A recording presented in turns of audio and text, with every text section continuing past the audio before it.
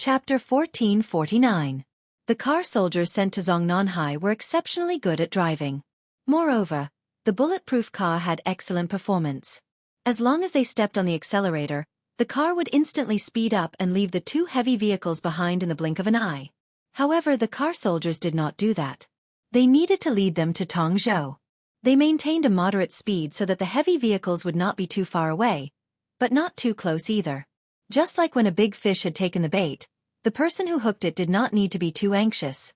He just needed to stabilize the fishing rod. Xia Jinyuan and the rest were not done yet. They needed to wait for all the leaders to leave safely before they could put away their guns. The hunting eagle team has already captured 4 criminals. The director's intention is very clear. 4 criminals are not enough. He wants to catch all of them in one go. K7's calm voice came from the anti-noise headset. The director will be leaving for Tongzhou in 2 cars, one in front and one behind. Pigeon and T6 will cover him. Yi Qian will drive ahead. Xia Jinyuan, who was putting away his gun, did not stop moving. He said calmly, "How do you know so much? Are you involved?" "Yes, I'm heading to Guilin now. The so-called big committee of this organization is in Guilin. 10 minutes ago, the latest news came from the local area. 4 police officers went into the mountains to investigate and lost contact. There are rumors that the 4 of them are most likely dead. The big committee has ordered the military to send people into the mountains with the local authorities. The hunting eagle team will be in charge of clearing the outer area. We will be in charge of clearing the inner area. The car will arrive at your location in 3 minutes. See you in 3 minutes." After that, K7 ended the call. He turned around and saluted the Major General. "Major General, the mission has been issued. We are on standby and ready to depart. The enemy's firepower is unknown. They have foreign support and local people covering for them. The General Assembly Hall and the military have made it clear that the local people are not to be harmed. They will carry out the assassination directly." The Major General, who had just finished attending the celebration, did not return to the military base. He ordered from the city tower, "The Snowfield Brigade will send a total of 6 soldiers to Guilin. 6 soldiers will go overseas to join the foreign operation and cut off the connection between the foreign and domestic cults."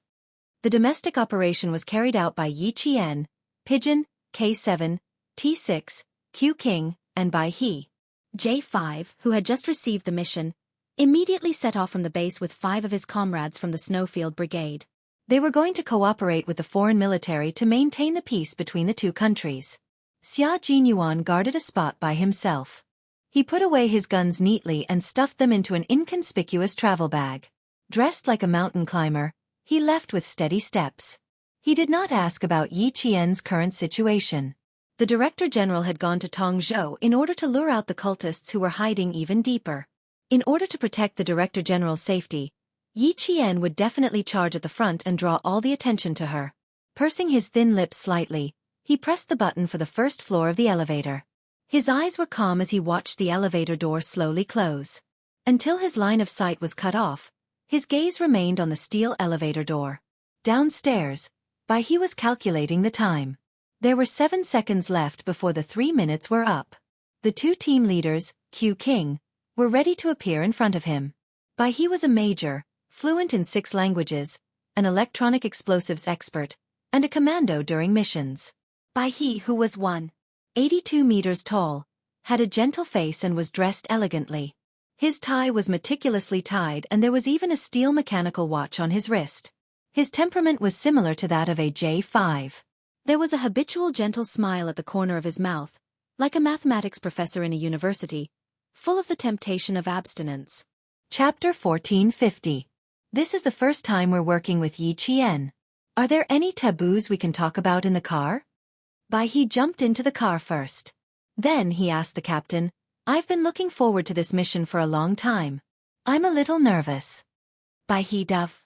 Their Chinese code names were all responsible for assassination and battlefield support. Yi Qian's missions with the Snowfield Brigade were all frontline fighters. Therefore, Dove was the only one who had met Yi Qian in this group of 12 Snowfield Brigade members.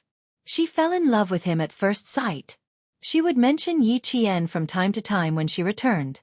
She had even become Yi Qian's subordinate. Xia Jinyuan got into the car and closed his eyes to rest. When he heard Bai he said calmly, "She's very good. She won't be a burden to anyone. Her sniping is accurate, she's agile, she has good judgment, and she's full of adventurous spirit. Working with her will be a feast for the eyes." It was not an exaggerated compliment. It was the truth. "I'm looking forward to it." The white crane smiled faintly as it looked forward with its beastly black eyes. The smile at the corner of its mouth gradually disappeared as the car started moving. They needed to pick up K7. They also needed to wait for K7 to come over to discuss the specific plan of action. Xia Jinyuan did not get enough sleep last night. In order not to delay the upcoming mission, he made use of the time to catch up on sleep. The two of them did not talk much. They gathered their energy together so that they could be in a better state to take on the important mission. Yi Qian did not know that Xia Jinyuan had joined the mission.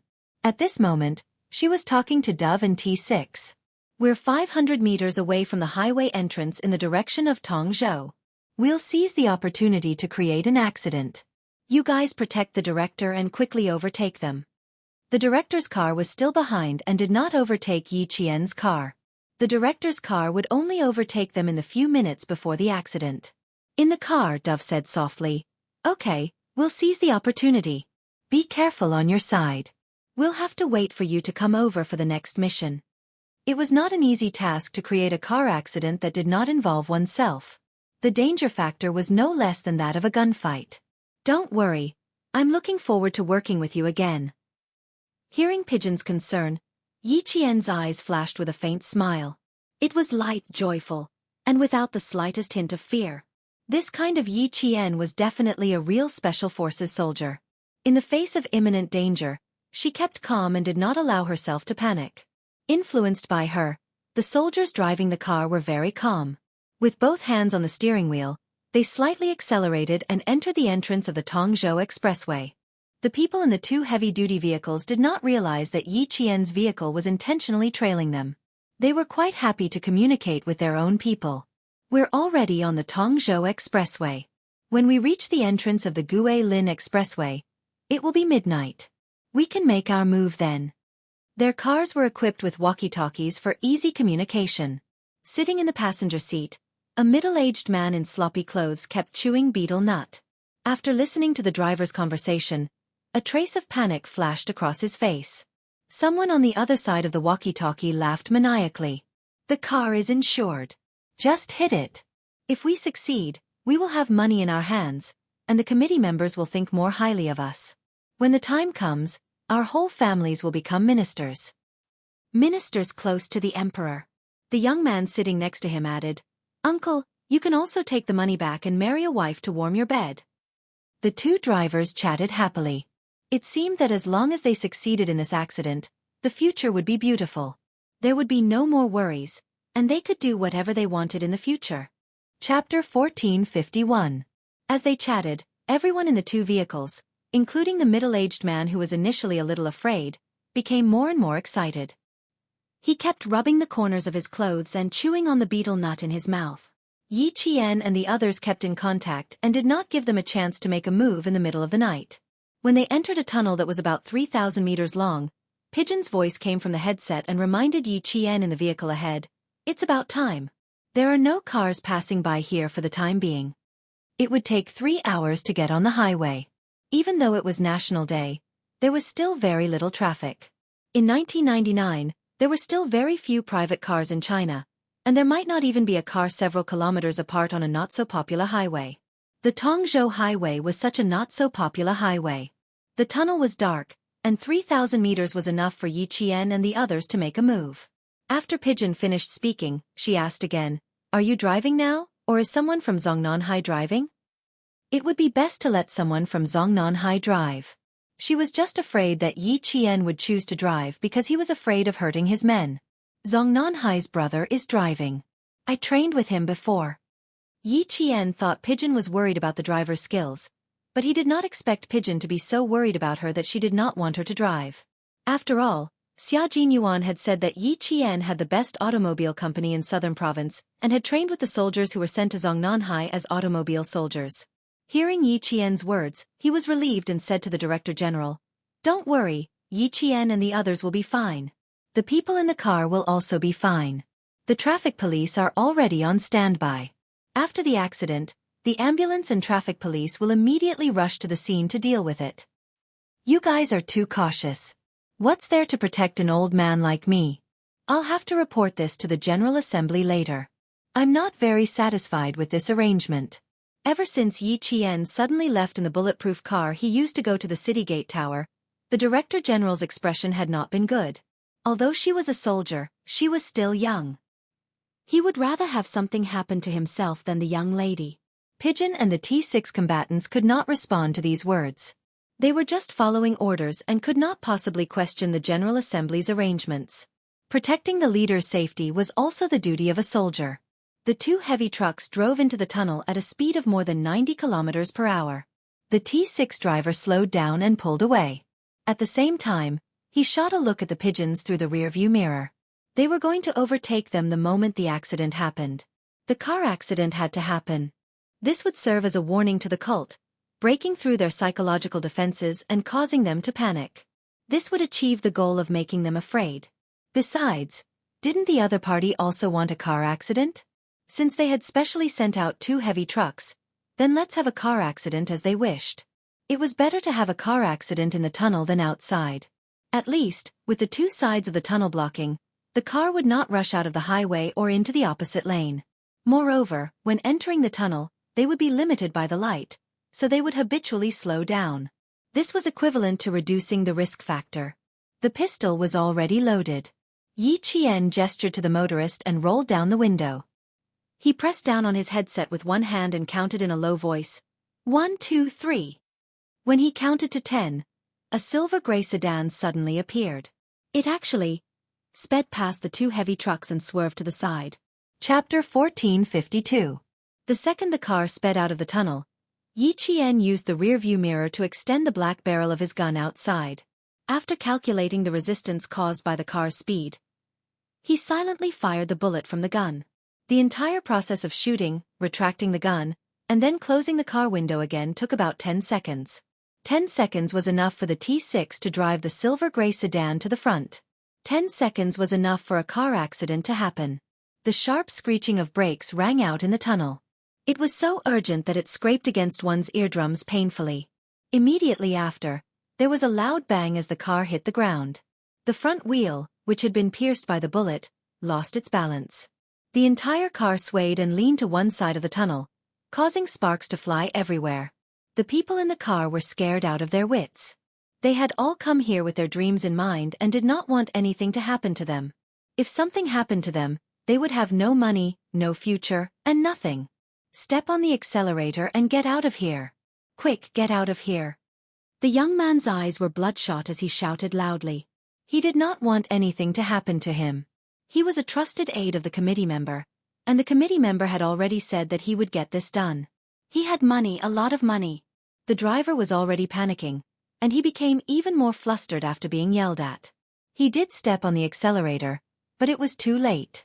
As a result, the front of the car collided with the front of the car next to it, causing it to tilt uncontrollably. Bam! An even louder crash rang out. The two cars dragged each other for at least 50 meters before coming to a stop. In the car, the middle-aged man, who was originally scared, was twitching. The lower half of his body was drenched in sweat. He was so scared that he lost control of his bladder. The traffic police and the ambulance entered the highway from another entrance. They sounded the siren and sped towards the site of the accident. Yi Qian and the others even brushed past the ambulance and police car.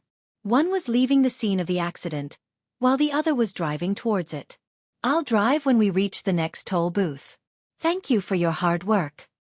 Yi Qian unloaded the gun's magazine and said to the driver, We'll be proceeding with the next part of the journey.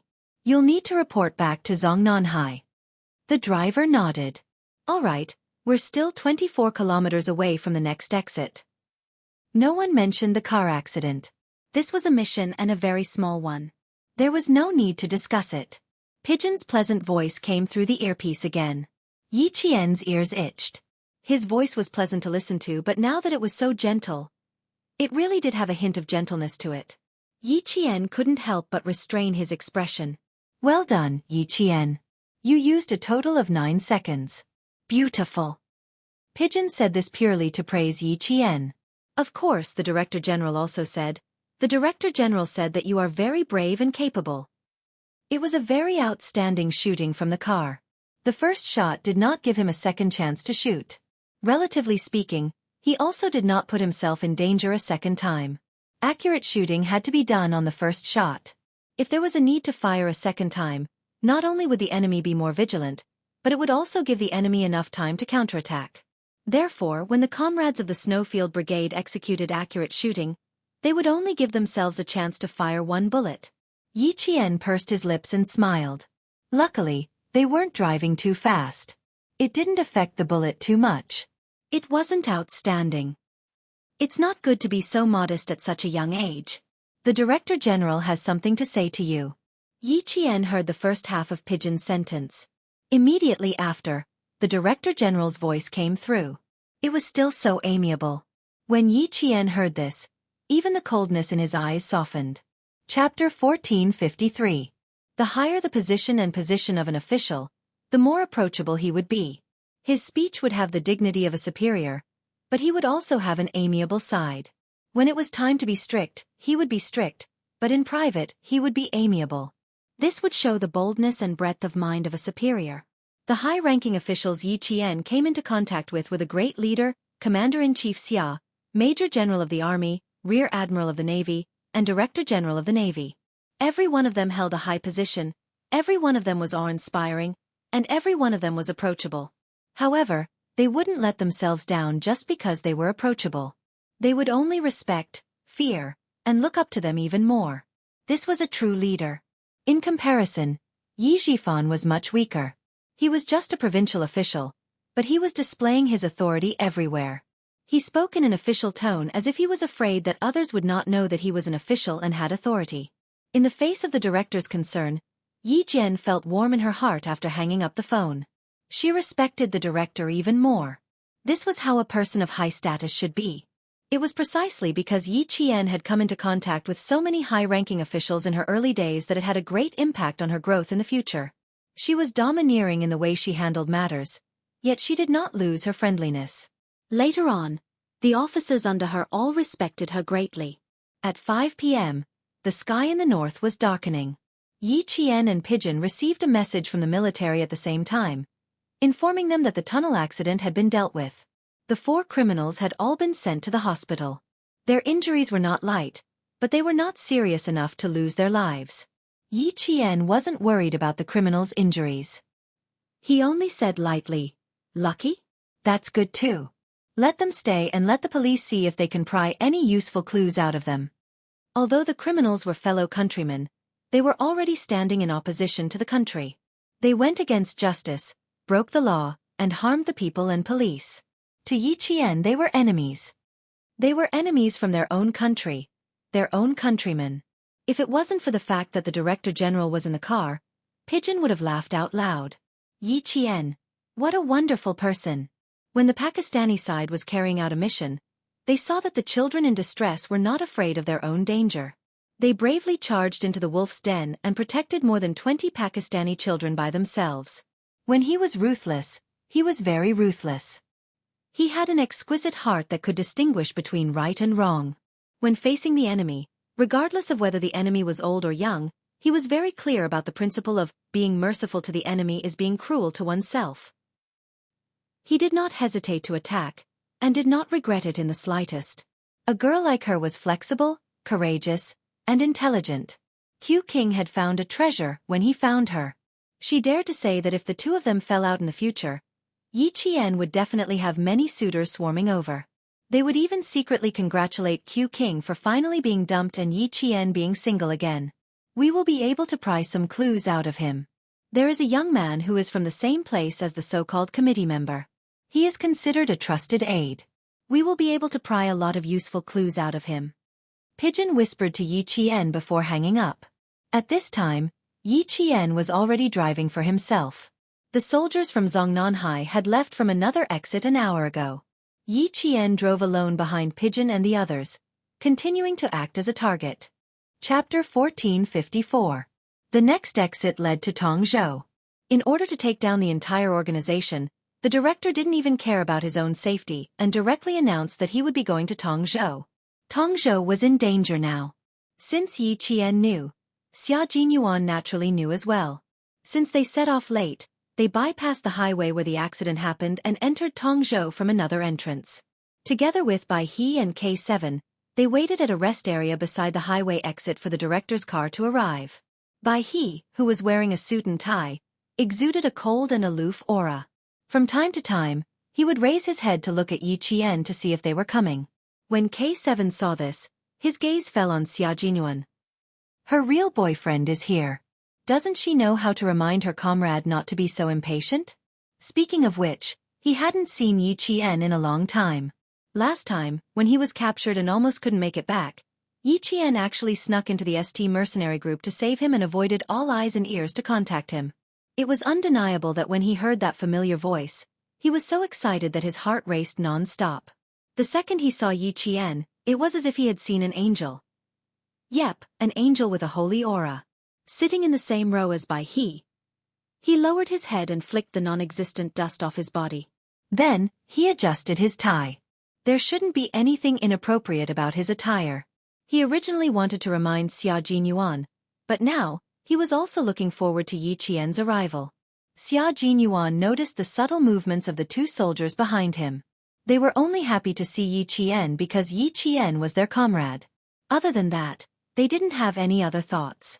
There was no need to remind him. He believed that his comrade wouldn't cross the line. Even if he did, he wouldn't express it. He would handle it on his own and wouldn't affect their comradeship. He wouldn't let things develop in a bad direction. It was 5:11 p.m. The three people in the car looked up at the exit of the highway almost at the same time. Xia Jinyuan smiled and said, "Almost there." It wasn't a random guess. Instead, he learned from the Zongnanhai soldiers who were traveling with Yi Qian when he got off the car. Based on the speed of the car and the distance of the entire journey, he could roughly estimate when Yi Qian would arrive at the Tongzhou highway exit.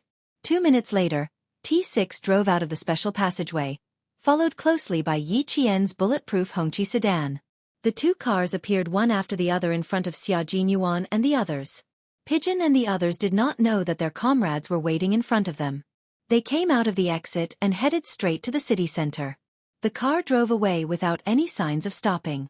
Xia Jinyuan's slender fingers tapped lightly on the car window. He said to K7, who was in charge of driving, "The military didn't inform them. They don't know that we're here.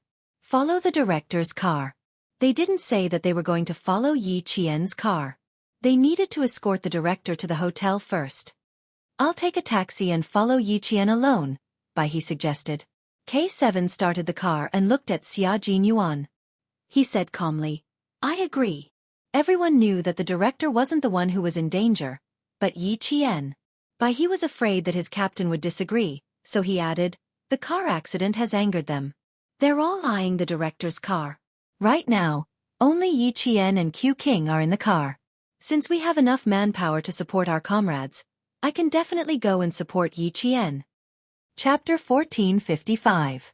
Xia Jinyuan, who didn't urge his comrade to drive, chuckled. His chuckle was low, gentle, and full of ridicule. His deep black eyes looked at K7, who was so cold that he seemed to have no desire for anything, and then at Bai He, who seemed gentle but was actually ruthless. He said slowly, "Yi Qian, she's not weak. It's not a matter of whether she's weak or not. What I mean is, since the situation allows, why didn't you send reinforcements in advance?" Bai He frowned slightly. He didn't quite understand Xia Jinyuan's actions. K7, who favored Yi Qian in his heart, was even more reticent than G3. He still liked to read forensic science books, so he answered on behalf of Xia Jinyuan calmly. "Yi Qian's goal is Q King. She also wants to join the Snowfield Brigade. She wants to join immediately after graduation." Without further explanation, Bai He instantly understood why Q King didn't arrange for him to support Yi Qian. "I see. Then there's no need for reinforcements. Joining the Snowfield Brigade immediately after graduation? Before that, he really needed to train hard. And going on a solo mission was far more dangerous than going on a solo mission. Now that he was in China, he could contact them immediately if anything happened. But if he went on a solo mission overseas, there would be no reinforcements. He could only rely on himself to advance and retreat. If he wanted to return safely, he had to put in some hard work.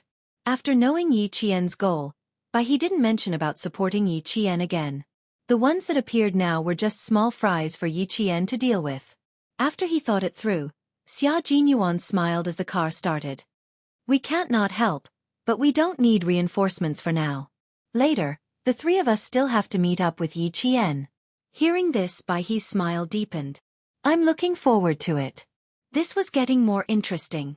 From Q King's words, he only planned to support them silently. He didn't plan to let Yi Qian know that there was reinforcements. How ruthless. However, for the sake of his girlfriend's safety in the future, Q King did put in a lot of effort to nurture her. As a comrade, he would definitely cooperate and not be a burden to his comrade. K7, who knew which hotel the Director General would be resting at, quickly caught up with Pigeon. When the two cars were traveling side by side, he honked to remind him. Pigeon, who was in charge of observing the car, looked outside and saw Q King waving at him. Q King's here. Q King, Pigeon, he said softly so he wouldn't disturb the Director General who was in the car with his secretary. T6 took a quick glance at the car as it made a turn. When he saw Xia Jinyuan, there was a flash of envy in his eyes. How great would that be? He would be able to carry out missions with his girlfriend and deepen their relationship. Even though Jia Xian was tempted to join the army because of what he said, but if she joined the Shuiyu Brigade, it seemed like he was indulging in fantasy.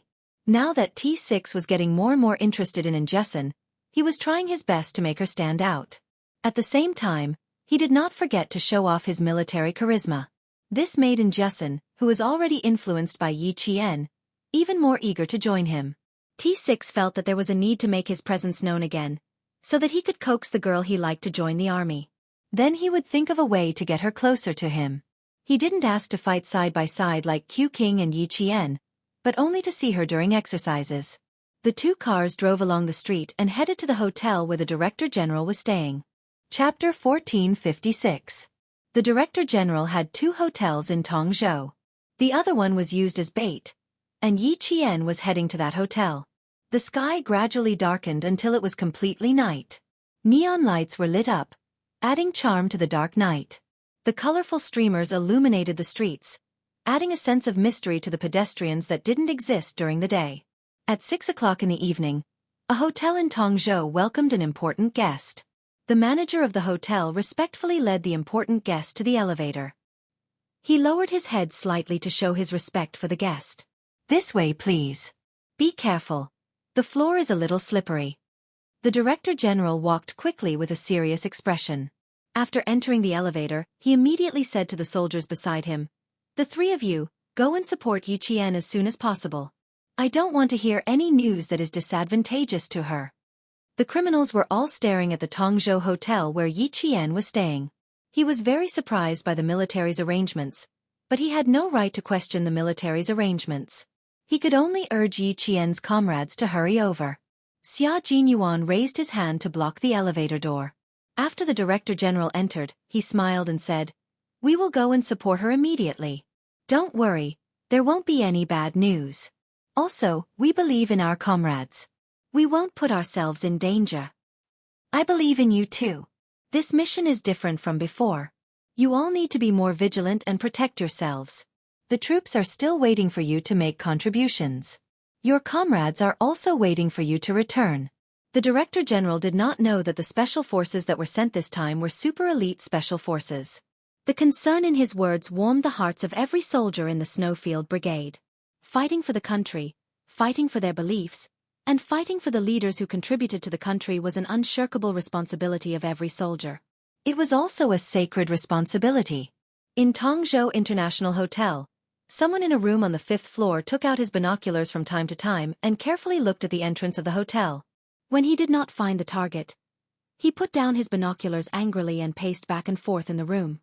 Not here yet, not here yet. Did something go wrong? He was a little restless. He walked and stopped at times.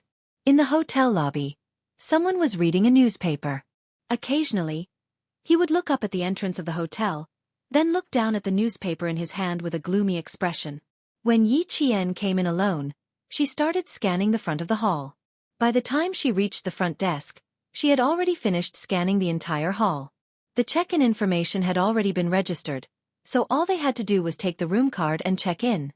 When they passed by the sofa in the hotel lobby, Yi Qian nodded slightly and looked in the direction of the sofa. Yi Qian had a square face, a beard, thick eyebrows, and a scar at the peak of his eyebrows. He wore a navy blue jacket, light blue jeans, and a black and white ball target. He looked to be 1.74 meters tall and had a rather muscular build. Yi Qian only needed to take a glance at him from the corner of his eye to remember his appearance and what he was wearing. Yi Jian could not help but slow down when she saw the man taking something out of his jacket. Then, the square-faced man took out a phone with a flashing screen and answered the call. "I didn't find anything. Could it be that there's a traffic jam? You wait upstairs first. I'll keep watch downstairs. No matter when they come over, it's fine as long as they come out at night. Let's get this done as soon as possible and satisfy the committee member." When the words committee member drifted into Yi Qian's ears, Yi Qian's eyes immediately darkened. The leader of the cult was the committee member. He came from a mountain village, did not study, and relied on his mouth to recruit followers. Chapter 1457. Yi Qian lowered her head slightly as she walked into the hotel room. Her eyes darkened slightly. The man in the lobby needed to be dealt with. His accomplice in the hotel also needed to be dealt with. Then, how many criminals were staying in this hotel? What would happen next? Since they wanted to clean up Tongzhou, the Tongzhou police should have made preparations. The director was the bait, so the police couldn't have done nothing. So, what was she going to do next? Yi Jian, who was sitting by the bed, frowned slightly. The Major General had told her that one of her main tasks was to ensure the safety of the director during the grand ceremony, as well as the safety of the director for the next 2 days. Then the problem was, she was not by the director's side now. The second mission was to enter a mountain village in Guilin and find the policeman who had been brutally dismembered by the criminals. The Major General had said that this was her follow-up mission. Since she wasn't protecting the director and hadn't received any orders to go to a mountain village in Guilin, she was going to be left alone in the hotel tonight. She was just going to be a target. Even if she was going to be a target, the criminals had to know about her. But it was obvious that the other party didn't know about her. Otherwise, the square-faced man would have taken a few glances at her when she walked past him. But he didn't. For a moment, Yi Jian couldn't understand the military's arrangement. She couldn't understand, but Xia Jinyuan knew. He had already guessed the military's intentions when Yi Qian drove into Tongzhou alone. They wanted to use this opportunity to train Yi Qian. That was the military's only intention. Furthermore, they had specifically instructed him not to contact Yi Qian in a hurry and not to allow anyone, including the pigeons, to contact Yi Qian. They wanted Yi Qian to be completely isolated and helpless. Thinking about it carefully, Little Fox had never gone on a mission alone before. She had never been isolated and helpless. It was fine for her to know about this mission, but it would make the director, who didn't know the military's intentions, worried. He didn't have any objections to the military's arrangements. Little Fox had set him as her goal. Her goal was to enter the Snowfield Brigade. She even wanted to join as soon as she graduated. The military would only be stricter with her. As Xia Jinyuan was thinking about this, his face turned cold. Even K7, who was in the same car, couldn't help but stare at him. Focus on driving. Xia Jinyuan, who did not look up, reminded her calmly. People are coming and going, and there are even pedestrians who run red lights. If we get into a car accident in a busy city, we will become a laughingstock. The Tongzhou International Hotel was located on the side of the downtown area. It was bustling with people coming and going. When the car entered the downtown street, it could not help but slow down to avoid hitting the pedestrians who suddenly rushed out. He had already seen the flashing neon lights of the Tongzhou International Hotel. He looked left and right at the busy streets and frowned slightly. If the fire is set in advance, the consequences would be unimaginable. Yi Qian won't give them a chance to commit arson. Xia Jinyuan immediately replied, she won't just sit in the hotel and wait. As long as she finds any clues, she will immediately take action. Besides, the Tongzhou police are secretly ambushing them. The entire Tongzhou International Hotel is under surveillance. No one will give the criminals a chance to set the hotel on fire. Now that they knew the other party's movements, they only needed to catch them in one fell swoop. Naturally, they needed to know the other party's situation at all times. The police of Guilin cooperated with the police of Tongzhou. Tonight, the Tongzhou International Hotel would not be too peaceful. Chapter 1458. Yi Qian, who knew nothing, knew that the hotel wasn't very peaceful tonight. She didn't wait in the room and returned to the lobby with a cup of coffee that was just right. The square-faced man was still there, but he looked increasingly impatient. He would cross his legs from time to time and put them down again. The newspaper in his hand was shaking, and his patience was running out. Yi Qian narrowed her eyes as she walked past. When the man suddenly changed his legs, she walked over without a trace and tripped him. The coffee spilled on the square-faced man's clothes, and she tripped over him. She staggered a few steps forward and fell head first into the sofa. "Do you have eyes?" The square-faced man didn't think he was in the wrong. Instead, he scolded Yi Qian. "Do you know how to walk? You spilled all over me." Yi Qian, who pretended to be unsteady, quickly apologized. Sorry, I didn't pay attention to my feet." "I'm so sorry. Are you scalded? If your clothes are wet, I'll pay for it. Or do you want to change in the bathroom and I'll hand it over to the hotel for dry cleaning?" Sometimes, good-looking people were treated well. The fierce-looking square-faced man saw the face of the woman who had spilled coffee on him, and his attitude changed for the better. Although he was still angry, at least he didn't scold her anymore. He only said, "Be careful." After that, he stood up and glanced outside the hotel, then walked towards the bathroom. Yi Qian, who had apologized again and again, looked at the back of the square-faced man. The corners of her mouth turned up slightly. After confirming that he was walking towards the bathroom, she followed closely behind. The man on the left and the woman on the right. Yi Qian pushed open the bathroom door that was slowly closing and hung the cleaning in progress sign on the door handle of the men's bathroom door. Then she dashed into the men's bathroom. With a click, the bathroom door was locked. The square-faced man, who was taking off his jacket, didn't pay attention to his back. By the time he realized that something was wrong, it was already too late. Yi Jian's movements were very fast. Just as the man took off one of his sleeves, she took a step forward and grabbed the sleeve. Before the man could take off the other sleeve, she picked up the sleeve and covered the square-faced man's head with it. "Who are you? What are you trying to do?" The square-faced man, whose head was covered, didn't even have time to react. All he felt was a blur in front of his eyes. Then, he couldn't see anything, let alone see who was behind this. His other hand was grabbed by Yi Qian along with his shirt and head. Yi Qian grabbed his sleeve and quickly wrapped it around the man's chin. The square-faced man had no chance to struggle at all. Yi Qian nimbly threw him over his shoulder, and his entire body was restrained by Yi Qian. Ugh, ugh, ugh. Let go. Let go. The man's chest was in pain from the fall, and he struggled with all his might. He looked tall and strong, but how could a man without any skills deal with Yi Qian, who was from the special forces? After struggling for a while, Yi Qian knocked him out. Against such a person, Yi Qian did not feel any sense of accomplishment. It was too easy. About 3 minutes later, the square-faced man's voice suddenly came from the bathroom. "Fuck, he's still not here at this time. Will there be a problem? Don't tell me he won't come. Why don't you come out and take a look? Don't tell me you've already entered the hotel and I didn't see you. That can't be. You suspect that you saw wrong?" The voice came from the phone. Yi Qian's eyes flickered as he held the phone and said, "I don't know. Anyway, I didn't see him. Come out and get me. Let's discuss if we should call the committee member." The voice belonged to the square-faced man.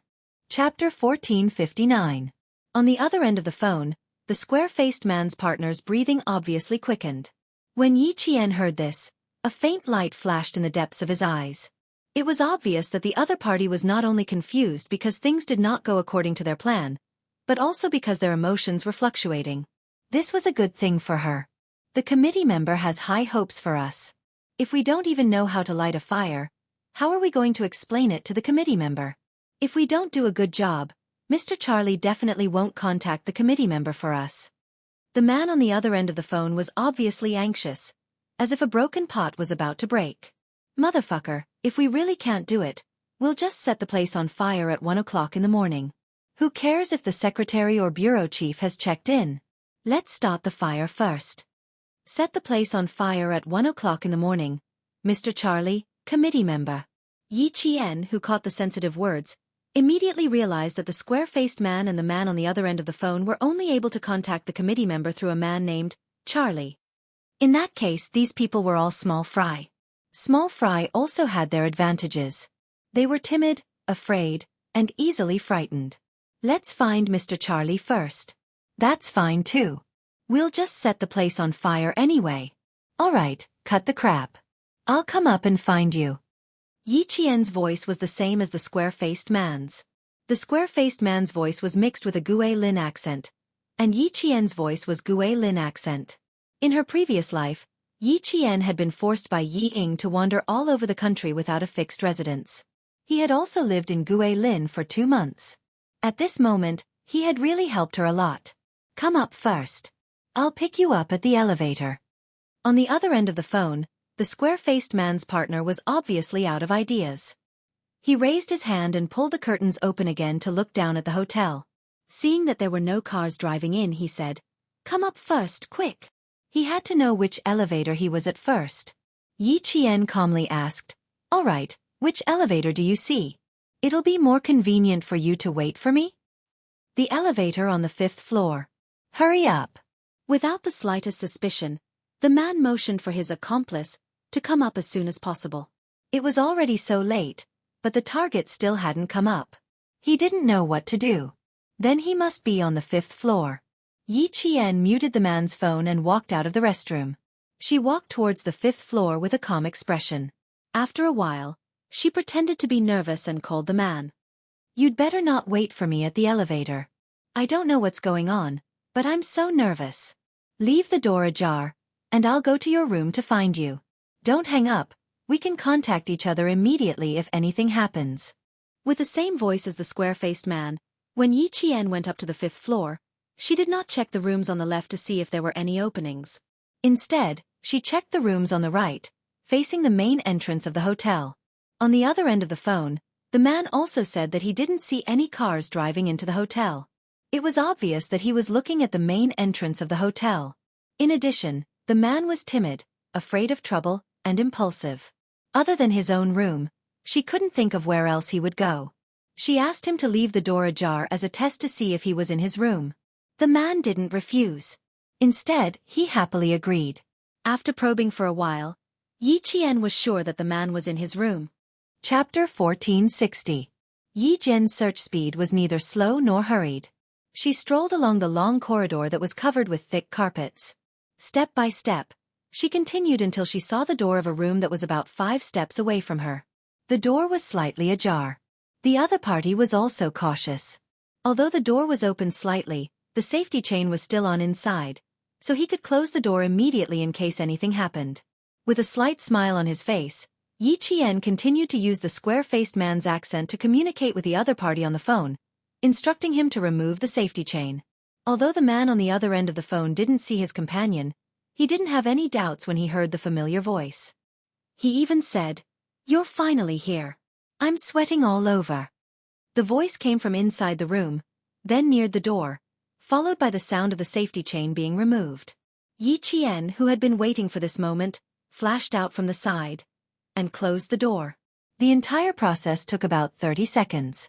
In the room, a thin and small man, about 1.65 meters tall, about 25 or 26 years old, stared at the uninvited guest with wide eyes. Who are you? What are you doing?" He was knocked down by Yi Qian, who rushed in. Fortunately, the hotel room was carpeted, so he didn't hurt much. As the man spoke, he got up. "What are you doing?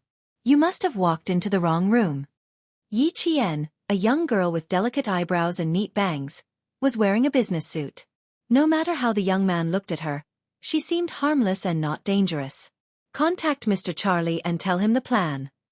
After rushing in, Yi Qian grabbed the silver wire that hadn't been wrapped around her wrist for a long time. She walked past the young man, who was only wearing a short-sleeved t-shirt because the heater was turned on in the room. "By the way, how are you going to start a fire at 1 in the morning?" Up until now, the young man still hadn't realized that something was wrong. When he saw the girl who came in looking like she knew everything, he was even more confused. In fact, Yi Qian was too calm. It was as if he was visiting an acquaintance for a chat. Apart from using a bit of strength to force his way in, he spoke calmly after entering the room. For a moment, the young man was bewildered. When he heard her mention Mr. Charlie, and the fact that she had set a fire at 1 o'clock in the morning, the young man was the first to be shocked. His expression changed as he blurted out, "How did you know?" "I know a lot. We still need to keep an eye on the ground. We can't come up.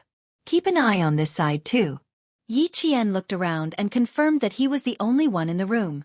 He didn't have any dangerous weapons on him. He sat down on a round chair by the window of the hotel. His eyes were cold as he looked at the young man sternly. "Set fire. If they come on time, it won't be a problem to set fire to them. But they didn't come. It's best to ask Mr. Charlie first." The young man didn't look like a repeat offender at first glance. Yi Jian's half-truth and half-lies, coupled with the imposing manner of a strategist, made the young man, who was originally baffled, suddenly seem to have found his backbone. He quickly sat on another leisure-round chair and looked at Yi Jian up and down. After a while he said, "Who the hell are you? Why haven't I seen you before?" As he spoke, he couldn't help but straighten his body. His eyes were vigilant and he questioned without much confidence, "Tell me who you are first." "I'm someone the committee member arranged to help you at any time. Otherwise, how would I know about your plan? The car accident plan this morning has already failed. So this time, as long as the target appears, we must succeed. We can't afford to fail." Chapter 1461.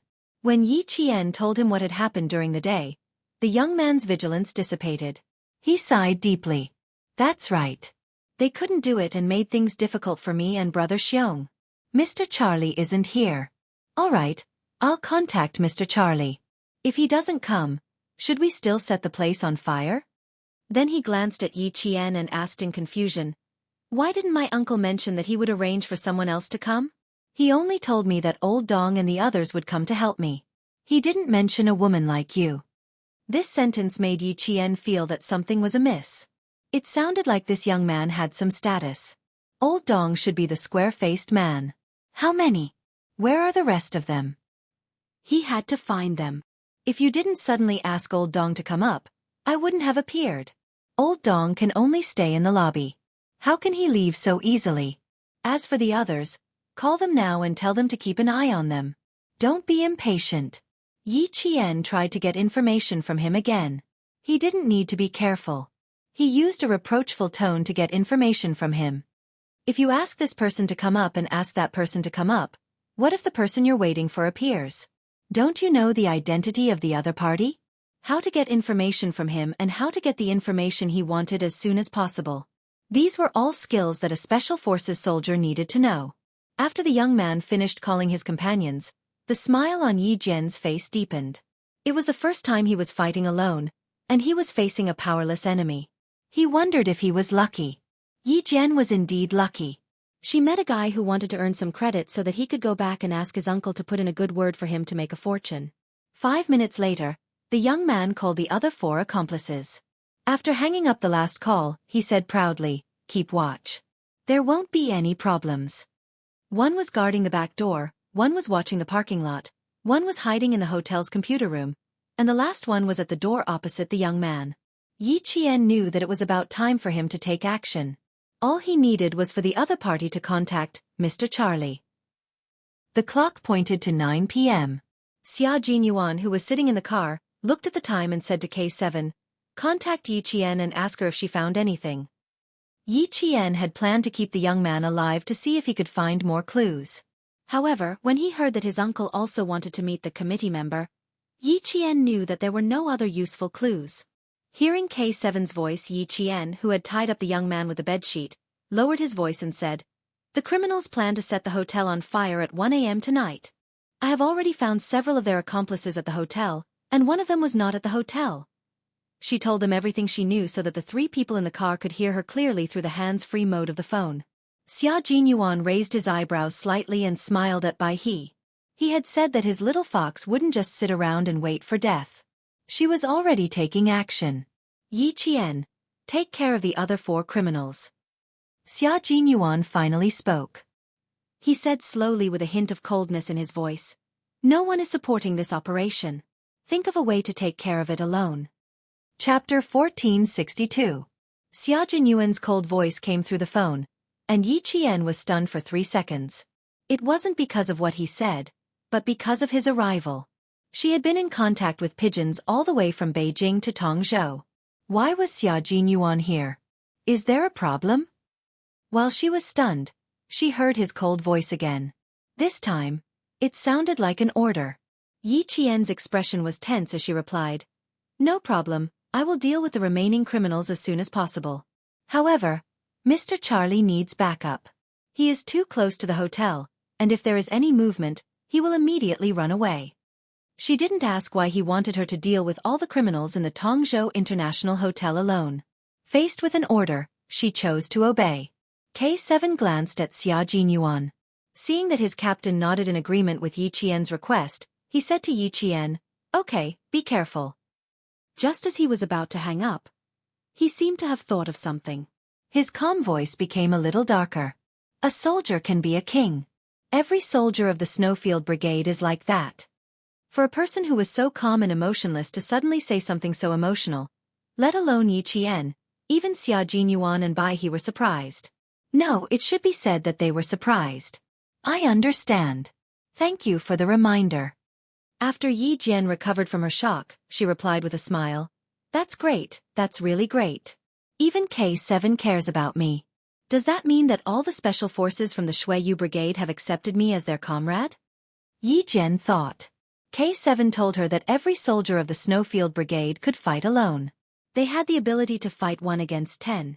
It wasn't that their comrades didn't want to support them, but that they believed in their combat ability. Yi Qian had no problem dealing with a few small fries.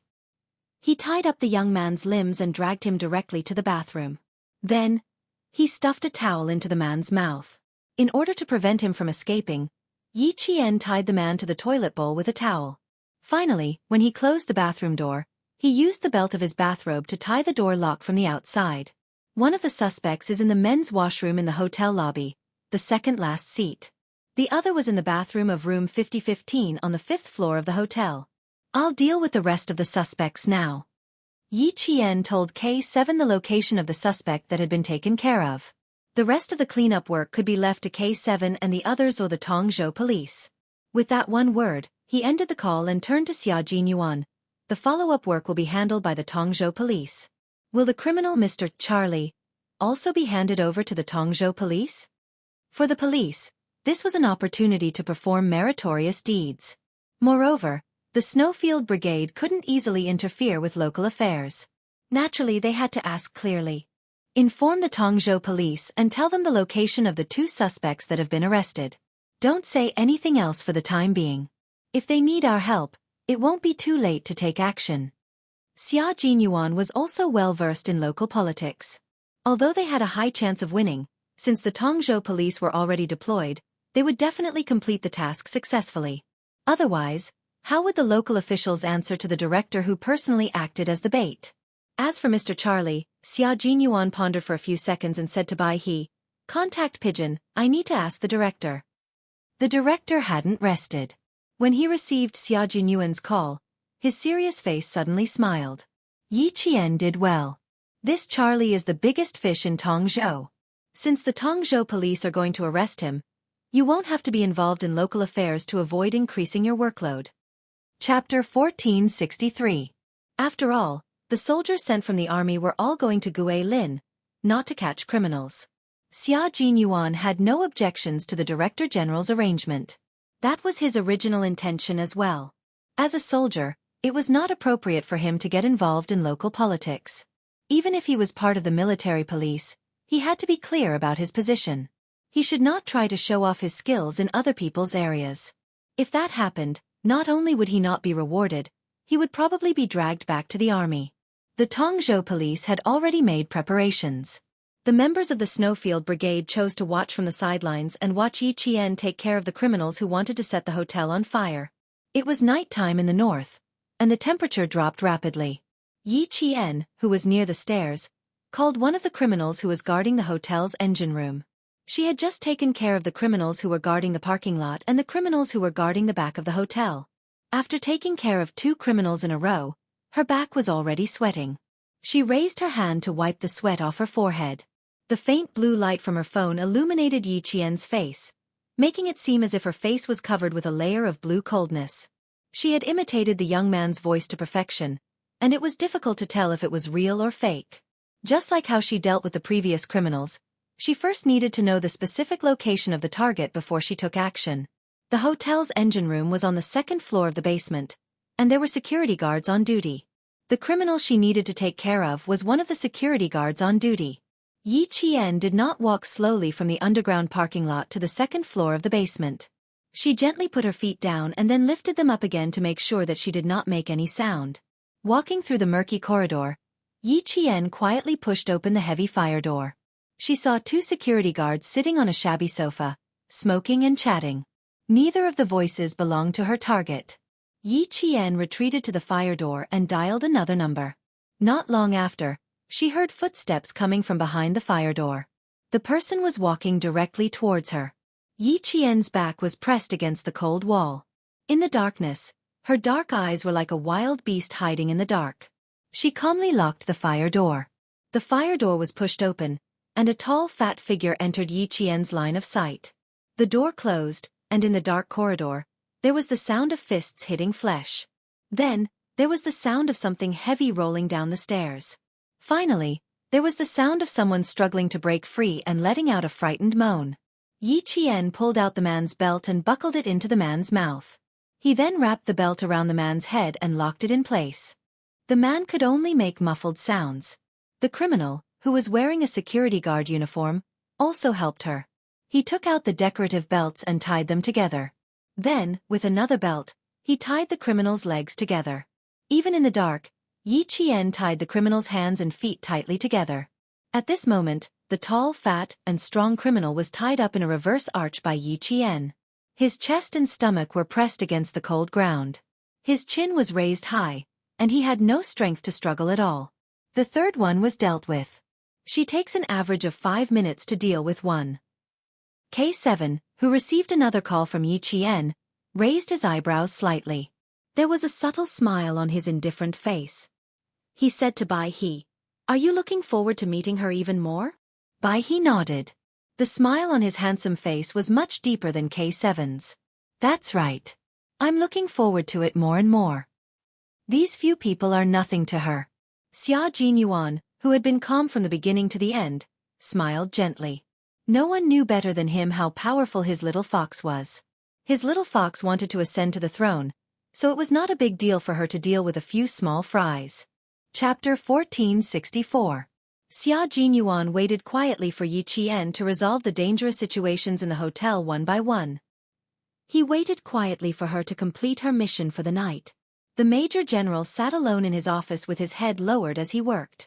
Other than occasionally lifting his head to pick up a document that was placed further away, he never lifted his head or moved around.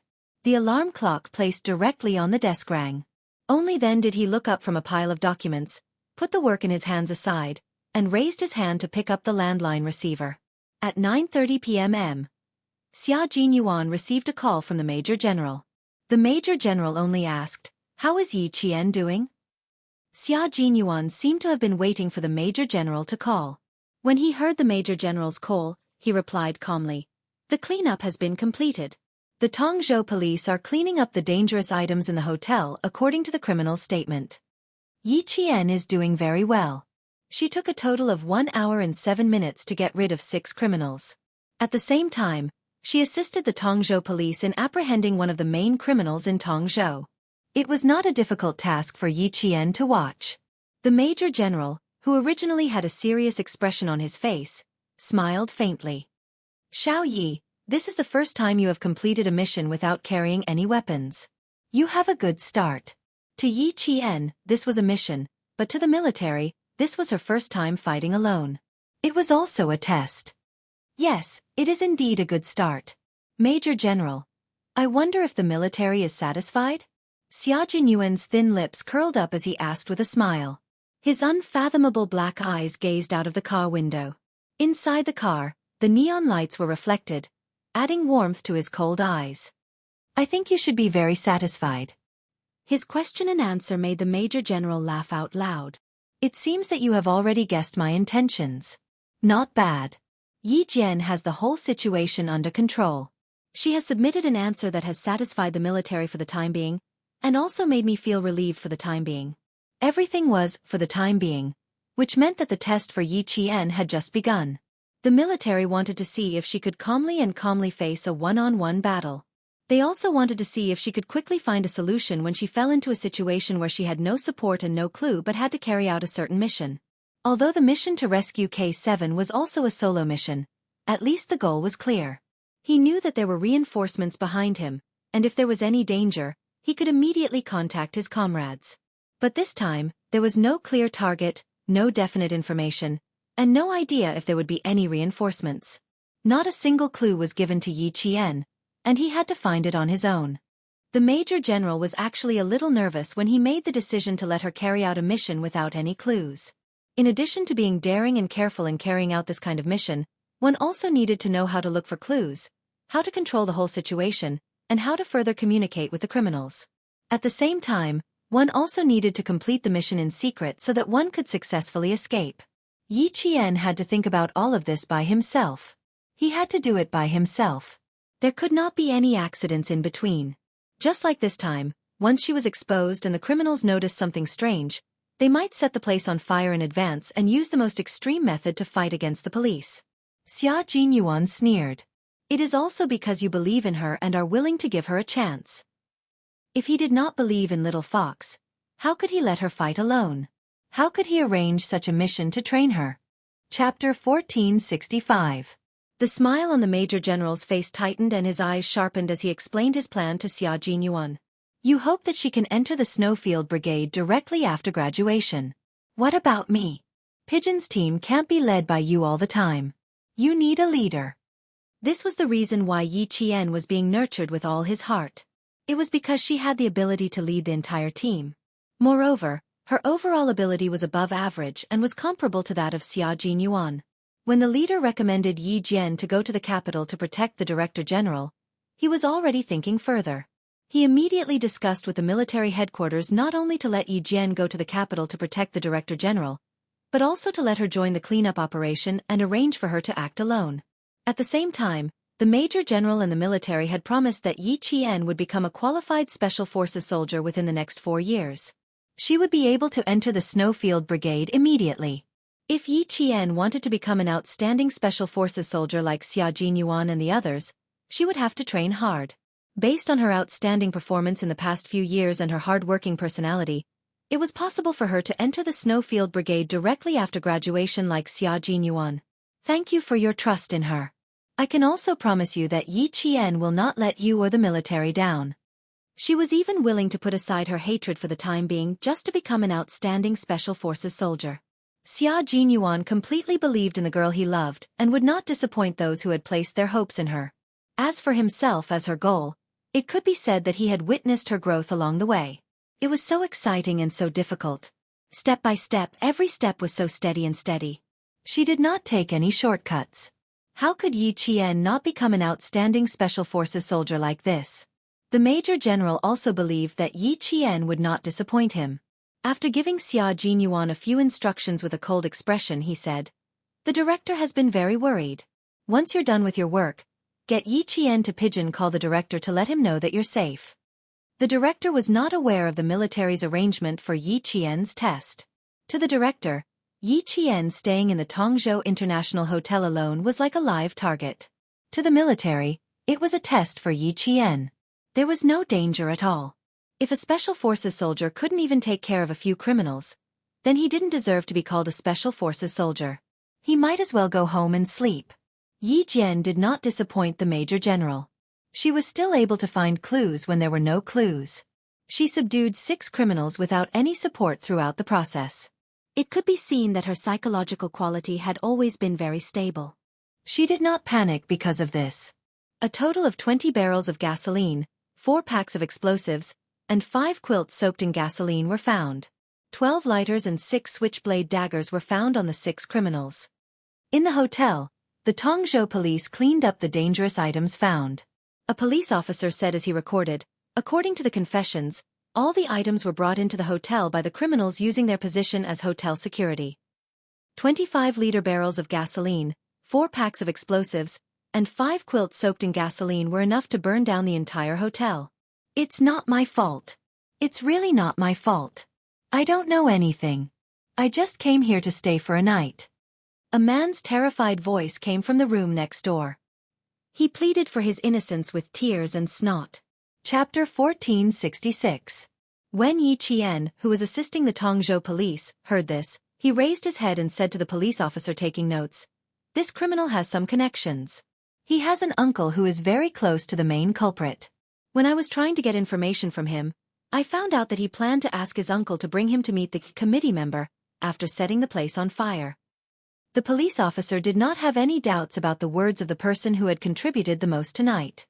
"Okay, I'll report it immediately." "Okay, you should be done with the inventory here too."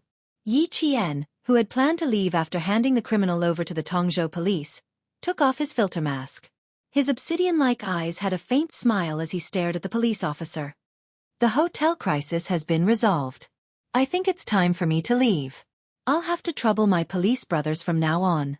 The police officer who was about to pass by the next room immediately stopped in his tracks. "Aren't you staying at the hotel tonight?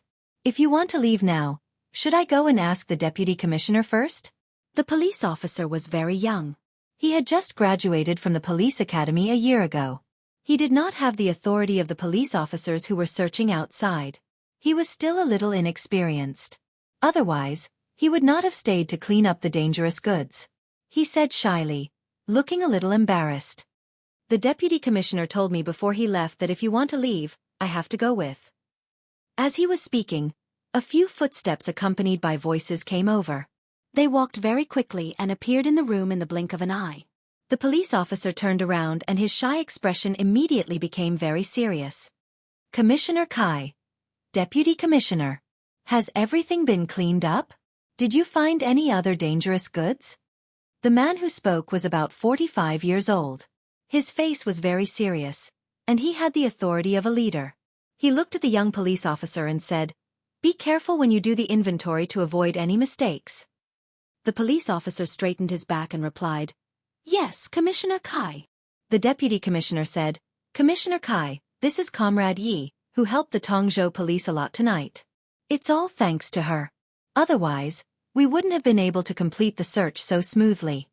He smiled and introduced her to Yi Qian. "Comrade Yi, this is Commissioner Kai." Compared to the deputy commissioner whose smile made people feel comfortable, Yi Qian felt that the serious and righteous Commissioner Kai was easier to talk to.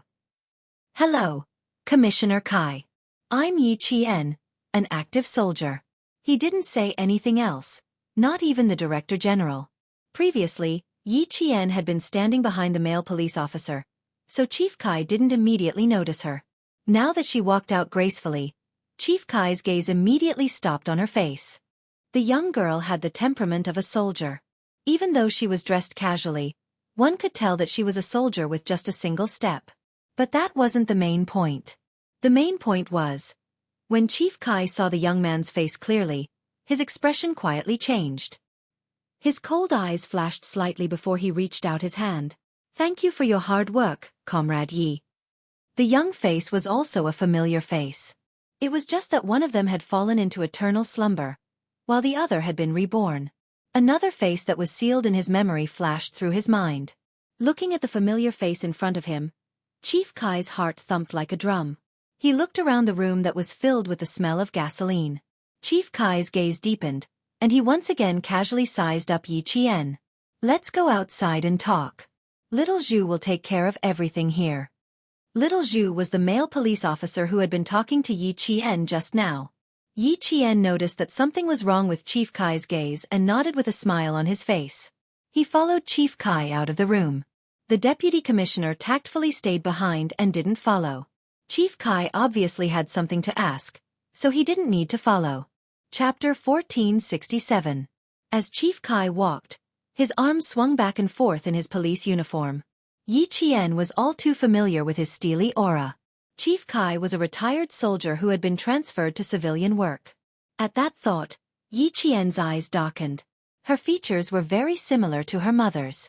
Grandfather Zhen said that any old friend who knew her mother would know whose daughter she was once they saw her. Could it be that Chief Kai, who was a retired soldier, knew her mother? Wasn't that too much of a coincidence? But she couldn't help but suspect it. The way Chief Kai looked at her, he was indeed reminiscing about an old friend through her. Could it be her mother? Could it be that much of a coincidence? She knew too little about her mother.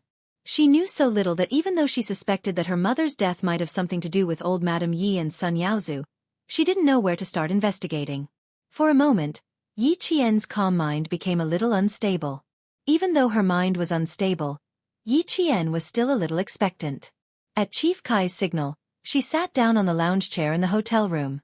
As soon as she sat down, she looked up slightly and met Chief Kai's eyes, which were filled with memories. It was getting late. She still had to go find the Director General. Even though she was expectant, she wasn't sure if Chief Kai knew her mother, so she shouldn't put too much hope into it. In just a few seconds, Yi Qian adjusted her slightly chaotic mind and calmed down. Chief Kai didn't notice the ups and downs in her emotions just now. He was still thinking about his own matters. The memories buried deep in his memories all came rushing back. If he thought that Yi Qian looked like an old friend when he first saw her, then as he thought deeper, he really felt that Yi Qian was his old friend's daughter. Otherwise, how could they be so similar? But they had received news that his old friend had passed away in an accident. Then Comrade Xiao Yi, who looked so similar to his old friend. No, he had to be steady.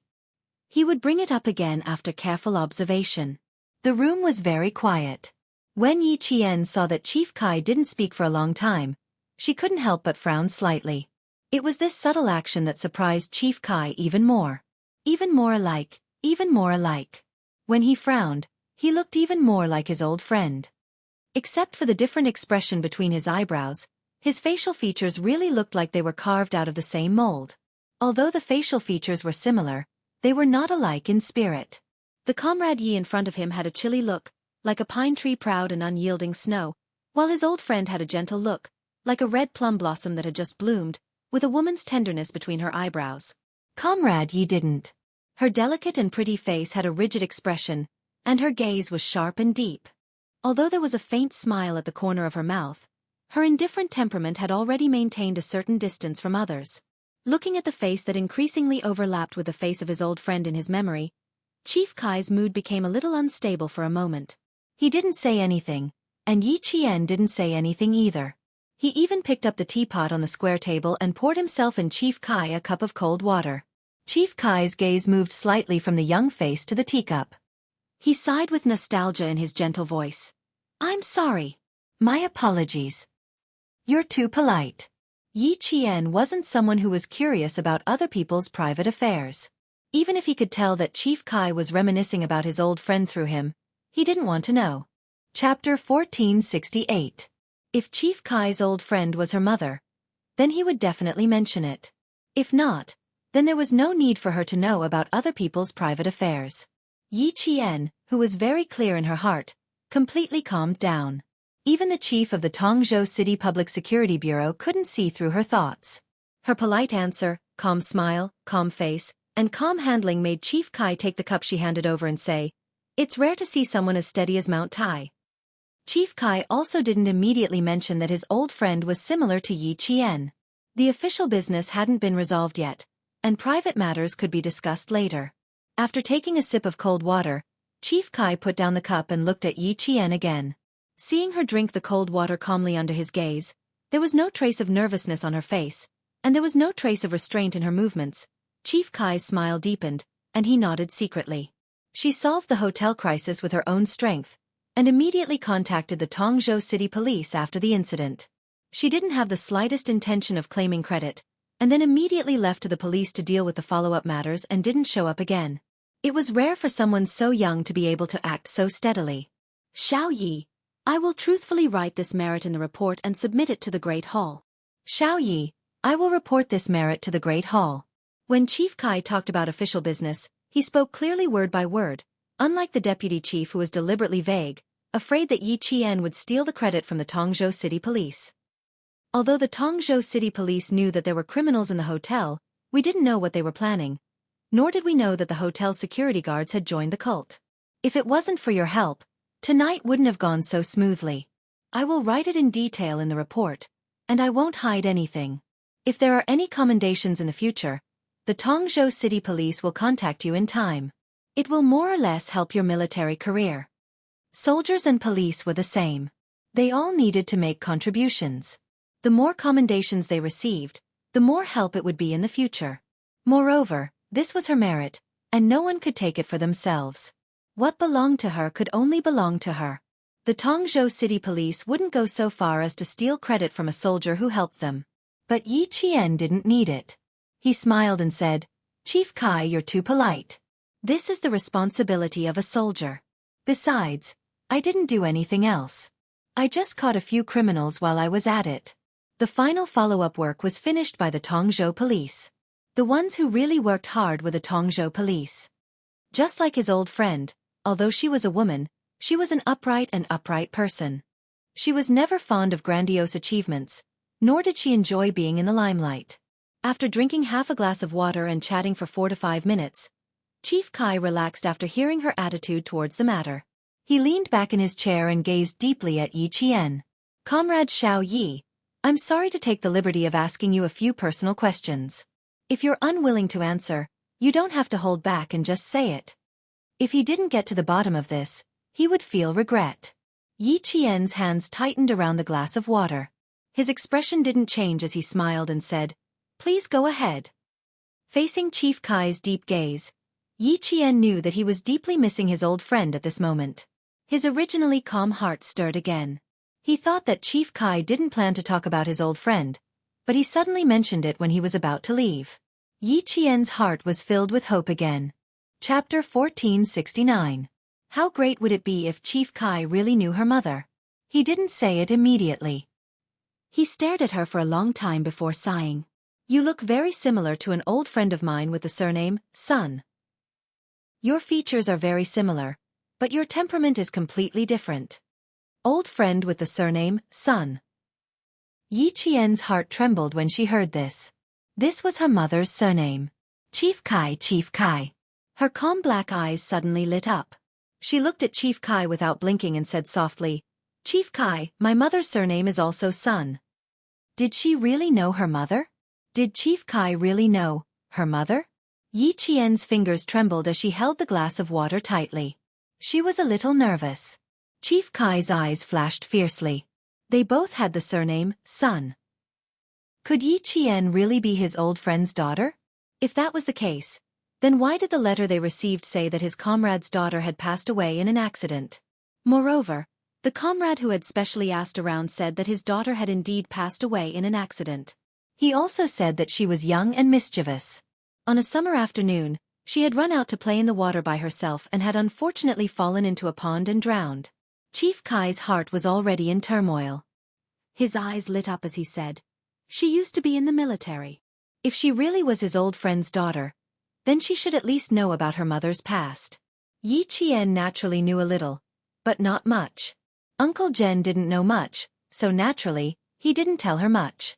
But now that she had met an old friend who could possibly know her mother, Yi Qian suppressed the excitement in her heart and tried her best to answer politely. "I don't know if the old friend you're talking about is my mother. I only know that my mother was a martyr. Unfortunately, she died in the line of duty when I was 3 years old." Suppressing the excitement in her heart, Yi Qian was still a calm and self-controlled Special Forces soldier. She didn't like to show her emotions. Although her emotions were as vast as the ocean, they were also deep and unpredictable. Her mother's sacrifice was suspicious. Suddenly, an old friend who could very likely know her mother had appeared. Although it was indeed a coincidence, it was better to be cautious. Yi Qian's wandering from place to place in her previous life made her cautious and not easily trusting others. "Your mother and my old friend are somewhat similar. She was indeed a soldier. 17 years ago, she died in the line of duty." Yi Jian probed carefully, and so did Chief Kai. He didn't say anything more or less, but he just happened to say something useful. Chief Kai was cautious because he had learned that the daughter of his old friend had passed away in an accident. Yi Jian, on the other hand, was suspicious and reserved because of her mother's sacrifice. She did not take the initiative to start the conversation. She waited for the other party to say something before she answered. What a coincidence. My mother also died in the line of duty 17 years ago. When she was sent back, the leaders of the military, political, and military commission said that my mother was personally sent to the incinerator by the premier. Speaking of the past, Yi Jian couldn't help but gently close her eyes. The corners of her eyes were moist. Sometimes, it wasn't a good thing to have a good memory. She remembered that day very clearly. Even though she had lived 2 lives, the memory was still so fresh. When the peach blossoms withered, the ground in the peach forest was covered in a thick layer of pink, red, and white. She was playing at home when she suddenly heard Sun Dongqing's faint cries coming from outside the peach forest. She didn't know what was going on and kept looking up. She saw 2 soldiers in military uniforms and military caps walking out of the peach forest step by step. Chapter 1470. One of the soldiers was holding a small, dark-colored box. On top of the box was a folded red national flag. Behind the 2 soldiers, there were a few other soldiers. They were surrounded by the villagers, and some aunties were sobbing. Later, she found out that they said her mother had sacrificed herself and slept in that small dark-colored box. Peach blossoms fell like rain. The sky was gray and misty, and it drizzled. It was very cold on her face, and it made her heart feel very empty. They all said her mother had sacrificed herself. Sacrifice represented death. What was death? When she was 2 or 3 years old, she experienced her father's death. She already understood what death was. When I sent her back, the willow tree by the pond had just started to sprout green, and the peach blossoms had just bloomed. I knew my mother had sacrificed herself. Yi Jian said softly. She knew that Chief Kai hoped that she would be able to answer every sentence he said. Then, she would be able to string them together and find out whether she was the daughter of his old friend or not. Chief Kai, who was leaning against the back of the chair, unconsciously sat up straight. His deep eyes became watery. All of our comrades like to call her Red Plum. Red Plum in the army, Red Plum in the army. Is it because her name has the word shui in it? Yi Qian raised her hand to wipe the tears from the corners of her eyes. She knew that her heart was beating a little fast, and it felt like it was going to jump out of her throat. With every word she said, she observed Chief Kai more carefully. She didn't want to miss the slightest expression on this middle-aged man's face. She thought that she had indeed met her mother's old friend, her mother's former comrade. Chief Kai's eyes became watery, and there was nostalgia, sadness, and reminiscence of the past. Yes, her name has the word shui, like the red plum blossoms in the snow. So, her code name was Red Plum. Red plum blossoms in the snow, blooming proudly in the snow. As he spoke, his voice became hoarse. Martyr Sun Xueqing, this is my old friend, and also my former comrade. It couldn't be wrong, it couldn't be wrong. Yi Qian must be her daughter.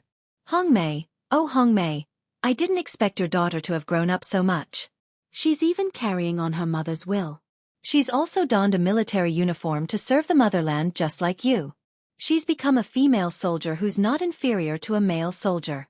You in the underworld must feel gratified. Chief Kai completely believed that the girl in front of him was his old friend's daughter. His originally serious eyes became infinitely warm as he slowly talked about the past.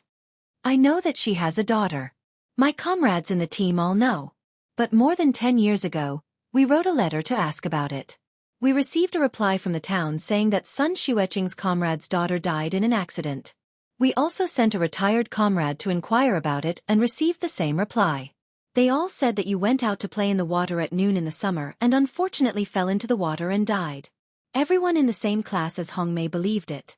We all believed that you died because you fell into the water that summer. In the end, he didn't. Hongmei's daughter was still alive. And he had met him. At this moment, Chief Kai completely believed that the young female soldier in front of him was their comrade Sun Xueqing's daughter. She didn't know that her mother's comrade had come to inquire about it. However, even if she did, she wouldn't have known that when she was young, she had struggled to survive in Sun Dongqing's hands. Yi Ying had forced her to be timid and weak. In addition, Yi Xiaofan had received old Madame Ye's orders to raise her into a useless person. She didn't know anything about the outside world. Chapter 1471. I'm sorry to have made you worry. I've always lived in Shuku village and never left. When did you come to our village? 3 years after your mother's death. Some of us retired at the end of the year. We wrote a letter to the town in September and received a reply in early October. At the end of December, one of our retired comrades specially came over before returning home. Only then did we completely believe that you really died in an accident. Chief Kai let out a long sigh. Now, I don't understand what's going on. You were clearly still alive, so why did we receive a reply saying that you were in an accident? Why did our comrades also say that you were in an accident? She calculated the time. At that time, she was being bullied badly. As a village official, Xiaofan had close ties with the Fujian town government. It was normal for him to receive a letter and reply in such a way. The strange thing was, why did her mother's comrades say the same thing? If the letter you wrote fell into Xiaofan's hands, it would be normal for him to reply that I fell into the water and died.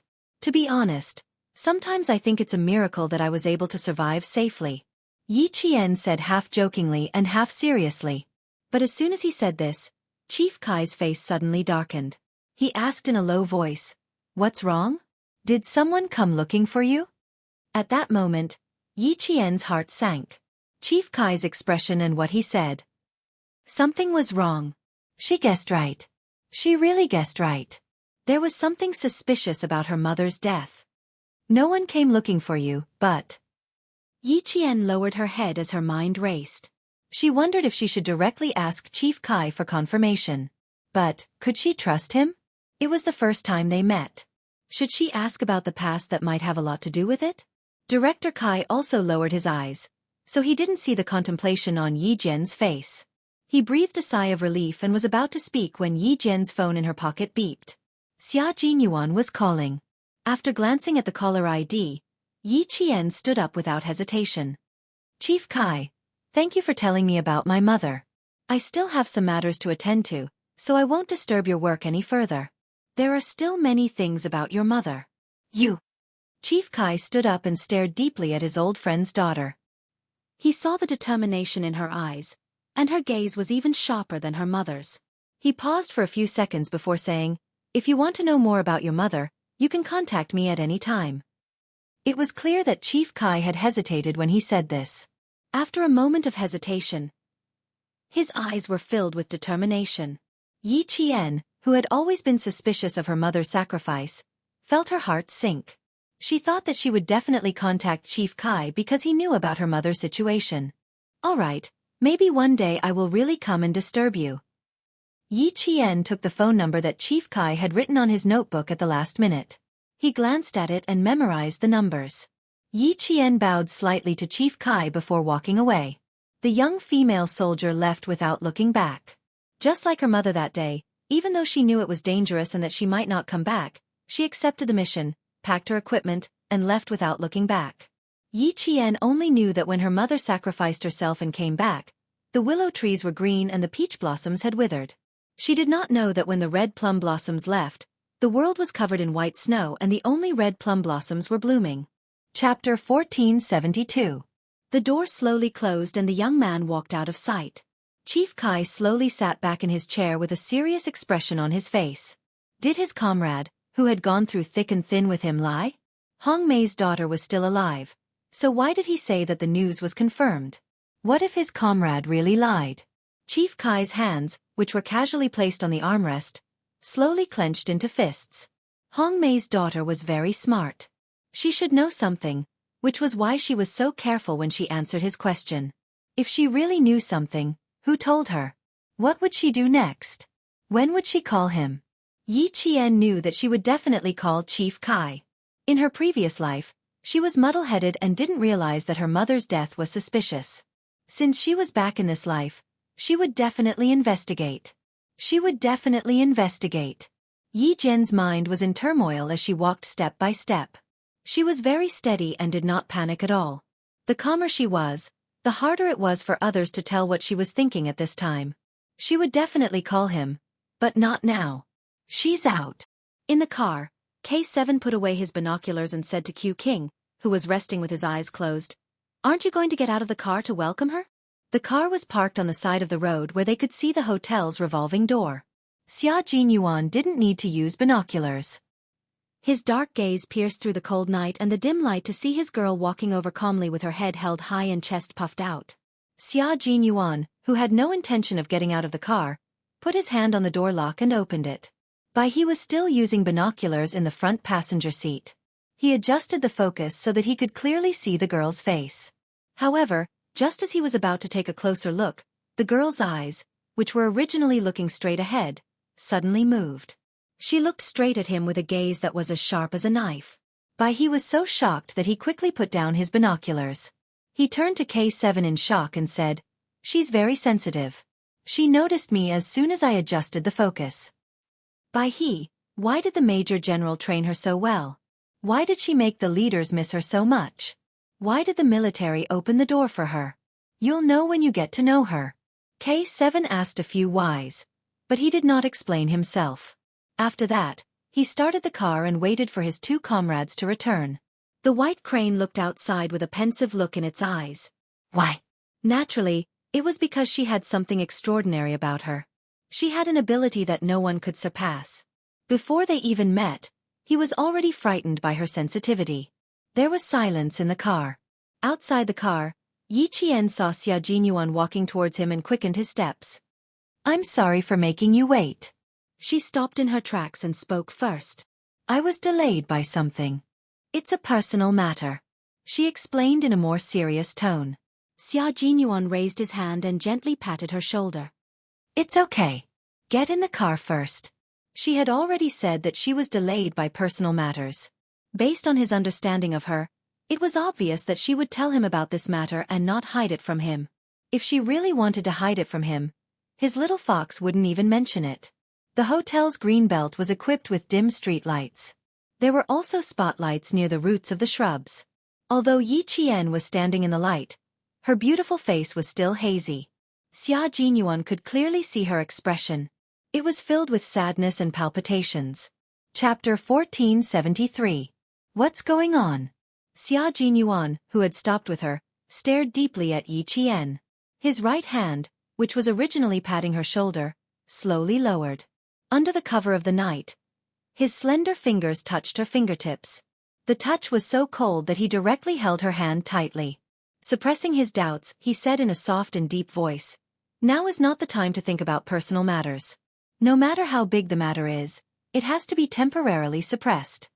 Holding her hand tightly, the two of them walked side by side. In addition to the K7, there is also a comrade from the Snowfield Brigade, codenamed by he. "We received orders from the military and a call from the Guilin police. Tonight, we need to rush to Huzhou. We will take the 6:17 a.m. flight to Guilin tomorrow morning." His hand was very warm. The warmth from his palm and fingertips warmed Yi Qian's cold fingers. "So, even if there is a personal matter, you have to put it to the back of your mind. We are soldiers. When the order is given and the mission is carried out, personal matters are insignificant compared to national affairs. I don't need to say more. You know this in your heart. Hide the sadness in your body and force back the tears in your eyes. Yi Qian, raise your chin and remember your identity." It was impossible to be comforted while carrying out a mission. Yi Qian, whose eyes were a little red, took a deep breath. Thanks to the night and the cold night wind, she did not lose her composure. Feeling the strength from him, Yi Qian gently closed her eyes and nodded. When she opened her eyes again, there was no trace of tears in her eyes. There was no sadness in her either. There was only the cold temperament of a soldier beside her. He was wise, calm, and had already unsheathed his sword. He was already standing in front of the car door. As soon as Yi Jian came over, he took the initiative to shake hands with him. His movements showed the elegance and grace of someone from a famous family. "Hello, Yi Jian. I'm Bai He. I have always heard about you from my comrades. Today, I finally got to meet you." Your gaze stunned me. When he mentioned it, Yi Qian realized that the person who had secretly watched her when she walked out of the hotel was Bai He. "Hello, Bai He. I am Yi Qian. I'm sorry for making a fuss just now." When he withdrew his hand, Yi Qian had already finished sizing up the white crane. He could not stop a thought from emerging in his mind. Why were the special forces of the Snowfield Brigade like beauty pageants? Every one of them was so handsome. Using the words of 10 years later to describe them. Why are they all so good-looking? Every one of them was not only good-looking, but their figures were also 1 in a million. They were all tall and straight like pine trees and slender like green bamboos. As for their figures, needless to say, they had broad shoulders, narrow waists, and long legs. Once they were in uniform, they could attract a lot of attention just by looking at their figures. Yi Qian suddenly rejoiced that he had a firm state of mind. He did not have too much desire for men, nor did he have a crush on them. Otherwise, when faced with such a group of good-looking and well-built male soldiers, he would really only care about looking at men every day. After sizing him up, Yi Qian calmly retracted his gaze, not at all attracted by his handsome face. He stood tall and straight like a pine tree, exuding an inviolable military aura. When Bai He saw this, she felt a chill in her heart. She also had a better impression of Yi Qian. To be able to become comrades with such an outstanding female soldier filled her with joy. Xia Jinyuan, who was standing beside her, opened the car door and said to Yi Qian, "Let's talk in the car." Bai He smiled at Yi Qian without any sense of distance and got into the car first. At the same time, she did not forget to quickly say to K7, "Very good." Chapter 1474. How could he say, "not bad," after just meeting him? The K7 glanced at him.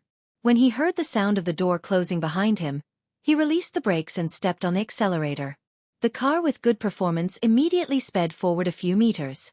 Now that the matter at Tongzhou International Hotel was settled, he had to be careful with the next important mission. In the car, Yi Qian first contacted the pigeon and reported to the director that he was safe. Then, he discussed the next mission with Xia Jinyuan and the other two. "Your mission is to find a few police officers who were sacrificed and make sure that they can come back in one piece." Xia Jinyuan first discussed Yi Qian's personal mission because she would be the first to sneak into the village. "There's a young girl in the village called Fu Hui who will help you secretly. You can stay at her house tonight."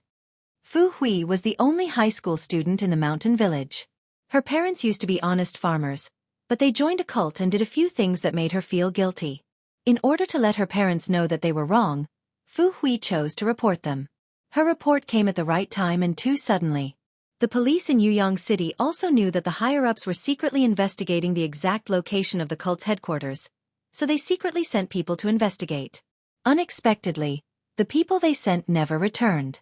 This alerted the Great Hall and the highest leaders.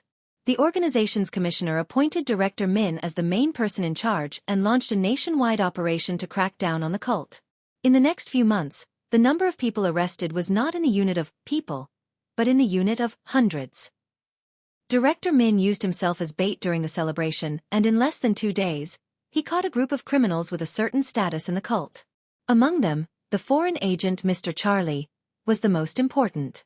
Through Mr. Charlie's confession, they learned that the big committee member intended to escape abroad because of the tense situation in the country. Charlie was in charge of his departure.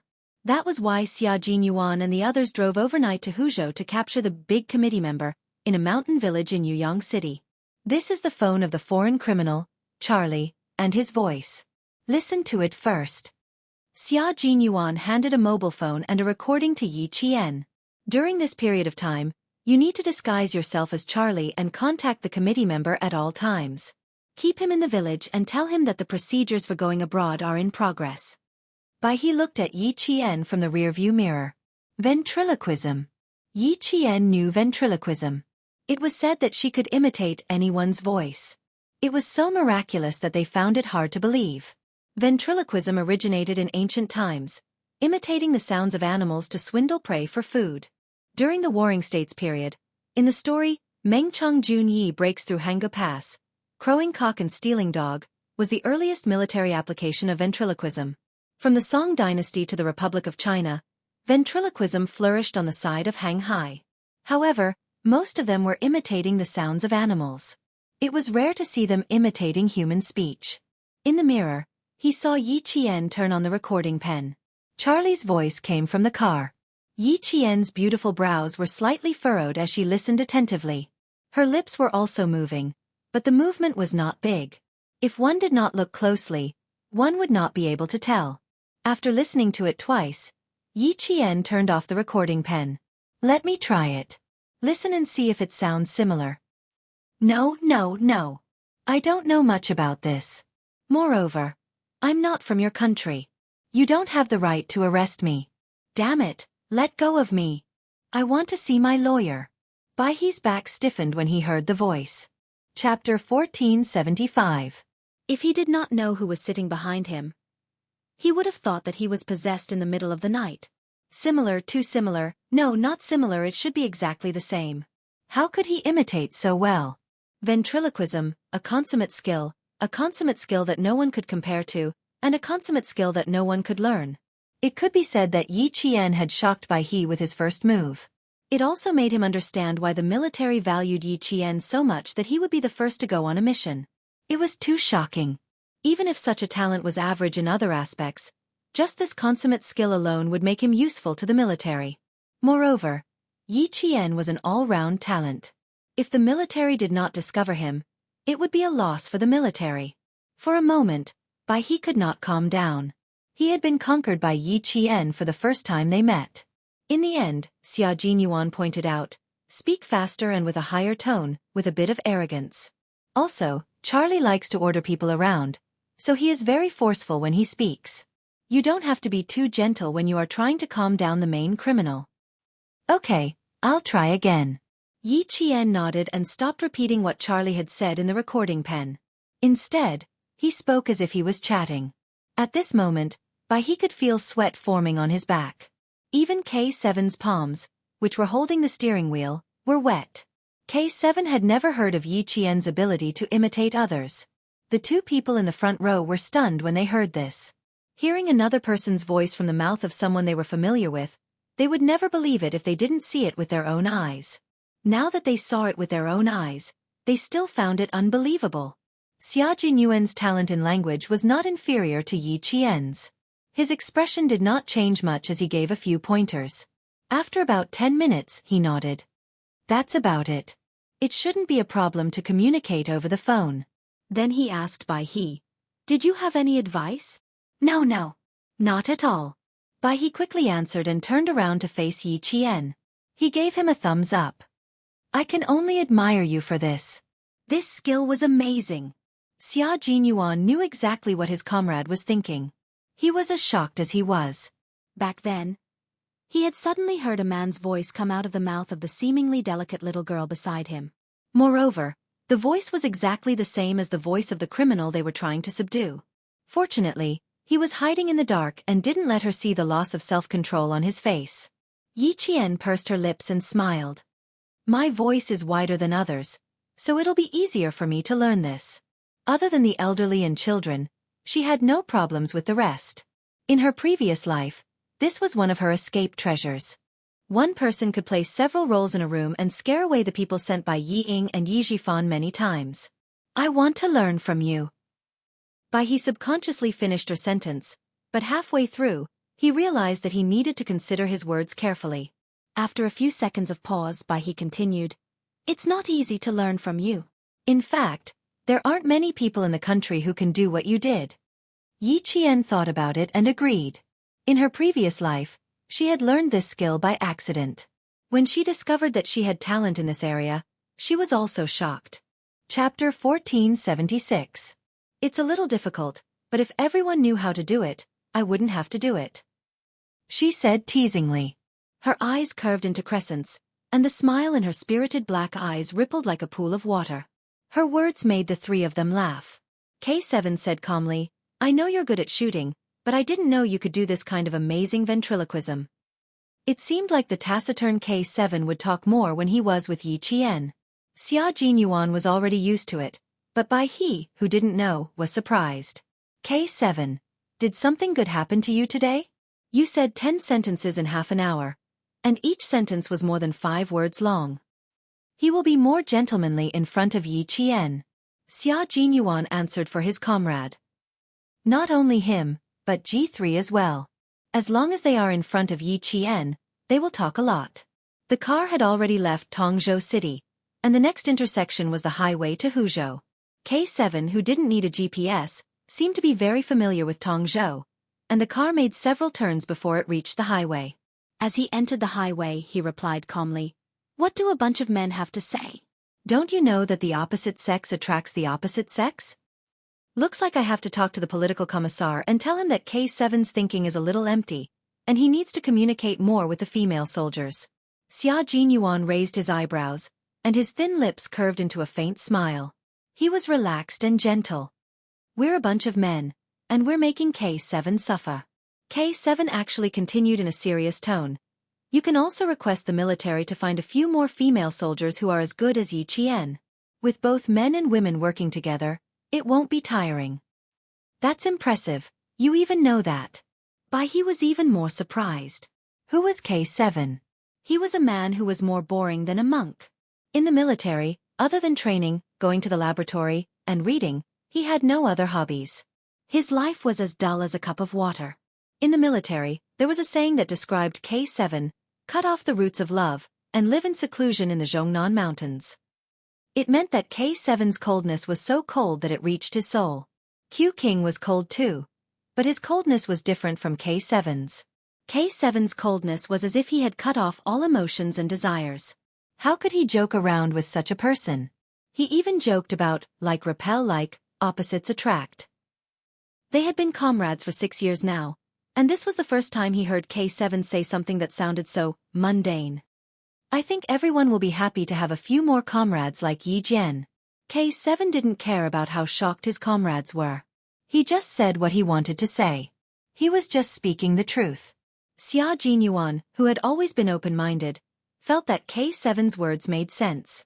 However, if he were to use his little fox as a standard, Xia Jinyuan felt that it would be difficult for the military to make such a suggestion. His slender body leaned forward slightly, and his deep and magnetic voice was heard. I can send you to the arts department, but we have to find a few female soldiers like Yi Qian. We shouldn't make things difficult for the military. K7 laughed. He probably didn't laugh often, so the sound of his laughter was a little scary. It was mysterious and had a deeper meaning. Bai He, who was watching from the side, also laughed. He had seen how capable Yi Qian was, and that alone was enough to make him feel shocked. Chapter 1477. Just as Q King had said, finding a few female soldiers like her was indeed difficult for the military. His comrade's meaningful laughter made Xia Jinyuan smile. Indeed. His little fox was unique, his girl was unique, and he and their comrade Yi Qian were unique. Major Xia Jinyuan, who could portray elegance and perfection at any time, changed his sitting position.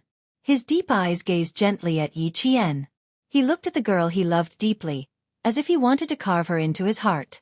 Even if he closed his eyes, she was the only one in his eyes. Yi Qian felt a little uncomfortable under his gaze. Why does he keep staring at me? In the past, when he saw that I was uncomfortable, he would comfort me. After all, I've lived 2 lives and have never come into contact with people like him. I'll be fine once I get used to it. Today, Yi Qian realized that she had been too naive. She had underestimated the elegant yet dangerous man in front of her. Time passed, and Xia Jinyuan became more mature with each passing day. His aura was even stronger than before. Looking into his eyes, she really couldn't take it. He was too gentle, so gentle that it was as if there was electricity in his eyes. When she looked into his eyes, the electricity would flow into her heart and make her breath go haywire. Receiving her glare, Xia Jinyuan raised his eyebrows elegantly. His incomparably elegant appearance contained a scoundrel that Yi Qian couldn't handle. She had to find an opportunity to tell him that she really wasn't used to flirting with him in front of her comrades. It was too awkward. It was fine if K7 knew about their relationship, but Bai He didn't. Her comrades who could enter the Snowfield Brigade were all meticulous people. If she wasn't careful, they would notice something. If Bai He noticed that something was wrong, she would definitely jump out of the car and leave. Yi Qian immediately glared at the comrade in front of her when he wasn't paying attention. She used her eyes to tell him, "If you keep looking, I'll ignore you." Cough, cough, cough.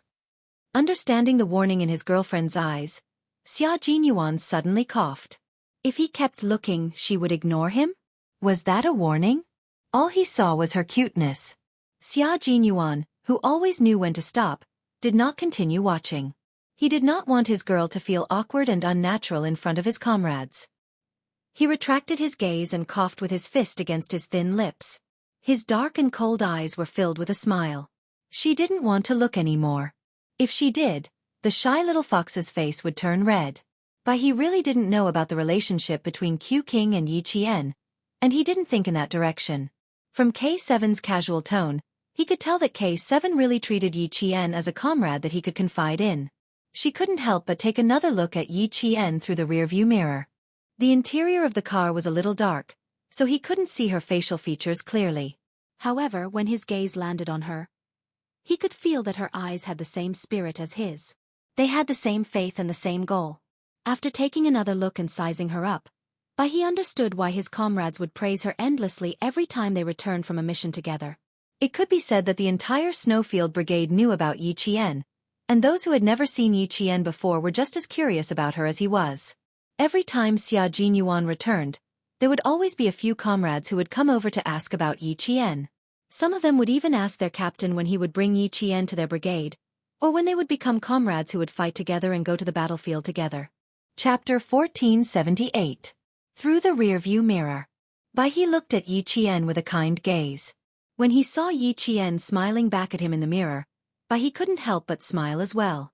He thought to himself, just like K7 and the others, I'm looking forward to her arrival. I'm looking forward to her becoming my comrade. He finally understood why all the comrades in arms who had fought alongside Yi Qian looked forward to fighting alongside her again. Her eyes, her expression, and the way she spoke made you feel safe from the bottom of your heart. It was so safe that you could trust her with your back when you were on the battlefield. It was still some time before they left for Huzhou. Even though the four of them were chatting until they were relaxed, they didn't continue chatting. They needed to maintain a certain amount of energy to deal with the upcoming danger. The four of them took turns driving. Each of them only needed to drive for 3 hours. Xia Jinyuan and the others didn't mention that Yi Qian didn't need to drive and could rest all the time. They were comrades in arms who fought together. They could share joys and sorrows together. Since she was responsible for driving for 3 hours, it also meant that she could fight alongside them without any special arrangements. The night deepened. Yi Qian, who was in charge of driving the car in the morning, had already fallen asleep. Her breathing was long and steady, and there was even a sweet smile on her delicate face. She was completely relaxed as she fell into a deep sleep. He in the front seat had also fallen asleep. Major Xia, who was waiting for his girlfriend to sleep first, saw the car enter the tunnel. He quietly raised his hand. When the car exited the tunnel, Yi Qian, who had been resting his head on the window, had already fallen asleep on his shoulder. After finishing his task, Major Xia closed his eyes in satisfaction. The three of them fell asleep. However, someone rushed into the elevator with the cool night breeze and pressed the floor number. Yi Xiaofan's face was as gloomy as a dark cloud. What's the matter in the middle of the night? Why do you have to rush over now? Can't you wait until tomorrow? What urgent matter could Yi Zhixiang and her husband have? It's most likely related to that old hag again. Sun Dongqing's mouth didn't stop nagging from the moment they arrived at the hotel.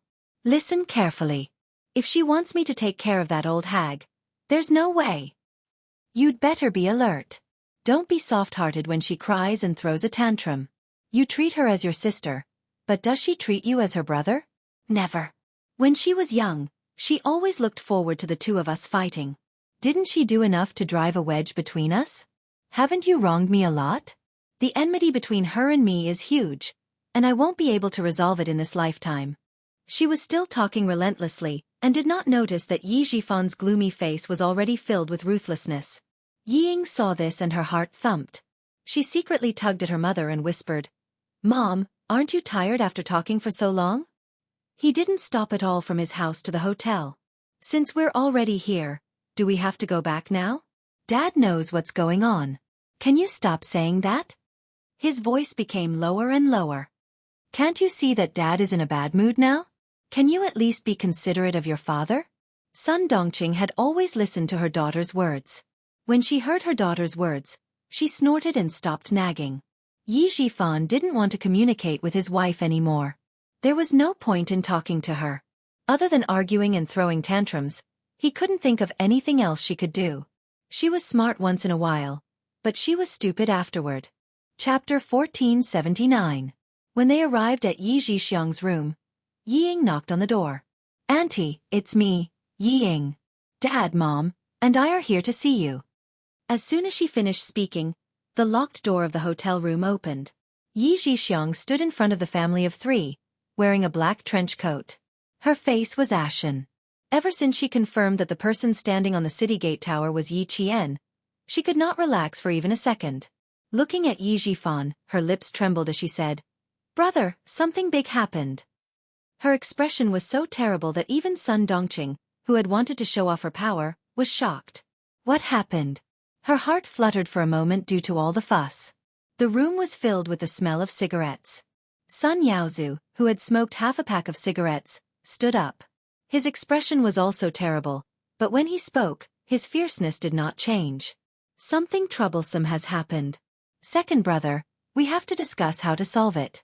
Look at the TV. I have to start from there. Sun Dongqing glanced at it and looked away. She rolled her eyes and said sarcastically, "Didn't you just go to the capital for a vacation? Do you still need to show off to us? Do you think I haven't been there before?" She did not look carefully, but Yi Ying saw it. She, who had been standing there with a smile, turned pale in an instant. Her finger trembled as she pointed at the figure she was most familiar with. It was also the figure she hated the most. Dad. Yi Qian. Look. That's Yi Qian. Yi Zhifan saw it only a few steps later than his daughter. His eyes narrowed as he stared at the figure on the TV. This. After being reminded, Sun Dongqing finally saw Yi Qian. She looked at him in disbelief and stuttered. This. Isn't this the city gate tower? Why is she standing with the leader? Everyone wanted to know. Everyone wanted to know why Yi Qian was standing with the leader of the country. Yi Ying, who was leaning against the bed, fell onto the bed. The photo stimulated her so much that she was in a daze. She mumbled, "How is this possible? How is that possible? No way. Sun Yaozu saw that the mother and daughter did not believe him no matter what. They only knew how to repeat bullshit like, "I don't know how to." He cursed in his heart. "Motherfucker, I didn't ask you to come here to listen to bullshit. Nising, your aunt recorded it with a DV camera. You don't believe me? Do you think I'm trying to scare you? Do you want to watch the recording? Come here and watch." He pointed at the DV camera on the coffee table, glanced at Yi Ying, and said to Yi Zhifan, "Brother Tingrui, you decide what to do. This damned girl is attending the celebration with the leaders of the country, and she's even standing on top of the city gate tower. I told you to raise her into a useless person, but you fucking sent her to the country's leaders with your own hands. Second brother, if you don't give me an explanation for this, I won't let you off." Sun Dongqing didn't think about how to deal with the aftermath. She rushed over and picked up the DV machine on the coffee table. Her hands trembled as she pressed the buttons. "How do I do it? What are you going to do with this lousy thing? I want to watch the video. I want to watch the video." She was panicking. She was really panicking. On the other side, Yi Ying got up from the bed and stumbled over. Her body was trembling. "Mom, give it to me, show it to me, I want to see it. I want to see it." Chapter 1480. Yi Ying's reaction was bigger than anyone else's. After snatching the DV camera, the more anxious she was, the more she didn't know how to use it. Her lips trembled as she pressed down hard on the function button, so hard that her fingertips turned white. How could this be? How could this be? She had just accepted that Yi Qian had gone further than her and stood higher than her. She had finally adjusted her mindset. Why did something unacceptable happen again? Why? Yi Qian was better than her now. She had to accept it. As long as she worked hard, she would surpass her one day. She would return to the past and Yi Qian would only be able to look up to her. But in the end, Yi Ying's face was not only pale, but she also looked crazy. She was in a state of confusion and was not normal at all. After pressing the buttons for a long time and not seeing the video she wanted, Yi Ying suddenly raised her head and shouted at Yi Zhixiang, "What rubbish? What rubbish did you buy? You call yourself a college student. You don't even know how to use a small video recorder." Yi Zhixiang glanced at Yi Ying with disdain. She did not act like an elder and said sarcastically, "No wonder you can't compare to Yi Qian in everything. You're just stupid." "Bitch, shut up." Sun Dongqing, who was defending her daughter, immediately jumped out and shouted back, "You shameless bitch. Ying Ying calls you auntie. Bitch like you, bah. You don't deserve it. Yi Zhixiang could not take this kind of insult. Hearing this, she was so angry that she screamed and rushed over like a shrew. Sun Dongqing, you bitch. How dare you insult me? I'm going to tear your rotten mouth apart. She pounced on Sun Dongqing and began to fight. She scratched Sun Dongqing's face with her hands and kicked Sun Dongqing. Sun Dongqing, who did not expect her to attack, did not react in time and suffered a few losses. Insult you? Not only am I going to insult you, I'm going to hit you. Yi Zhixiang, who had the upper hand, cursed. She did not learn old Madame Ye's cleverness, but she learned how to insult and step on people's sore spots. You're so stupid. No wonder you gave birth to a stupid thing like Yi Ying. You're not as good as Yi Qian, but you're so full of yourself. You want to compare yourself to Yi Qian? You won't even have a chance in your next life. Sun Yaozu took a look and said to Yi Zhifan gloomily, Second brother, you don't care about second sister-in-law? She's the wife of a provincial official after all. Why is she acting like a shrew? As he spoke, he had no intention of stepping out to mediate the fight. Zhixiang needs to be taught a lesson. Mom doesn't have the energy right now, so let her sister-in-law teach her a lesson. Yi Zhifan didn't intend to stop the fight. Sun Dongqing had always been good at fighting. No one expected Yi Ying's expression to be so crazy. Yi Zhixiang had stepped on her sore spot. Her last shred of rationality snapped when Yi Zhixiang said, You want to compare yourself with Yi Qian? You won't even have a chance in your next life. He finally collapsed. Her eyes were bloodshot and her facial features were twisted. She looked around the room with a ferocious expression. When the four adults weren't paying attention, she picked up 2 teacups and approached Yi Zhixiang. Just as Yi Zhifan thought, Sun Dongqing wouldn't let herself be at a disadvantage when it came to fighting. She pressed Yi Zhixiang to the ground and rode on her like a horse. She lectured Yi Zhixiang fiercely. You want to fight with me? Why don't you open your eyes and see who I am? You dare to insult Ying. Your mouth should be torn apart. Yi Zhixiang wasn't someone to be trifled with. As long as she could move her hands, she could hit back.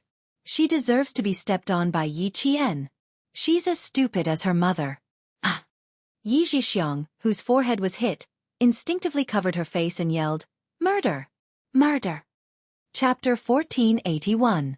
With 2 porcelain cups in her hands, Yi Ying smashed them on Yi Zhixiang's head, face, and the corner of her mouth.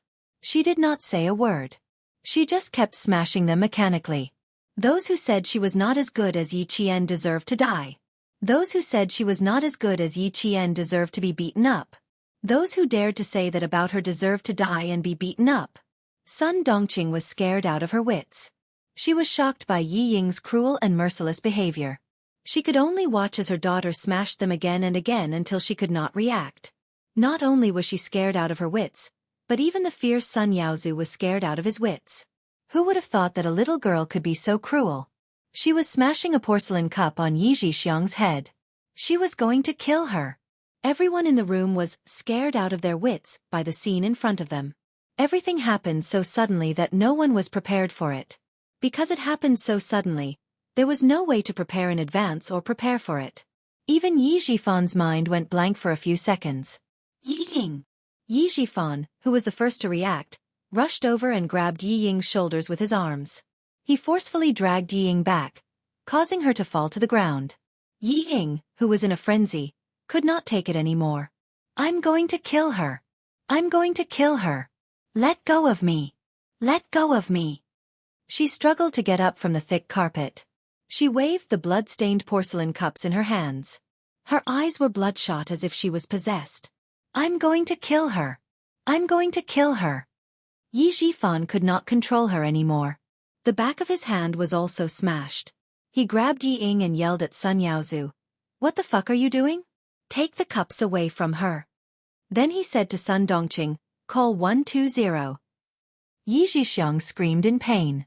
She covered her face with her hands and blood flowed through the gaps between her fingers.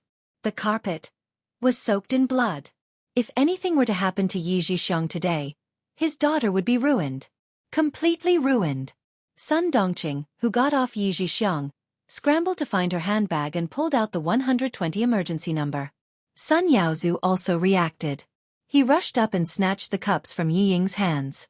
He kicked Yi Ying's chest. Fuck. I didn't expect her to be so cruel. His wife was beaten. He did not have much affection for his wife. Yi Zhifan didn't have time to stop her. He could only watch as his daughter was kicked on the spot. Her eyes turned white, and she fainted for a moment. Instead, he heaved a sigh of relief. Yi Ying's screams could not be heard in the noisy room. Only Yi Zhixiang's screams could be heard. Sun Dongqing looked at the blood flowing through the gaps between Yi Zhixiang's fingers. Her heart raced and she panicked. Take our daughter away, quick. Yi Zhifan was also panicking, but he knew that he had to clean up the mess. He needed to take his daughter away as soon as possible and not let the medical staff see her. Take your and your daughter's passports and go straight to the airport. Call me as soon as you buy the tickets to any city. Sun Yaozu would not let Yi Zhixiang off so easily. He had to send his daughter away before he could react. Sun Dongqing, who was out of her wits, could only listen to her husband's instructions. With her hair disheveled, she folded her handbag and carried her daughter who had fainted. She really did carry Yi Ying, who was at least 165 centimeters tall and weighed around 94 kilograms, and left the hotel quickly. Chapter 1482.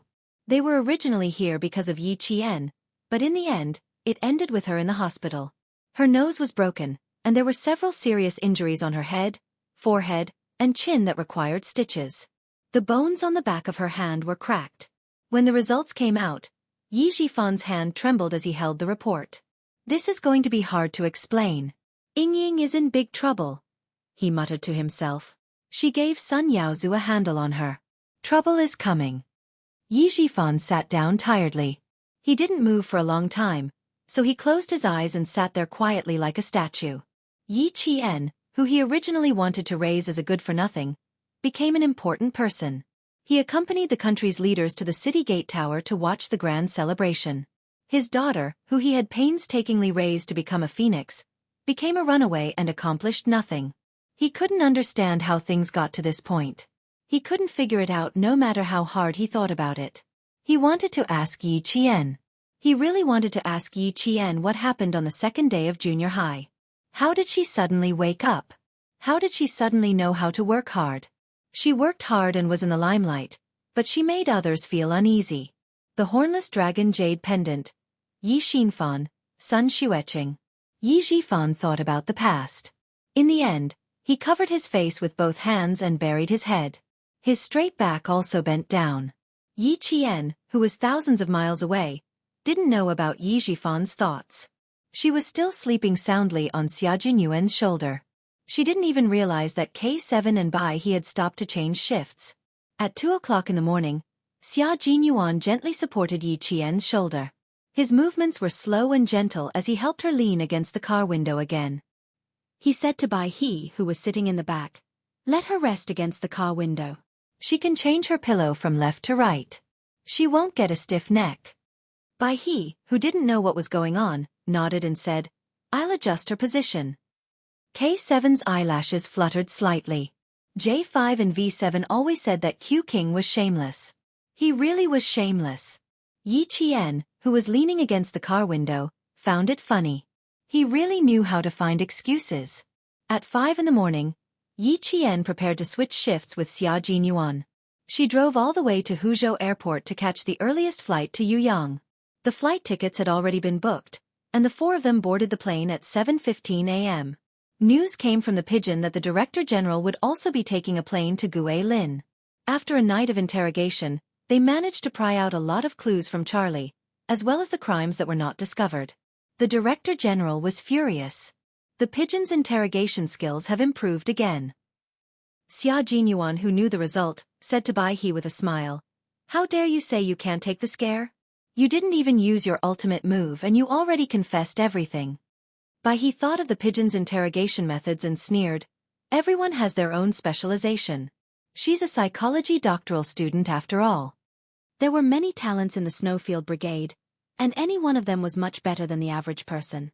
Every one of them had several titles. Yi Qian, who was sitting in the middle, had a tranquil smile on her face. She quietly watched the two of them talking in low voices. Her comrades were so powerful, so how could she fall behind? When you're with experts, You'll wholeheartedly chase after their footsteps and learn from them in order to motivate yourself and allow yourself to ceaselessly improve and grow. This was the principle of, one is marked by the company one keeps. The plane landed at 10:30 a.m. Yi Qian sat in a shabby minibus and headed to a small village deep in the mountains. It was already 1 o'clock in the afternoon. The minibus was severely overloaded. Yi Qian, who was sitting at the back, opened the window to let the fresh air blow away the stuffy atmosphere in the minibus. Her gaze would occasionally linger on the woman in front of her, and then she would gently move away.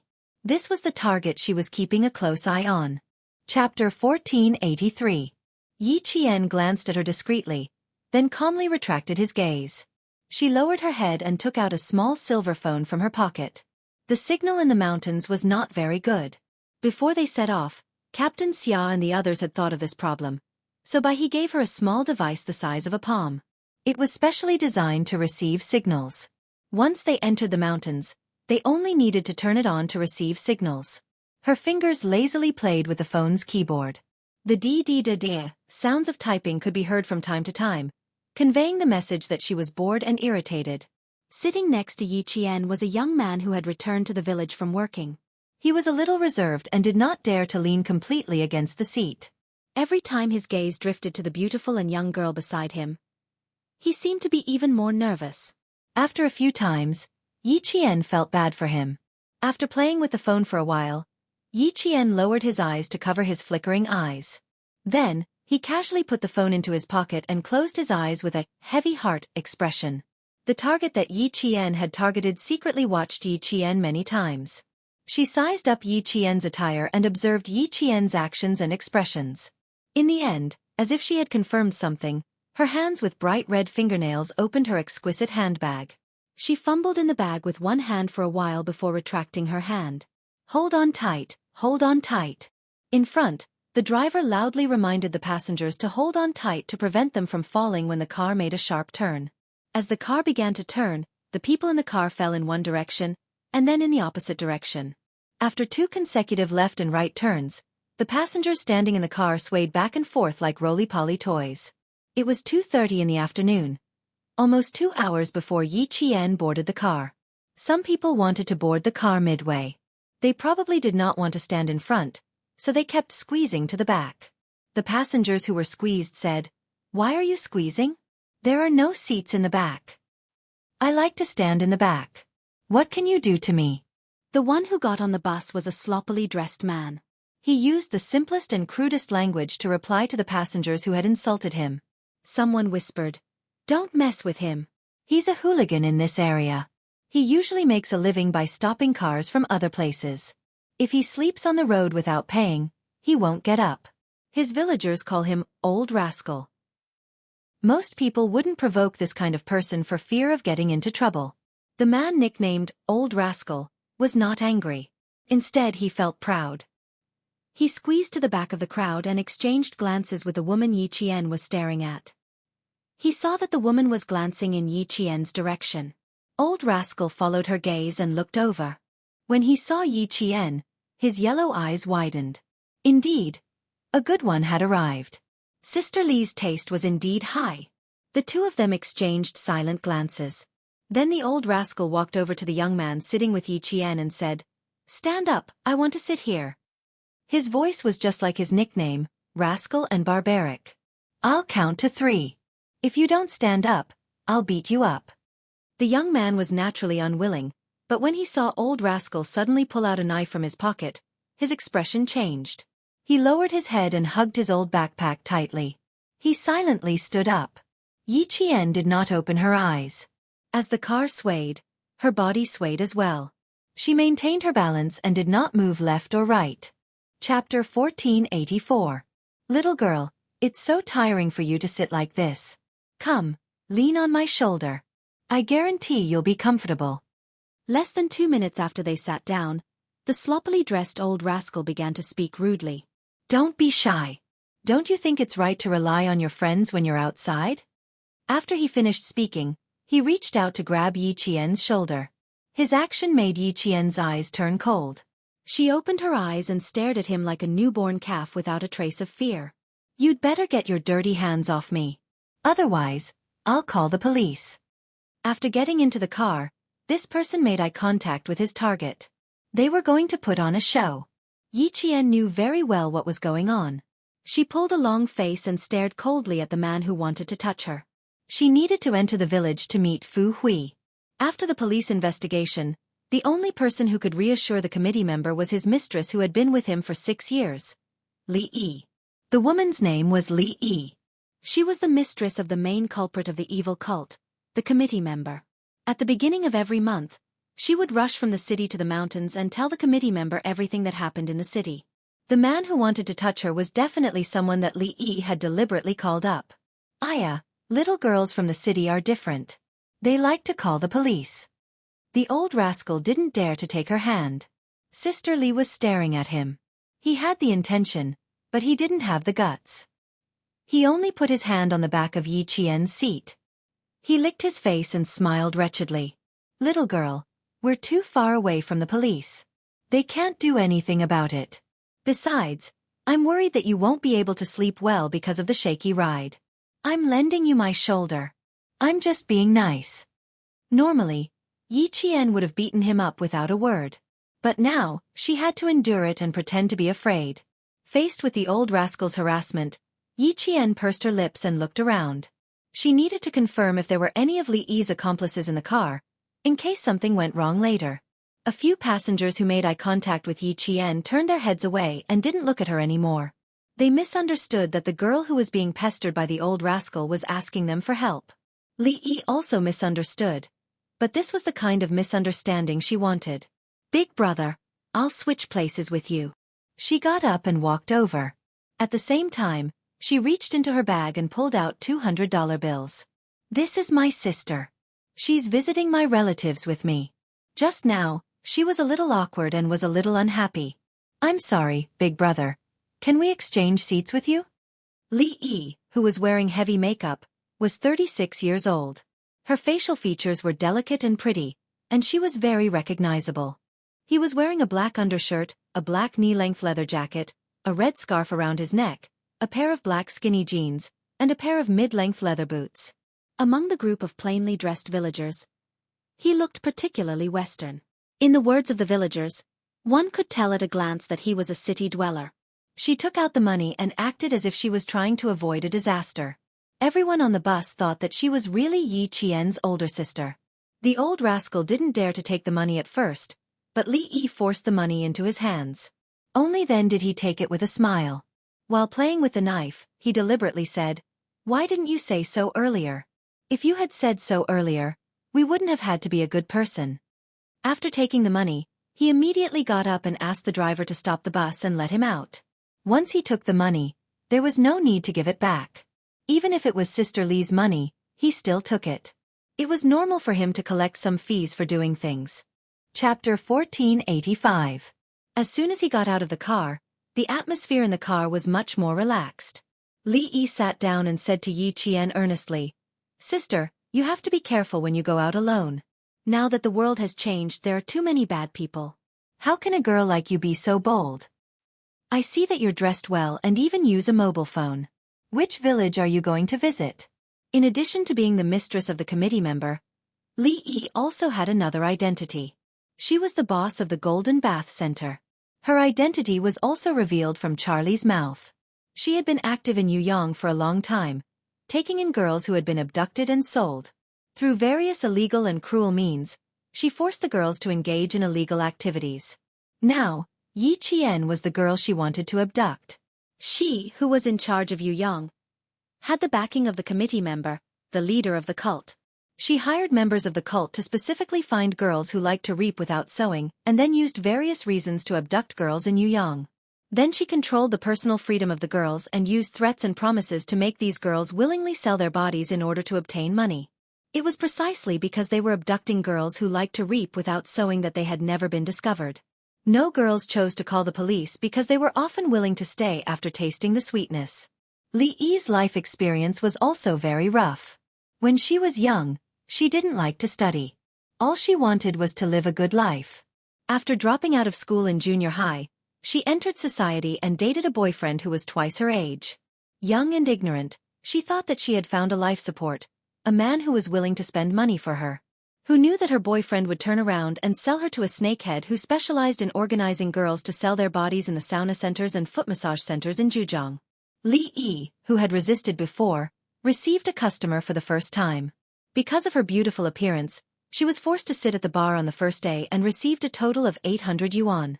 The snakehead took 400 yuan for the tea and gave her the remaining 400 yuan. In 1988, she could earn 800 yuan a day, which was more than the 9-to-5 jobs of the city's office workers. From then on, Li Yi no longer ran away and no longer thought about leaving. She peacefully became a hostess. Li Yi, who was used to a life of drunkenness, went further and further away. When she was 30 years old and no longer young, she met a man who was generous and spent a lot of money. Although he was not handsome, he could bring her to high-end places. He could buy a car and a house whenever he wanted. From 1994 to 1999, Li Yi had followed this man for 6 years. She became the lady boss and the procuress, taking in girls who were as ambitious as she was back then and liked to reap without sowing. If someone didn't submit to her, she would use such violent means as defiling, beating, and imprisoning to force them to submit. In Li Yi's words, "Who can you blame for your own bad luck?" In the past 4 years, she couldn't even remember how many girls had been beaten to death or crippled by Li Yi. But so what? If he hadn't behaved himself back then, he would have been beaten to death long ago. That was why it was said that one had to accept one's fate.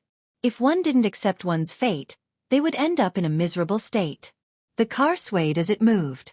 Some of the villagers in the car started smoking, while the familiar ones started chatting loudly. The whole car was noisy and noisy. They were also whispering about what had happened just now, but they didn't dare to let the people in the car hear them. In the back of the car, Yi Qian had already opened his heart to Li Yi and told her everything. "I don't want to go home. It's so boring. Sis, where is this car going? I didn't look and just jumped into the car. I don't even know where it's going." Chapter 1486. When Li Yi heard this, the smile on her face deepened and became more sincere. She liked this kind of girl. She was naive, self-righteous, and most importantly, she ran away from home. It's good to be young. You can leave whenever you want without any burden. This car is going to a small county. It's also the most beautiful county in Yuyang. There are many mountains around it, and many foreign tourists love to go there to play. Take my husband's house for example. When I agreed to marry him, it was because I was fascinated by the scenery in his village. Li Yi was a very chatty woman, and she was also a very smart woman. When she heard that Yi Qian didn't even plan where she was going, she began to seduce Yi Qian without leaving a trace. If Yi Qian was really a girl who didn't hide from worldly affairs, after nearly an hour of chatting, she would definitely completely believe Li Yi, who gave off a generous and kind impression. No wonder the big committee member only trusted Li Yi despite having so many mistresses.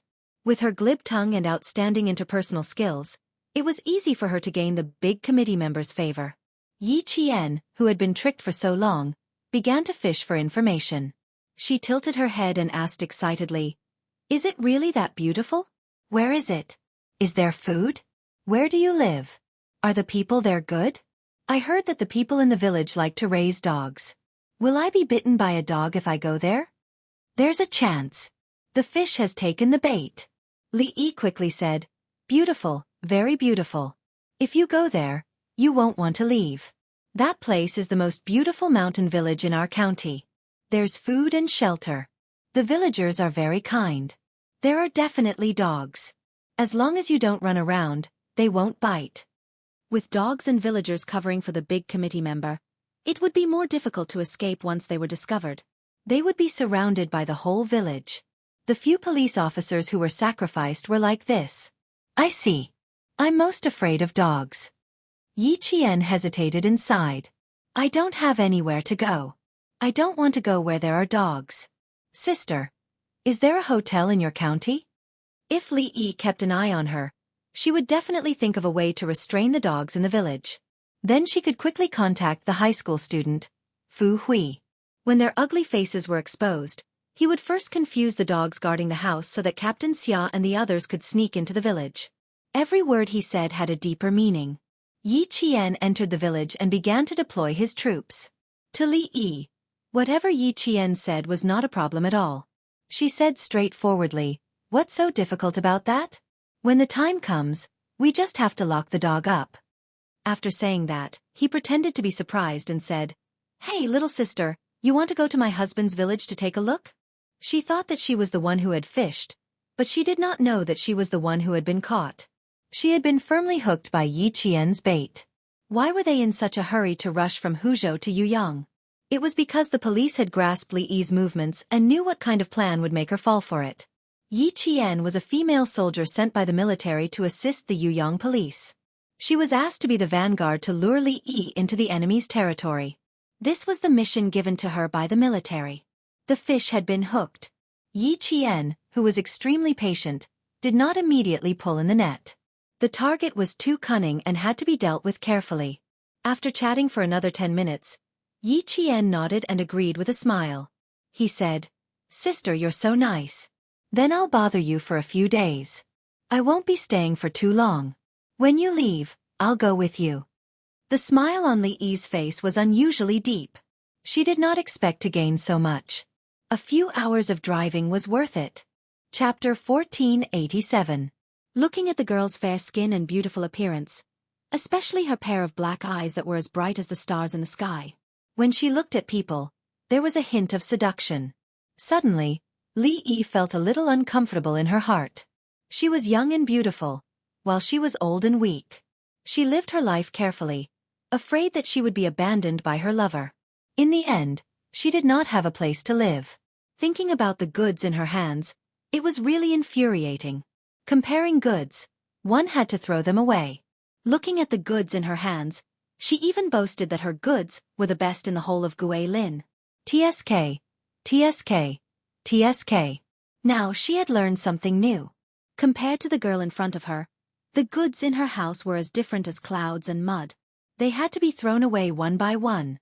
It seemed like she had to raise the standards of her goods. Otherwise, when the customers got tired of her, she would have to close the door. People live for freedom and happiness. I think you are an open-minded and cheerful person. If you feel uncomfortable, just walk around. When you come to our village, I will play with you. When the time comes, I will find a few villagers to take you to hunt pheasants and wild rabbits. As Li Yi spoke, she wanted to hold Yi Qian's hand to show her affection, but she grabbed nothing. Yi Qian, who pretended to be very interested, clapped his hands and said excitedly, "Really? Hunting with a shotgun like the ones on TV?" After years of training, there were thin calluses between his palms and fingers. The calluses between his left and right thumbs and index fingers were from holding a gun. Li Yi, a criminal with a handgun for self-defense, could not rule out the possibility that she knew something. Li Yi did not mind that she did not hold his hand. She answered with a smile, "Yes, hunting with a shotgun. But the shotguns in our village are different. When the time comes, I will let you see." There were guns, but the number was unknown. Yi Qian's pupils constricted slightly. He picked up the bottle of mineral water and took a sip. The overseas organization provided guns, bullets, and drugs. She needed to find out if these dangerous items, which were banned by private individuals, were in the village. As such, she had a few things to do before she could contact Captain Xia. First, meet with Fu Hui. Second, find the remains of the sacrificed police officers. Third, find out the location of the prohibited weapons and the approximate number. Fourth, draw the terrain of the entire village. Find out if the entire village was a member of the evil cult and if there was support from the neighboring villages. However, he could ask Fu Hui about it first. 5. The dogs in the village need to be dealt with collectively. Yi Qian's mind spun as she sorted out the things that needed to be done one by one. Her expression did not change as she looked at Li Yi, who had exaggerated in order to trick her. Yi Qian's gaze turned slightly cold. According to the information, Li Yi's crimes were monstrous. She would send people to beat, scold, defile, and torture the disobedient young girls she had abducted. There was no other path for such a person other than death. How could Li Yi, who continued to talk to Yi Qian, know that she was in danger? In order to coax Yi Qian to follow her obediently, she had to talk so much that her saliva ran dry several times. At noon, they boarded the bus until 6 o'clock in the evening. The worn-out bus finally arrived at the small county town. Li Yi stared at Yi Qian as soon as she got off the bus. She purposely tried to scare him. The small county town is a little messy. Don't run around. If you get harassed by the local ruffians, even Sisterly can't save you. Yi Qian said disapprovingly, I can ask the police for help. I'm not afraid. Look, what a naive girl. She still wants to ask the police. In such a small place, the police and the people are family. Li Yi did not say anything. She only gave Yi Qian a meaningful look. She pointed at a food stall with its lights on across the road. That's owned by Sister Li's sister-in-law. Let's sleep at her place tonight. Tomorrow morning, we'll go to Sister Li's husband's place. Chapter 1488. Guilin was located in the southwestern hinterland of our country, bordering 5 provinces. It was the transportation hub of the entire southwest. From Huzhou to Guilin was equivalent to crossing half of the country, from the north to the southwest. The small county that Yi Qian lived in was located in a relatively remote location in Guilin province. It was surrounded by mountains and had beautiful scenery. At night, the entire county was pitch black. There weren't even any street lights. Sitting in a room filled with the smell of all kinds of food, Yi Qian lowered his head and sipped the water that had just been poured out from a thermos. A woman in her 30s with slightly dark skin was talking non-stop. Li Yi introduced this person to him as her sister-in-law. Her name was Wang Gui. Her name was correct, but her identity had to be changed. Wang Gui, one of the committee members' mistresses, was responsible for the communication between the small county and the mountain village. She promptly reported the information that Li Yi had gathered from the city to the committee member. She had 2 thin, willowy eyebrows, and her eyes would flicker from time to time when she spoke. At a glance, one could tell that she was a restless woman. As for her personality, she was quite enthusiastic like Li Yi. When she saw Yi Qian enter, she was stunned for a second. Then, she warmly welcomed Yi Qian as if he was an important guest. In a short while, she praised him as if he was a fairy. Anyone who heard it would feel a little elated. From the moment he entered until now, Yi Qian had drunk 2 glasses of water in a row and had not stopped. When faced with such a calm person like Yi Qian, no matter how much she praised, her heart was not affected at all. However, she still had to pretend to be shy. She held her breath and made her face look a little red. The more she acted like this, the less vigilant Li Yi became. She secretly gave Wang Gui a provocative look and a smug smile appeared at the corner of her mouth. Wang Gui relied on the fact that she had been with the committee member for a year. Every day, she tried her best to get the shop in Yuyang into her hands. When she failed, she abused Li Yi's authority. Bah! Wang Gui, you want to fight with me? You're too inexperienced. Wang Gui, who was angered by Li Yi's gaze, felt a dull pain in her chest. Unconsciously, even the smile on her face became a little stiff. The powder on her face was a little thick, and under the dim yellow light, one could see the creases at the corners of her eyes and lips. The corners of his mouth twitched, and he patted his forehead exaggeratedly. "Io, look at my memory. After chatting for so long, I still didn't forget to ask if you guys had dinner. You definitely haven't eaten, right? It takes 5 to 6 hours to travel from the city to our county." Wang Gui was quite smart. She didn't immediately vent the anger in her heart. She simply changed the topic. Didn't Li Yi say that she intended to starve the goods she brought over? Pfft, it was not what she wanted. But he couldn't really go against her. But he had no choice. Li Yi was the woman most trusted by the committee member, and he still had to rely on her to make money in Yuyang. Even if he had an unclear relationship with the committee member, he didn't dare to be presumptuous in front of Yi Qian, who was drinking water in a refined manner, glanced at the 2 of them without leaving a trace. His eyes moved slightly, and a trace of understanding flashed through the depths of his pupils. Wang Gui and Li Yi were not on good terms. "I'm not hungry. Little sister, are you hungry?" Li Yi, who was secretly gritting her teeth, turned her head and said to Yi Qian with a smile, "I didn't have much of an appetite after sitting in the car for a few hours. I didn't even care if you were hungry, little sister." Wang Gui was a good person now. Bah, who did she think she was? Yi Qian, who was drinking water, didn't need to say anything. She only needed to smile at whoever said something.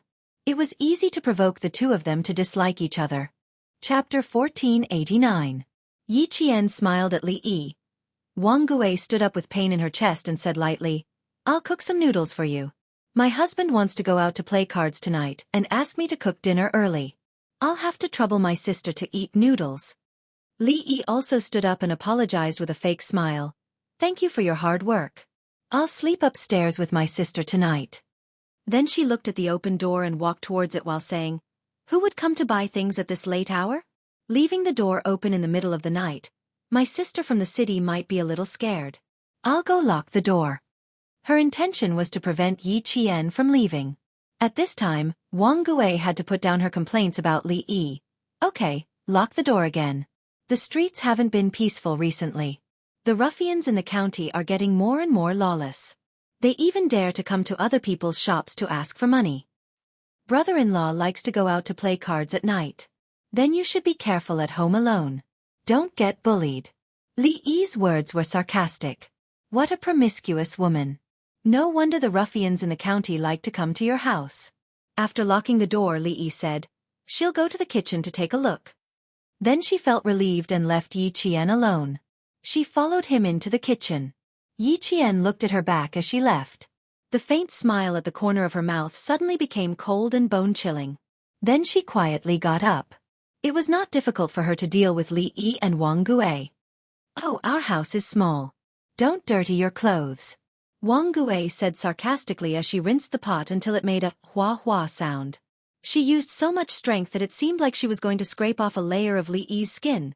The committee member called and said that she'll send someone to pick you up early in the morning. She asked if you brought everything. She did not know what the committee member was like. A woman who was almost 40 years old was really concerned about it. Li Yi did not enter the kitchen. She leaned against the door and lazily flicked her fingertips. I brought everything. Did she say anything else? I didn't say anything else. It's just your stupid idea last time to get rid of the policeman who entered the village. Now it's great. The committee member is so busy now. Wang Gui pushed the blame even harder, as if he couldn't wait to see the bottom of the pot. He probably thought that he was making fun of someone he didn't like. Hearing her mention the previous incident again, Li Yi's face darkened. Hasn't the matter been resolved? Why? Is there a problem? Outside, Yi Qian clenched his fists. There was a cold glint in his dark eyes, like a sharp blade. The sacrificed policeman was actually killed by Li Yi. With his back pressed against the cold wall, Yi Qian exhaled softly and continued to listen carefully to the voices coming from inside. Suddenly, Yi Qian moved his feet and returned to his original position as quickly and nimbly as possible. Li Yi, who had quietly walked out, sneaked a peek outside. When she saw that Yi Qian was sitting properly, she felt relieved and returned to the kitchen. What's there to see? She's already in your hands. Do you think she can escape? Wang Gui directly grabbed a handful of chopped green onions and sprinkled them into the bowl. She turned to look at the cautious Li Yi, lowered her voice and mocked. I don't know if there's a problem, but I know that the small county hasn't been very quiet recently. My mahjong friends at the bus station said that recently, there have been some people who don't look like ordinary people coming over from time to time. Hearing that, Li Yi's heart skipped a beat. Ever since she had gotten rid of the policeman in the village, she had not been able to calm down for a single day. It turned out that she would only be able to come over 2 days later. When she received the call that day, she immediately left. She did not bring anything else but her passbook. Chapter 1490. You're thinking too much. What's the problem? Suppressing the panic that suddenly rose in her heart, Li Yi answered angrily, but she paid attention in her heart. Whenever there was an unusual person or a good car in the county, Wang Gui's mahjong friends would come over to inform her in advance. If they said that there was a problem, then there was probably a problem. Yi Qian, who held his breath a little, narrowed his eyes slightly. If that was the case, then Captain Xia and the others needed to cover for them. The criminal whose real name was Chan Jiafu had a great influence in the small county. The cult's power was like a net that enveloped the sparsely populated county. No wonder the police were so cautious, and no wonder the Director General requested military support. Without military support, it would be difficult to control the influence. If you say there's no problem, then I'll take it that there's no problem. What are you going to do with the goods outside? Do you really want to bring them back to the committee member? Wang Gui put the pot on the gas stove, turned around, and saw Li Yi leaning against the door again. The corners of her mouth twitched, and she snorted contemptuously. She was almost 40 years old. Why was she still pretending to be young? The goods outside were the ones who were called young. Why was Li Yi pretending to be young? She received a text message this afternoon saying that she had brought a good over. In the text message, she praised the good. TSK, TSK, TSK. She felt sick of it when she saw it. Who knew that Li Yi was not exaggerating this time? She was really as beautiful as a fairy. I say, why did you suddenly become so generous? You actually want to bring a young and beautiful girl back.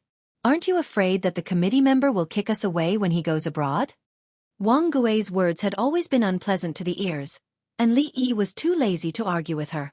Her face changed when she heard the last sentence. Wang Gui even knew about going abroad. Not many people knew about this, and Wang Gui was definitely someone who did not know. Li Yi, who was shocked, couldn't help but straighten her body. If even Wang Gui knew, then, did anyone else know? The water in the pot boiled until it was hot. Wang Gui, who was stirring the noodles with a spoon, did not notice that Li Yi's face was a little gloomy. She glanced sideways at the door and waved for Li Yi to come to her side. Last week when I sent oil, salt, rice and vinegar over, I accidentally heard the committee member contacting the outside, saying something about arranging the time to go abroad as soon as possible. Do you think the committee will want to go abroad? Ever since those policemen were dealt with, the news outside was unusually tight. It was said that even the capital was alarmed, but he didn't know if it was true. It turned out that she had overheard it. Li Yi's heart was slightly relieved. He had to ask her if she had told anyone else, such as Wang Gui's husband who was a cuckold. None of the people he sent out returned, and there was no news at all. It was obvious that they were either not caught or had been cleaned up by the police. Tongzhou International Hotel should have been on fire the night before, but it wasn't. Mr. Charlie called and told her that the Beijing commissioner who investigated them did not stay in the International Hotel at all, but the Tongzhou police had sent people to surround the hotel. If he hadn't used the identity of a foreigner to enter the hotel and take the 6 members who were responsible for the arson away, 1 or 2 of them might have been caught by the police. They were being watched so closely that they had begun to set up traps to capture them. It was likely that even Yuyang City had people mixed in with them. Perhaps, even the small county town had sent people to secretly investigate. Chapter 1491. Once the police knew that the committee member was trying to go abroad, she would not be able to leave. It had not been so serious in the past. Ever since she killed those policemen, life in the association had not been easy. She had received several calls from informants, saying that the higher-ups were secretly investigating the brothels in Yuyang City. She must not cause any more trouble. Wang Gui could not be left alive. Li Yi's face turned cold when she had the intention to kill. However, Wang Gui did not notice anything with her back facing her. She was also scheming in her heart. Li Yi was the committee member's most trusted woman. Any news from her mouth could not be fake. She rolled her eyes a few times. In the end, because she was uneasy, she could only smile and ask carefully, "Don't you have any news in the city?" I heard the committee member's tone. "It's really not very good. You're probably going abroad." Li Yi could become the committee member's most trusted woman. How could she be a simple person? Hearing that, she rolled her eyes and deliberately mocked. Wang Gui, what bad ideas are you scheming again? I didn't even know that the committee member was going abroad. How could you eavesdrop? She said in a tone of disbelief. Did Li Yi not know? The committee member did not want to take her out? Wang Gui's abacus was rattling in her heart. She had never thought of going abroad. She only wanted to use the committee member's hands to make a fortune and then live a good life. However, she did not know that because of her words, she had attracted a fatal disaster. She had heard the committee member say that he was going abroad and even mentioned a Mr. Charlie. She knew that it was a foreigner's name. However, Li Yi said that she did not know if the committee member was going abroad. Lying to her? Or did Li Yi really not know? Wang Gui, who was skeptical, used her chopsticks to scoop the cooked noodles into her bowl. When Li Yi saw this, she directly snatched the chopsticks from her hand. Don't scoop too much noodles. Do you really want to feed her? Wang Gui, even if you have a problem with me, you have to know your limits. What can I have against you? You do it yourself.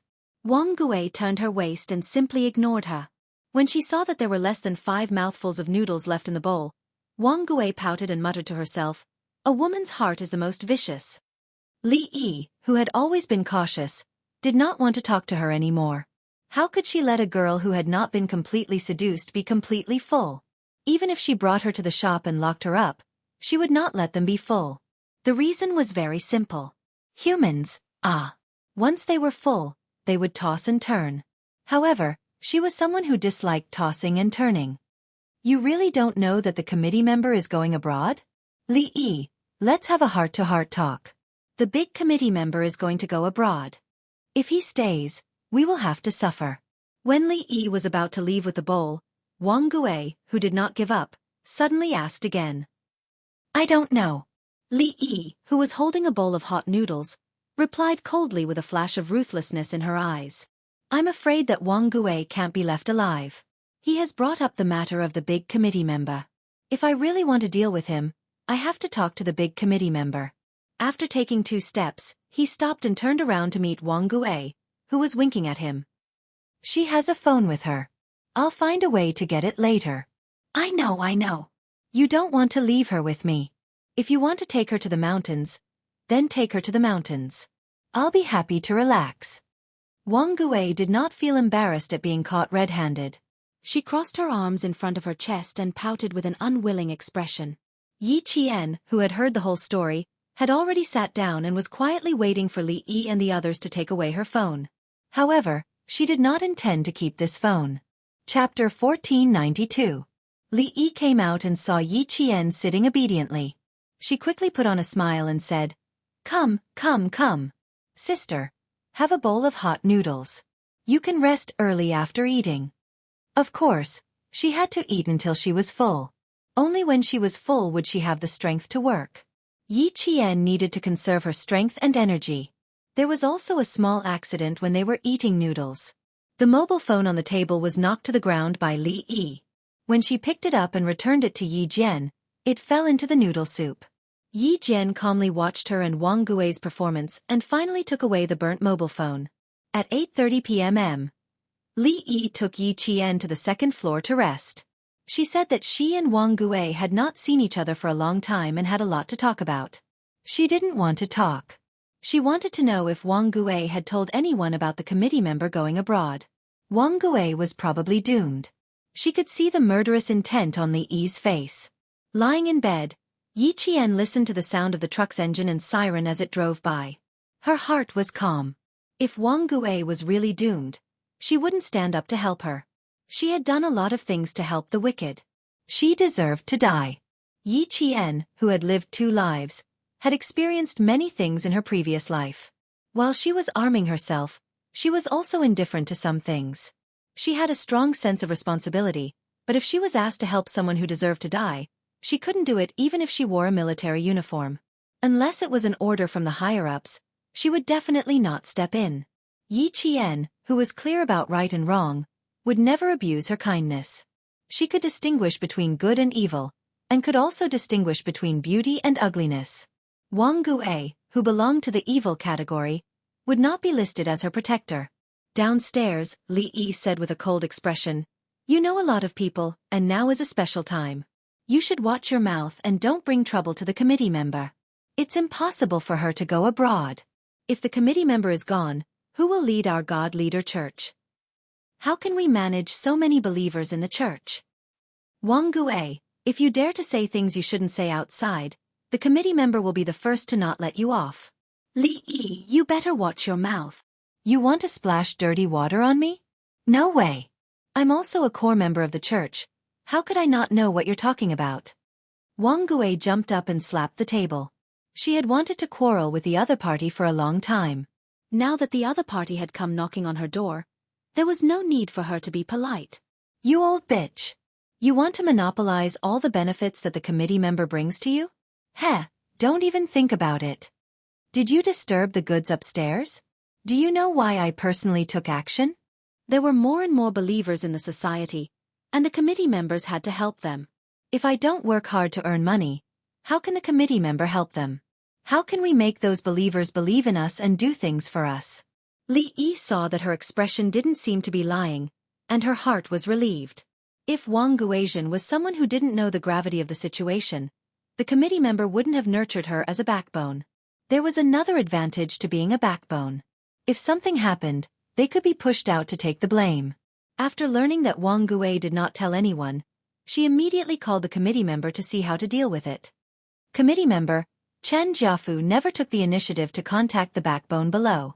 Even if Li Yi looked for him, she had to go through the backbone left in the village. One more person knows. One more danger. Charlie is still applying for passports for us. We have to wait to deal with her. Chen Jiafu's voice was a little rough on the phone. Chapter 1493.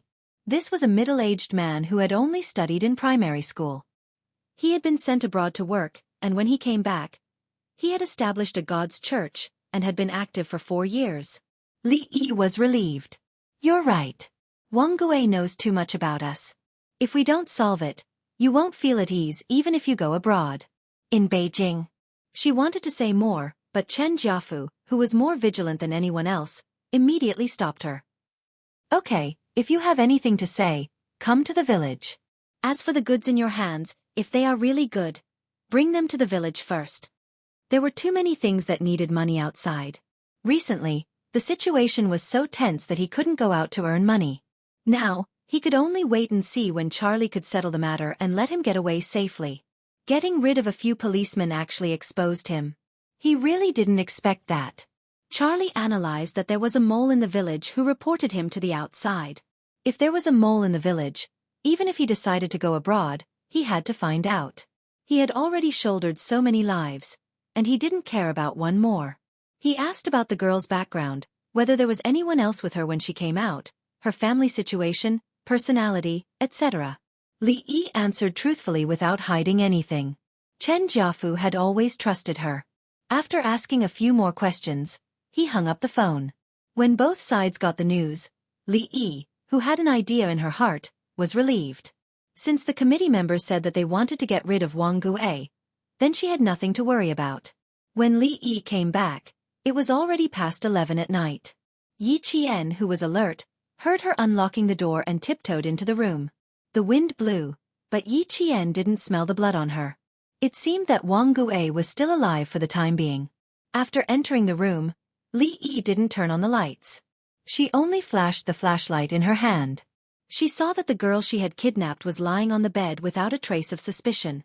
She gently picked up the small bag that Yi Qian had been carrying and walked out of the room. 5 minutes later, Li Yi returned to the room with the bag that had been checked clean. She took off her clothes and lay down. At 2 o'clock in the morning, Li Yi, who had a lot on her mind, was still awake. Yi Qian, who woke up from his sleep, gently closed his eyes and continued to sleep in the same position. After a while, he fell asleep completely. After the sky was high, a tough battle began. At 5 o'clock in the morning, Yi Qian and Li Yi, who had not slept the previous night, boarded a small 4-wheeled farm truck. She sat in the middle, with the driver on her left and Li Yi on her right. It's a bit far to the mountains. Sister, if you didn't sleep well, you can rest on Sister Li's shoulder and have a good sleep. Li Yi yawned and chatted with Yi Qian. As they chatted, she fell asleep first.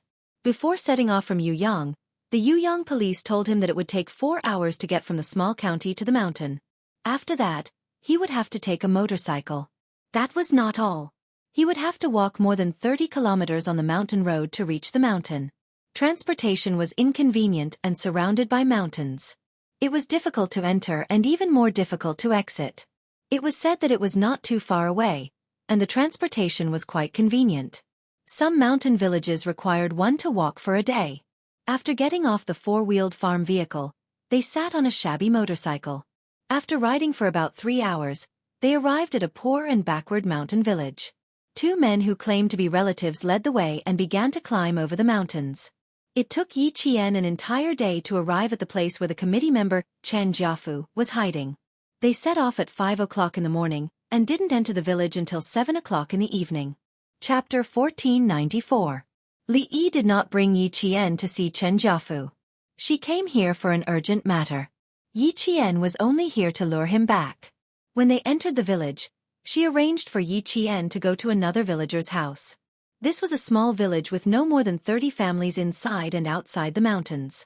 It used to represent poverty, backwardness, and the elderly had no one to rely on.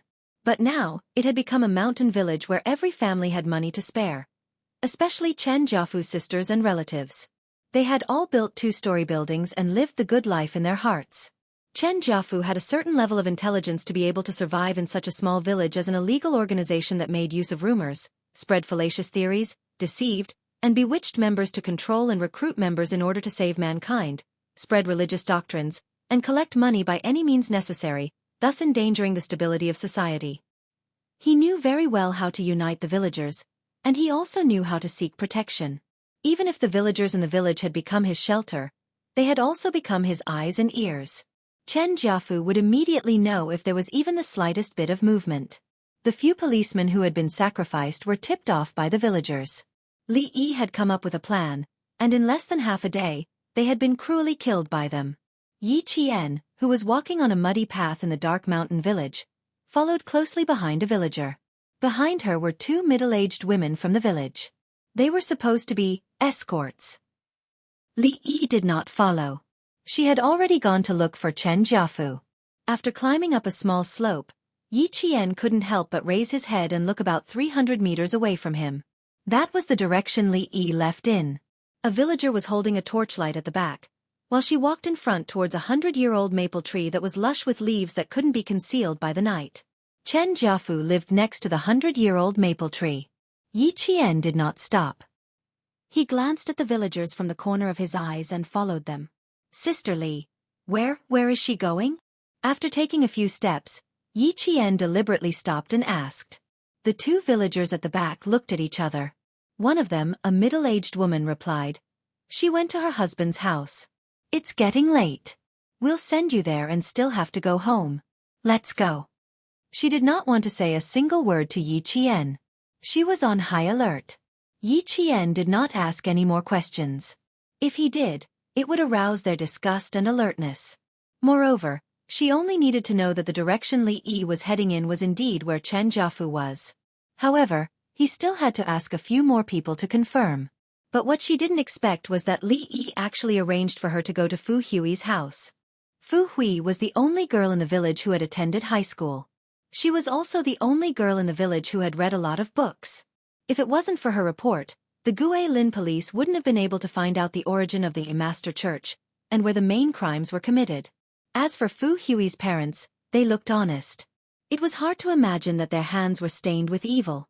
The man and two women who were in charge of watching over Yi Qian pulled Fu Hui's parents to a dark corner and whispered, "Sister Li will be bringing him back to Yuyang in a few days.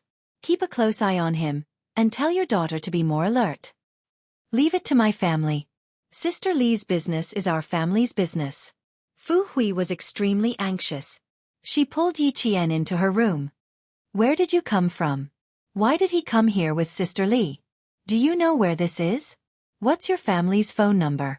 Hurry up and tell me." Chapter 1495. To see if a person was sincere to another person, the answer could be seen in his eyes.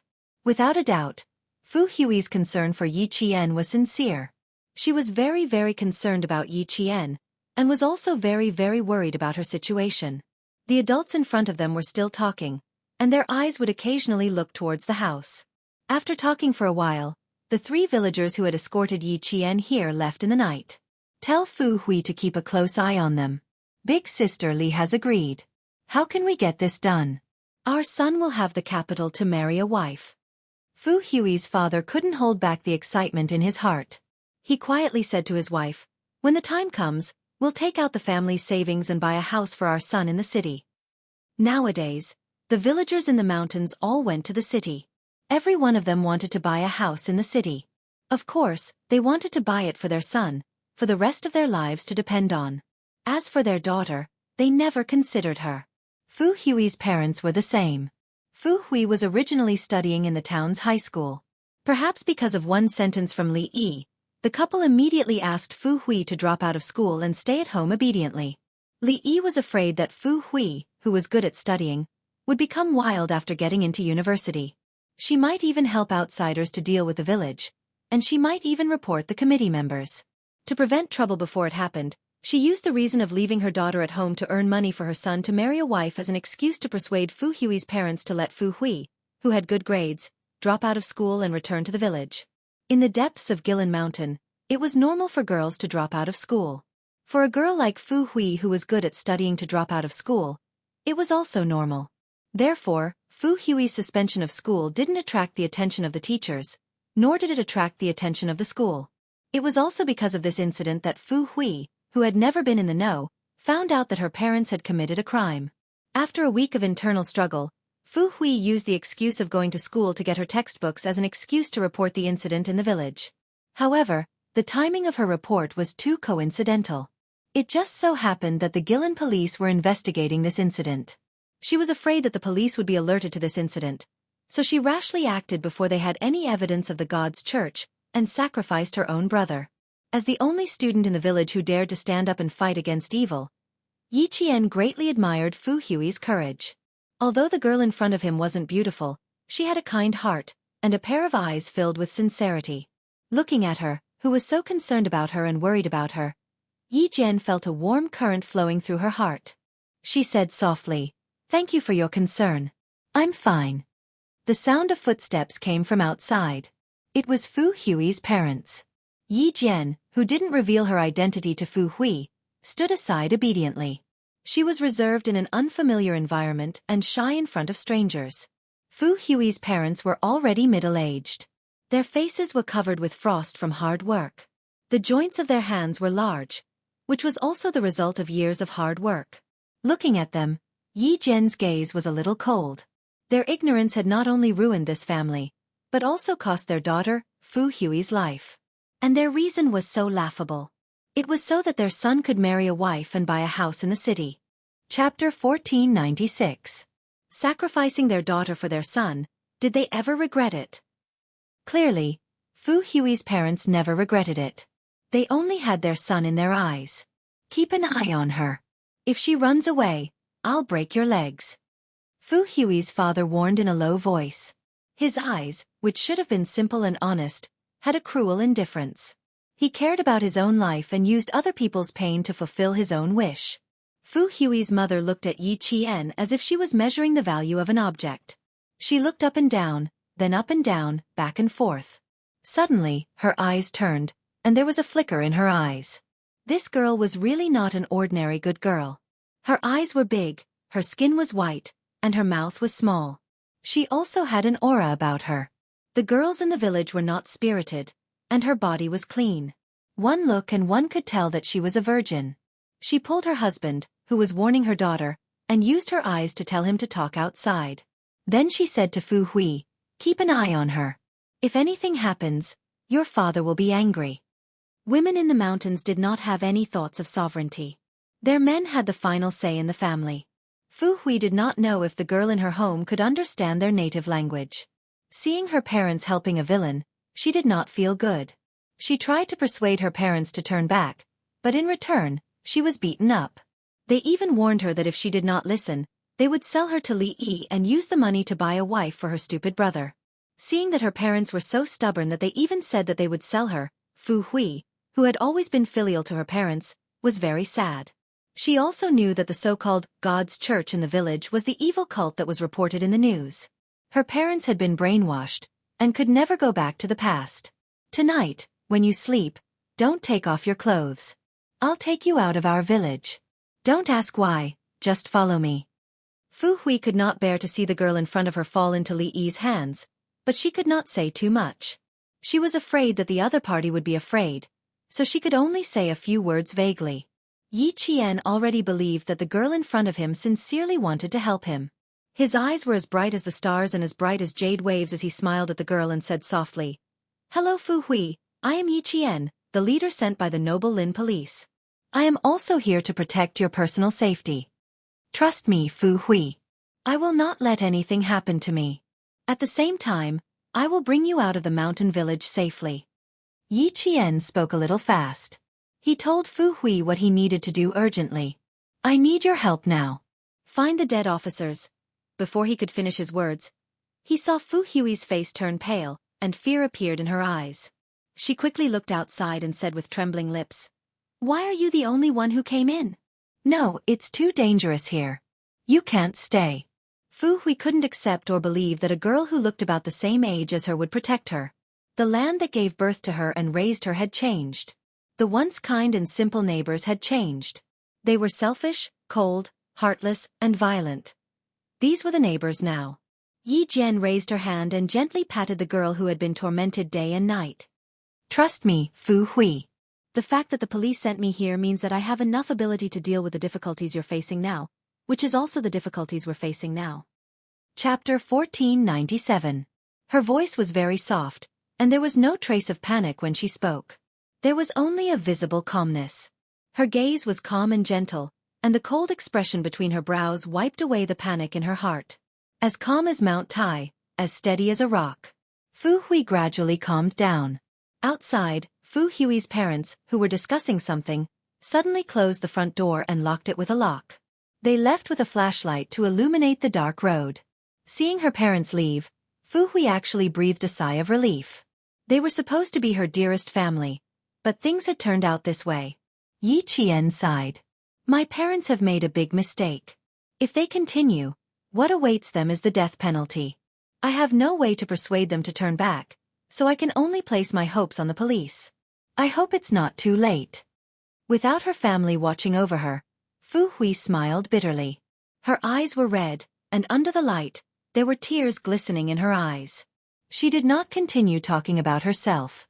Raising her hand to touch the corner of her eyes, the strong girl very calmly picked out the important things to tell Yi Qian. The policemen who were killed were not buried in a place. Chen Jiafu said they were sinners, and did not deserve to be reborn. If they are not dealt with properly, they will become evil spirits and harm the villagers. So, what happened next was too gory. Fu Hui could not bear to say it even after thinking about it. Yi Qian gently closed his eyes to hide the anger in his eyes. Being cruelly dismembered. Even if he had been on the battlefield, he could not say it out loud. Chen Jiafu is very cruel, but the villagers in our village have been brainwashed by him. They follow his orders and treat his words like an imperial edict. Actually, it should be said that it was the will of God, but Fu Hui could not say it out loud. She, who had been standing, spoke of Chen Jiafu with undisguised hatred in her eyes. If it were not for him, her parents might be a little petty, but they would definitely not walk down the path of crime. However, if her parents could really stick to their principles, Chen Jiafu could not do anything about it. In the end, it was all because of one thing. Money. I'm not sure how many people were involved in the killing of the policeman, but I know that my parents were probably involved. As she spoke, Fu Hui wiped her eyes again, and her voice became even more hoarse. I'll get you something. Wait for me for a while. Fu Hui did not let Yi Qian stay for long. In less than 3 minutes, she returned to the room with a photo in her hand. When she handed it over, she said with a sad expression, I found this in the pig manure pool in my backyard. That was why Fu said that her own parents were involved. In the photo, the young man was in high spirits. He was wearing a brand new police uniform and white gloves as he saluted the camera. This is one of the deceased police officers. He's only 24 years old. Fu Hui, I need your help. No matter what, I have to find them so that their families can see their intact bodies. Yi Qian's eyes flashed coldly as he carefully put the photos away. He looked up and stared at Fu Hui quietly. Tonight I need to find them. The 18-year-old Fu Hui nodded. Okay, I'll accompany you. No, Fu Hui. You need to stay. Yi Qian smiled and shook his head. You need to stay and cover for me. You can't let your parents find out that I left, and you can't let the villagers know my identity. I'll have to trouble you for the next 3 days. Chapter 1498. Fu Hui still wanted to say something, but Yi Qian said, For your safety and mine, Fu Hui, you have to stay here. You need to help me with something. Just in case, I need to know how many dogs there are in the village, which families have them, and which don't. Every family has one. Fu Hui understood why Yi Qian asked that. The police officers were found by the dogs in the village. I have one at home too, but it's locked up in the backyard. Hearing this, Yi Jian frowned slightly. If every family had a dog, it wouldn't be good. She didn't have enough medicine with her. Yi Qian unzipped his jacket and unzipped the side zipper. He took out the medicine hidden in his jacket. This is concentrated medicine. It can make a dog go crazy instantly. Fu Hui, your dog. Let me do it. Fu Hui took the medicine and looked at Yi Qian with determination. You arrange it. I'll listen to you. She could only trust the young policewoman in front of her. She had no other choice if she wanted to stop her parents from making more mistakes. In the one-story red brick bungalow, the two girls started their bold plan. Fu Hui's parents walked out of Chen Jiafu's house with happy faces. Call our son and tell him to come home quickly. Now we don't even have to pay for a wife. Should we go to the city and buy them a house? Fu Hui's mother said jubilantly. She had not worked for a few years and her body was a little fat. She looked like a kind person, but the words she said were unpleasant. We have to get things done as soon as possible. This woman will only settle down after she gets married and has a child. We have to prepare as soon as possible. Fu Hui's father nodded. That's right. Call our son tomorrow morning and tell him to come home quickly. Oh, and tell him on the phone that we found him a beautiful wife. She's not any worse than the ones out there. The daughter-in-law they were talking about was Yi Jian. Their son's marriage had been settled. The couple could even walk briskly now. It was past 8 o'clock in the evening and the mountain village was pitch black. The branches in the mountain were like ferocious monsters hibernating. Just looking at them would make people panic. The night insects chirped in the grass, bringing a trace of tranquility to the entire mountain village. Li Yi, who was sitting in the chair, had a gloomy face. She was unhappy with her lover's arrangement. How could he give such good goods to the Fu family? Charlie, I couldn't get in touch with him today. Yi, if you can't get in touch with him tomorrow, we will leave tomorrow night. Chen Jiafu, who was not handsome, but had a pair of cunning eyes. He smoked an expensive imported cigarette and said, We made a wrong move. If we make one more mistake, we will spend the rest of our lives in prison. When Li Yi heard this, she took out the documents from her bag and placed them on the table. In that case, the rumors outside are already very tense. All right, I'll listen to you. I'll do whatever you say. But what about Wang Gue? Have you thought of how to deal with her? Chen Jiafu was really reluctant to deal with his mistress who had been with him for a year. However, it was not a matter of whether he was willing or not at this time. Wang Gue, who was horrified, looked at the young men who suddenly appeared in the house. Her chubby body kept shaking. Brothers, I really don't know. I really picked up this mobile phone. If I told a lie, I will be struck by lightning. Wang Gue swore. She did not care about the consequences. She just wanted to get rid of this group of fierce men as soon as possible. Chapter 1499.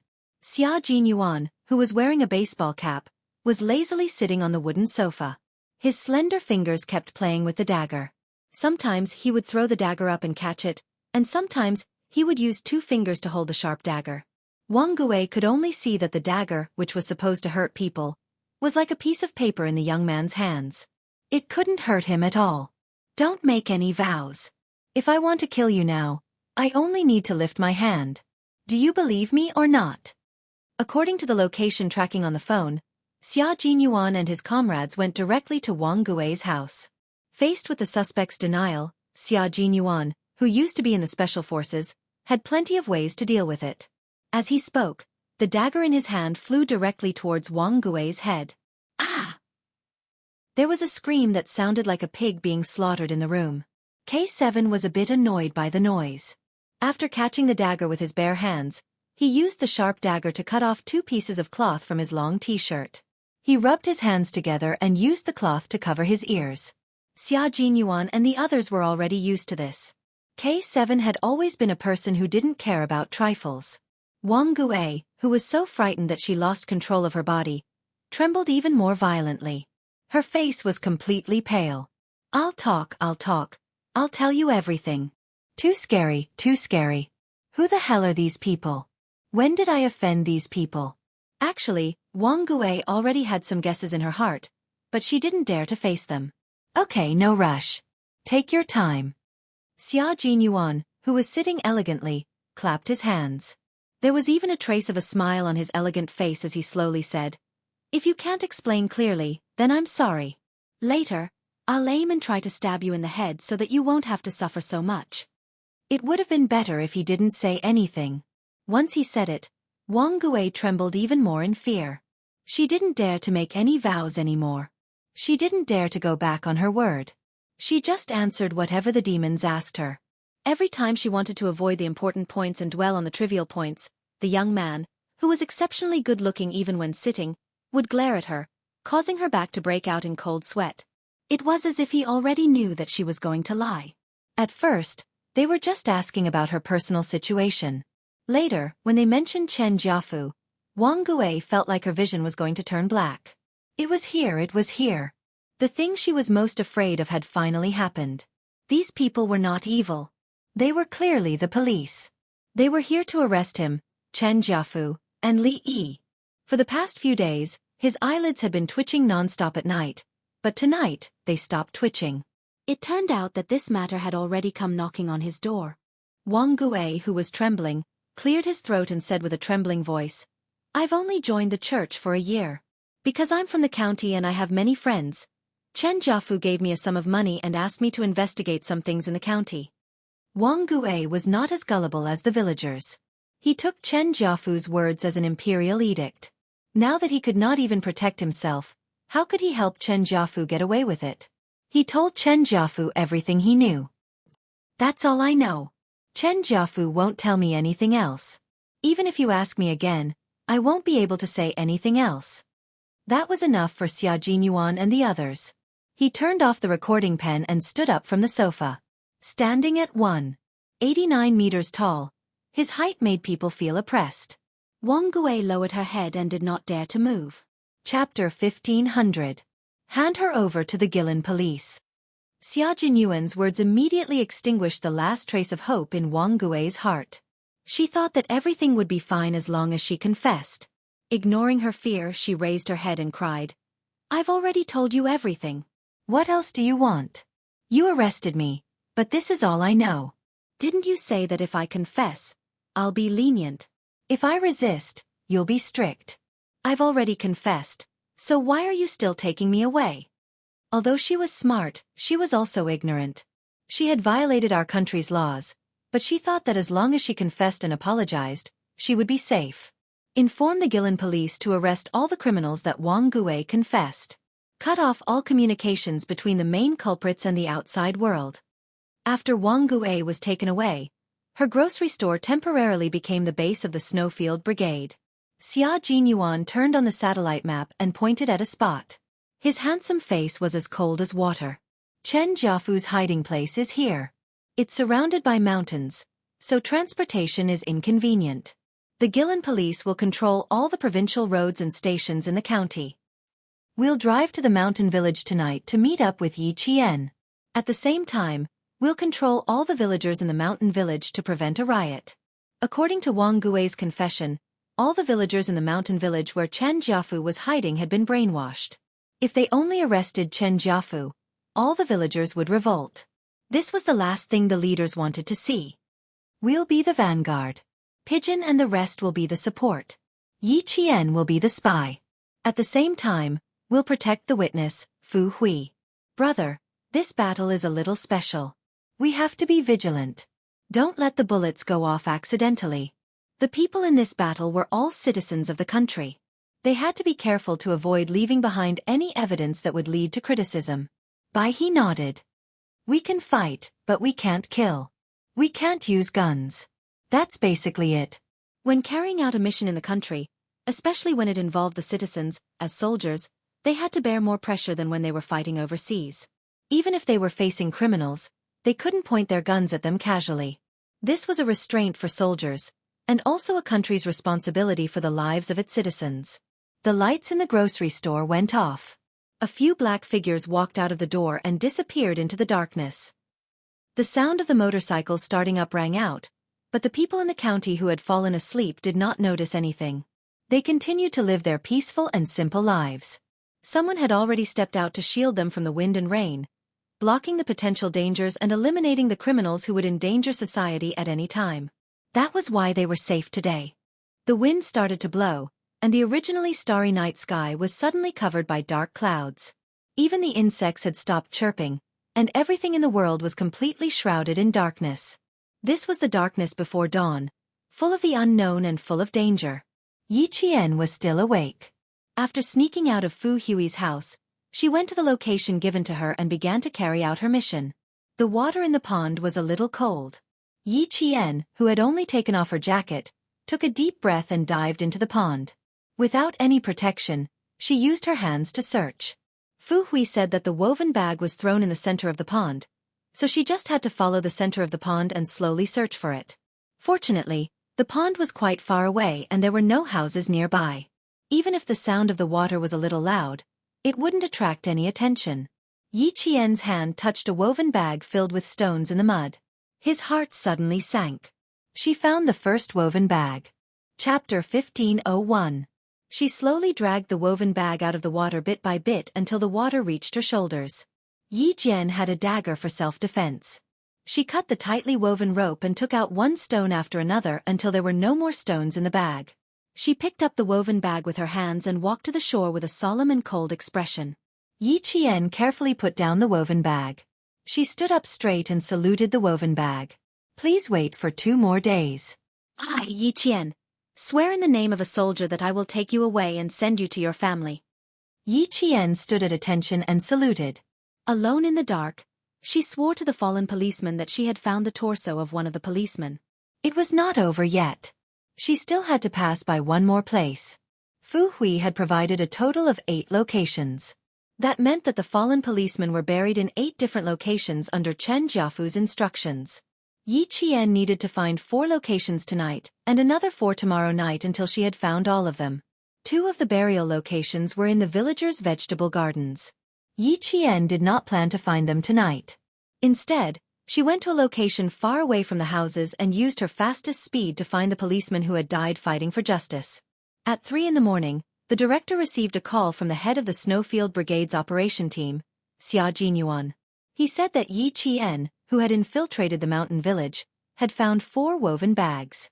However, they could not confirm which policeman the body belonged to. They still needed to do a DNA test. This was great news for the Guilin police. Some of them were so excited that their eyes turned red. Their brothers could go home. Their brothers could go home. It's a battle of life and death. Cooperate with the military and capture all the cultists in one fell swoop. At 4 in the morning, the Guilin police made their oath and walked to their respective posts in the dark. The entire Guilin police force was locked down because of the news from Yi Qian. All entrances and exits were strictly checked. Some people were taken away at night. Some were even taken away in their sleep. In Yuyang, the police raided Golden Bath. The so-called technicians, masseuses, waitresses, and even the waitresses who were busy in the kitchen were all taken away by the police. Golden Bath was in chaos. Some people wanted to secretly contact the police with their phones, but they found that their phones had no signal. The phone lines had been cut off and they could not contact the outside world. No signal, no signal. My phone has no signal. Mine too. Mine too. What do we do? What do we do? How do we inform Sister Li?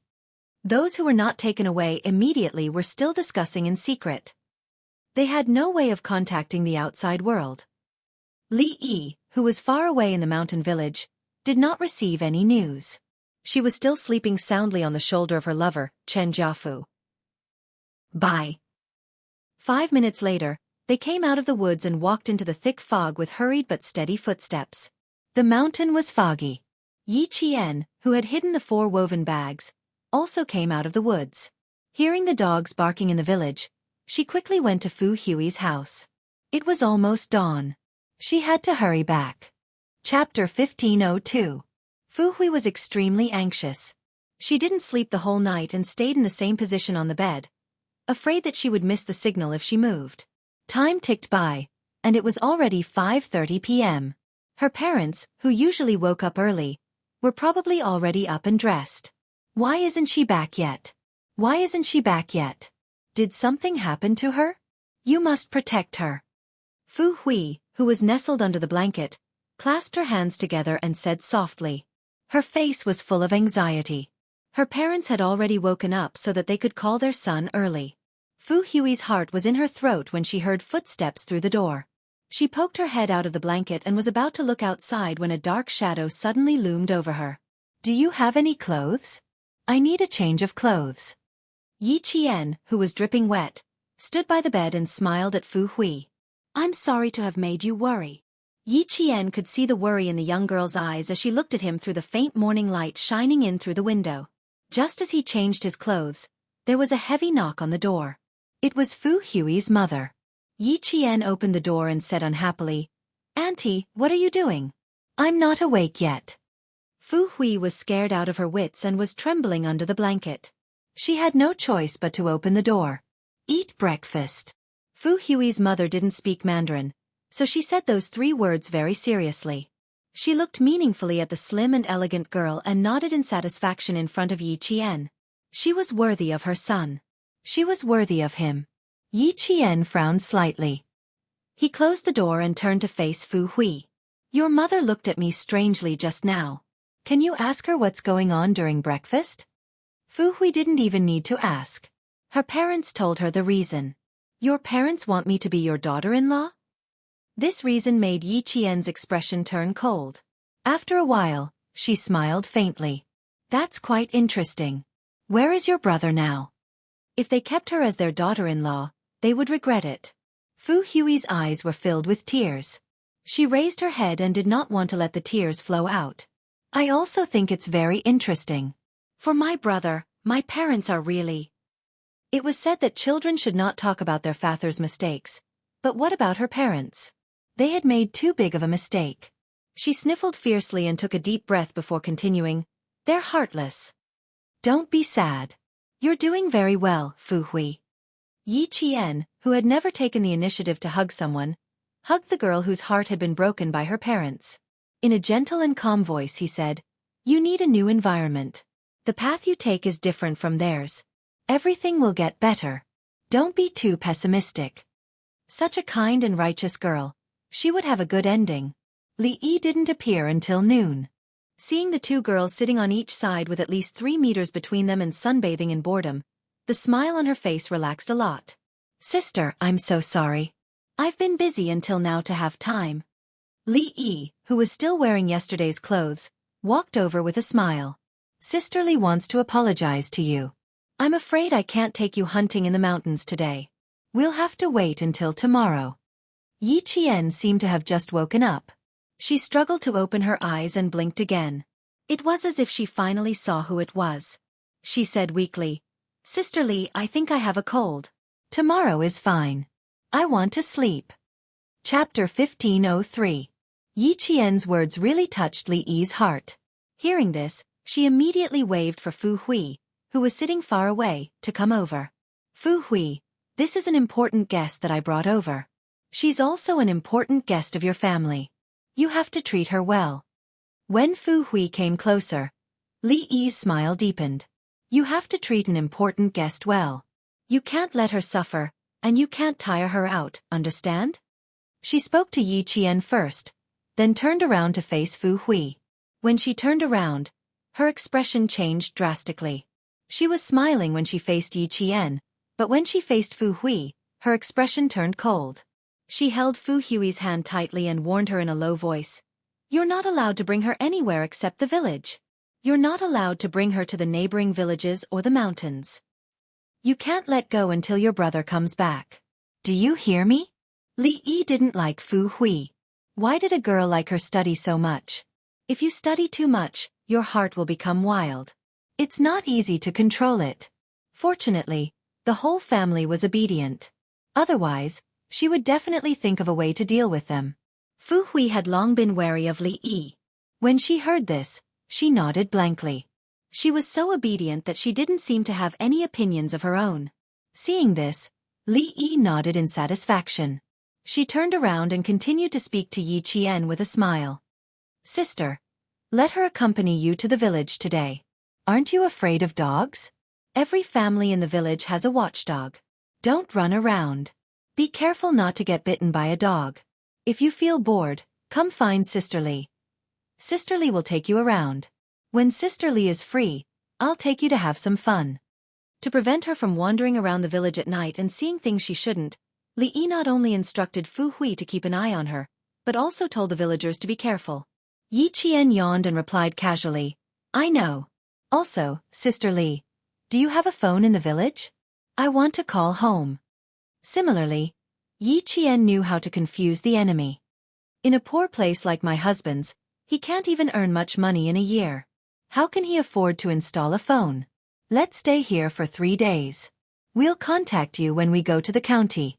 However, Li Yi, who wanted to see if they were still there, didn't want to continue the conversation. She didn't want to talk about the phone. Once she left with Chen Jiafu, anything in the village would have nothing to do with her. However, at this moment, she really regretted bringing him back. Fortunately, there was someone to take over. Otherwise, it would really be a burden. She was afraid that Yi Jian would cling to her in order to contact her family. Li Yi, who originally only wanted to chat for a while, had to stay for a while. She only left when Fu Hui's parents came back. Chapter 1504. Seeing that her parents were so stubborn, Fu Hui stood there in a daze, as if she had lost her soul. Even though she was standing under the sun, her body was shrouded in despair, as if she could not see the future. She was gray and had lost the smile that she should have at her age. Evil cults had existed since ancient times, and all of them were the leaders of deification. The main god's church was not the first evil cult, nor would it be the last, but it would never be allowed to develop and endanger society. Yi Qian looked at Li Yi's back as she left, and his hands slowly clenched into fists. Just you wait, Li Yi, your days are numbered. The 30 or so families in the small mountain village lived on the mountain and were not grouped together. Other than the 6 families near Chen Jiafu, the rest were all individual households. How many siblings does Chen Jiafu have? Who are the closest to him? Who are the people who often appear at his house? After learning about the specific number of people in the village, including the number of men, women, and young adults, Yi Jian asked about Chen Jiafu's situation in detail. The information provided by the Guilin police was not detailed enough for the Snowfield Brigade and Yi Qian. Criminals were also separated by priority, so they had to be clear about who to focus on to prevent any fish from escaping the net. Fu Hui finally had someone to talk to. The more she spoke, the clearer she became. There are 2 brothers and 2 sisters who married out of the province. Chen Jiafu is the third. The closest to him are his 2 brothers, and if there is anything, they will be the one to handle it. The second is Li Yi, and then the 6 families with the surname Chen living near him. Our village chief also has the surname Chen, and is his brother. If there is any benefit, the village chief gets it first. The 2 of them talked as they walked. Yi Qian was on high alert and immediately stopped the conversation as soon as someone approached. After reminding Fu Hui twice, she knew there was surprise in her eyes.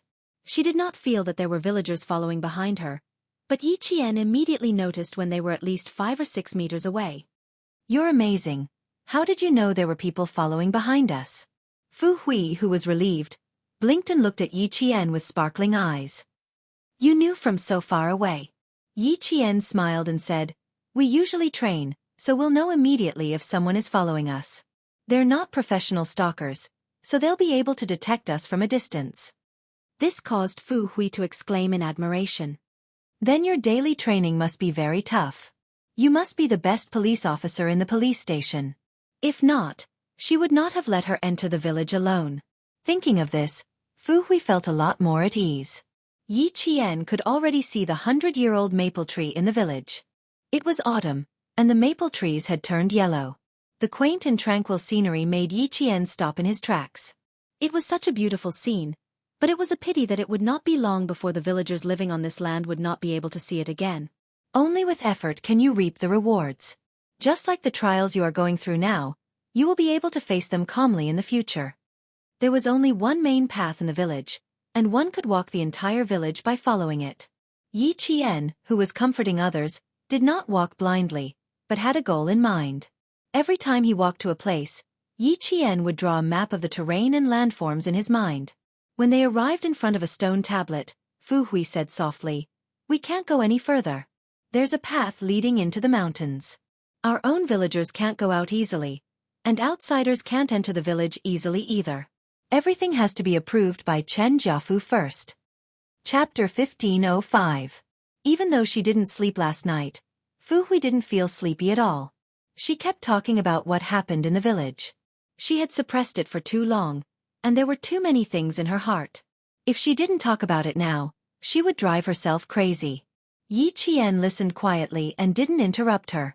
She knew that this strong girl needed to vent, just like herself in her previous life, when she was forced into a corner and desperately needed someone to help her. When you entered the village last night, did you see the 2 single-story houses at the entrance? That's the home of Chen Jiafu's 2 brothers. They're guarding the entrance and will inform the whole village if anything happens. They raised 4 wolf dogs and left the feeding of them to the whole village because Chen Jiafu said that these 4 wolf dogs are the guardians of the village. It's funny, isn't it? The dogs have become gods, yet they still accept the worship of the villagers. Fu Hui, who had spoken her mind, gradually felt less depressed. She was very relaxed in front of Yi Qian, as if she had found a close friend. She could speak her mind without fear of others knowing. Yi Qian raised her hand and gently wiped the tears from the corners of Fu Hui's eyes. Evil cults always hurt the innocent. They lead villagers who were originally kind but didn't understand the law to the wrong path and become tools in Chen Jiafu's hands. From this, it can be seen that our country's laws in remote mountainous areas are not comprehensive enough. As a country that rules by law, it is imperative that we spread the law. Yi Qian never knew how to comfort others, but her words always had the miraculous effect of calming people's hearts. With just a few words, Fu Hui's emotions gradually stabilized. With that, Yi Qian changed the topic. When she entered the village last night, she did see the 2 single-story houses at the entrance, but she didn't hear any dogs barking. Fu Hui let out a breath and pursed her lips. Yi Qian asked, "Do you know when the 4 wolf dogs are active?" It was better to avoid dealing with wolf dogs, especially when there were 4 of them. They'll be locked up during the day and released at around 7 at night. They're not chained up, and there are people in the village who have been bitten by them. The people who were bitten don't get treatment, and Chen Jiafu will say that they're possessed by evil spirits. The wolf dogs find out and bite the evil spirits out. When these things were mentioned, Fu Hui's emotions would fluctuate. Chen Jiafu's words could not be trusted at all, but the whole village listened to him and believed in him. After Fu Hui finished speaking, Yi Qian's eyes narrowed slightly. Since there was no chain, Captain Xia and the rest could not enter the village directly from the entrance. They could only sneak in through the mountains. Take me to the place where the other 4 woven bags are buried. I didn't know the way last night, so I took a detour. I'll be back as soon as possible tonight. She didn't want this girl, whose heart was about to break, to worry anymore. Also, she received a message from Captain Xia at 5:25 in the morning. They were only 41 kilometers away from the mountain village. They must have arrived long ago and were hiding somewhere to rest. 3 days. They only had 3 days. She couldn't afford to waste any more time. During the day, he could accurately scout and survey. At night, he could increase his speed. There would be no detours like last night. He could find the other 4 woven bags as soon as possible. On the second night in the mountain village, Yi Qian groped her way out of Fu Hui's house at 11 o'clock in the morning. When she came back, her body was wet again. Her main task was completed. After sending out the specific location of all the woven bags, Yi Qian held her phone and waited quietly for Xia Jinyuan and the rest to send good news.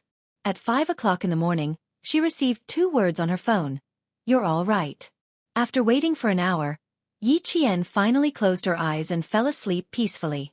Chapter 1506.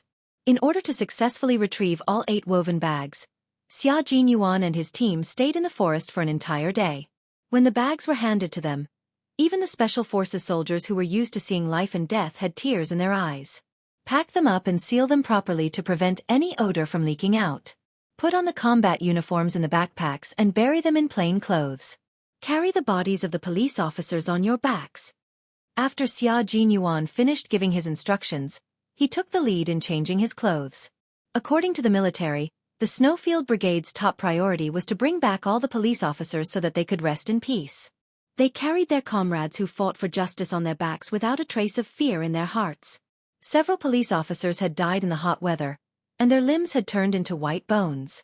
As a forensic doctor, K7 was unable to identify which bones belonged to whom at the scene. He could only temporarily put the bones into their backpacks according to the order of the woven bags. "Have a safe journey, brother." "Brother, I'll take you home." We'll have to work hard for another 12 hours. The three of them took out the bones one by one. Their expressions were as solemn as Yi Qian's. They even put the bones into their backpacks respectfully. K7's fingers touched a broken bone. His thin and handsome face was extremely tense. It was chopped with a blunt axe and sawed with a steel saw. This is a skull. It was once hammered with a heavy object. Xia Jinyuan stood up. His cold eyes shone with a cold light. He looked at the mountain village where smoke was rising from. Tonight, we can have a good meeting with them. The sun rose, and the sunlight dispersed the fog in the forest. Xia Jinyuan and his team hid their traces and returned to the tree again, quietly waiting for the arrival of the Guilin police. Yi Qian, who had just started the day, finished the most important task and did not have many scruples. However, she still asked Fu Hui to bring her around the village. The villagers received instructions from Li Yi, and saw that the unfamiliar girl was always accompanied by Fu Hui, so they were not as vigilant as they were yesterday. Fu Hui was very responsible. This girl with a quiet personality would not ask too many questions. She quietly did everything well. Yi Qian liked her personality very much. She had her own opinions, principles, and justice in her heart. Yi Qian realized that two villagers had been following her for a long time. When she deliberately mentioned that she wanted to take a look at the 100-year-old maple field in the village, she saw from the corner of her eyes that the two villagers were following her. Her expression tensed up, and one of the villagers quickly turned and left, heading towards the village entrance. When they were still a short distance away from the big maple tree, Fu Hui was blocked by a few villagers. They stopped Fu Hui from bringing strangers over to take a look. I can't go any further. I haven't even become your sister-in-law yet. Be careful that the committee member doesn't get angry. You went there for a whole day yesterday. Why are you still going there today? Why don't your parents do something about it? Quick, take her home. Don't let her near the door of the committee member's house. Chen Jiafu was their faith, and they would not allow anyone to destroy their faith. Looking at the weathered faces and thinking about the few police officers who had sacrificed themselves, Yi Qian, who was usually cold, felt his heart tremble. She could not understand how they could kill people so cruelly for their so-called faith.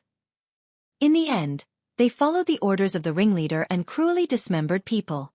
On the other side, the villager who had turned and left earlier came back with two middle-aged men. They looked extremely serious as they walked to Fu Hui and whispered to her. Yi Qian looked indifferently at the two middle-aged men who had just arrived. When her gaze landed on their waists, she felt a wave of sadness in her heart. Chapter 1507. It was noon, and the sun was shining brightly. Yi Qian covered his eyes with his hands to hide the coldness in his eyes. One of the middle-aged men had a dirt-stained belt around his waist. This belt didn't belong to him at all. It belonged to one of the police officers who had sacrificed himself.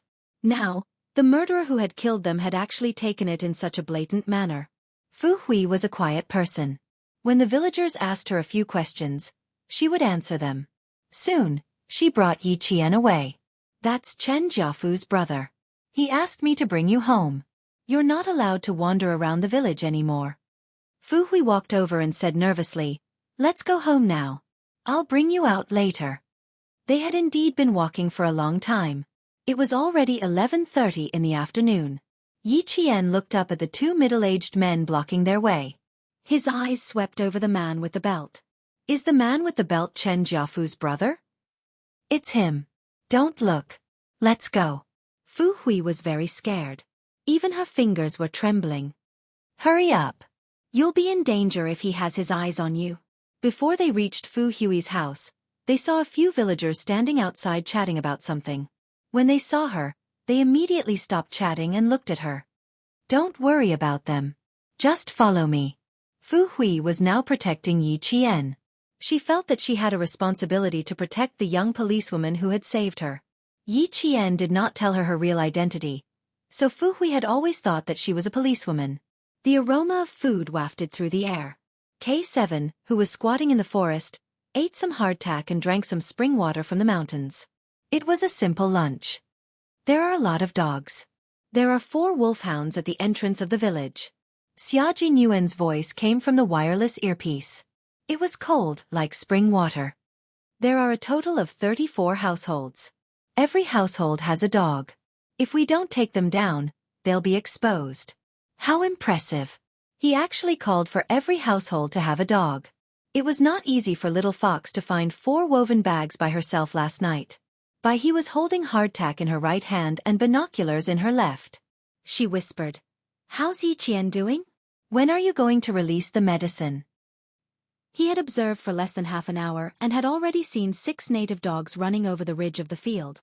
If he did not solve some of them, it was bound to bring some difficulties to the operation. Xia Jinyuan lowered his head to check the text messages on his phone.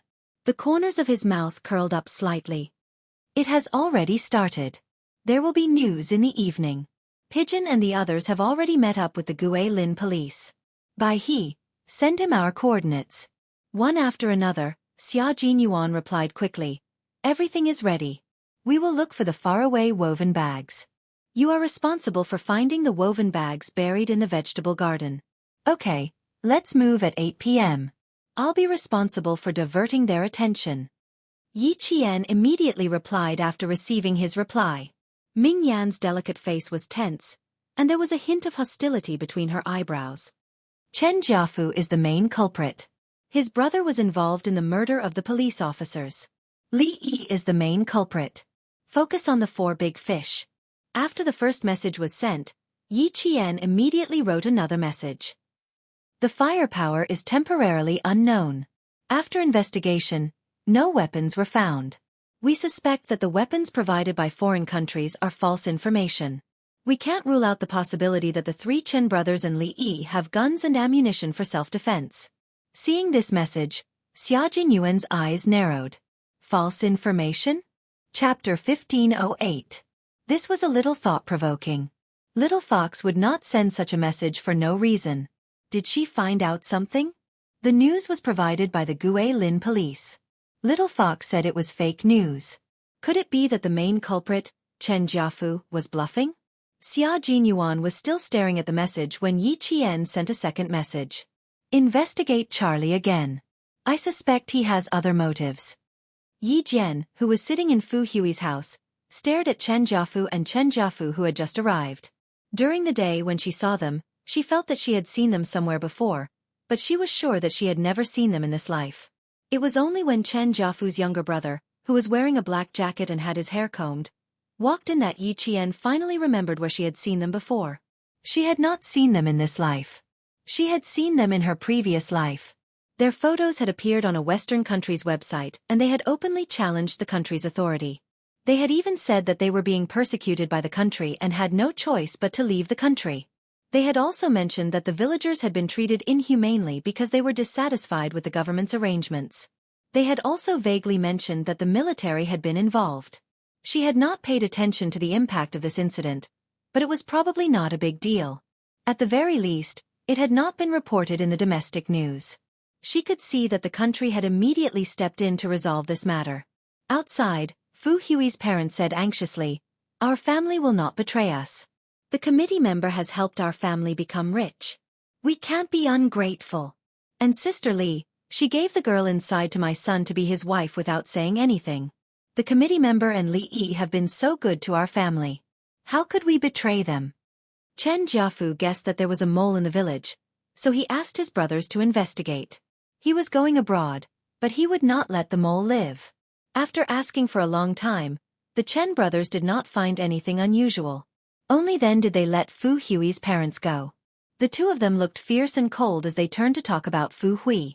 Outsiders are not allowed to wander around the village. From tomorrow onwards, you and your sister-in-law will stay at home. You are not allowed to go anywhere. Do you understand? The sister-in-law they were referring to was Yi Qian. Fu Hui's heart was in a panic, but she was still calm. She didn't say anything and just nodded meekly. When the Chen brothers saw that the whole family was behaving themselves, they did not ask any more questions. However, when they saw that Yi Qian had not come out, they were still worried. They said, "Call him out and have a look. Quick, call your sister-in-law out." When Fu Hui's mother heard that the matter was over, she heaved a sigh of relief in her heart. Her family relied on the great committee member to live a good life. In the future, their life would be better and better. How could she betray him? Yi Qian put down his chopsticks and walked out. He frowned and pretended to be displeased as he looked at the Chen brothers, but his eyes were secretly sizing them up. If Chen Jiafu really had guns and ammunition provided by foreign countries, it was impossible for the two brothers who had the best relationship with him to not have the smell of gunpowder, especially when the whole mountain village was in the teeth of the storm. They even dared to kill the police. If they really had weapons provided by foreign countries, they would be even more arrogant.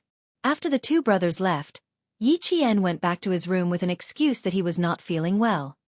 His brows were still furrowed. In his previous life, the Chen brothers had indeed left the country. Then, in his previous life, did the military and police really enter the village with guns, causing the villagers to be treated inhumanely?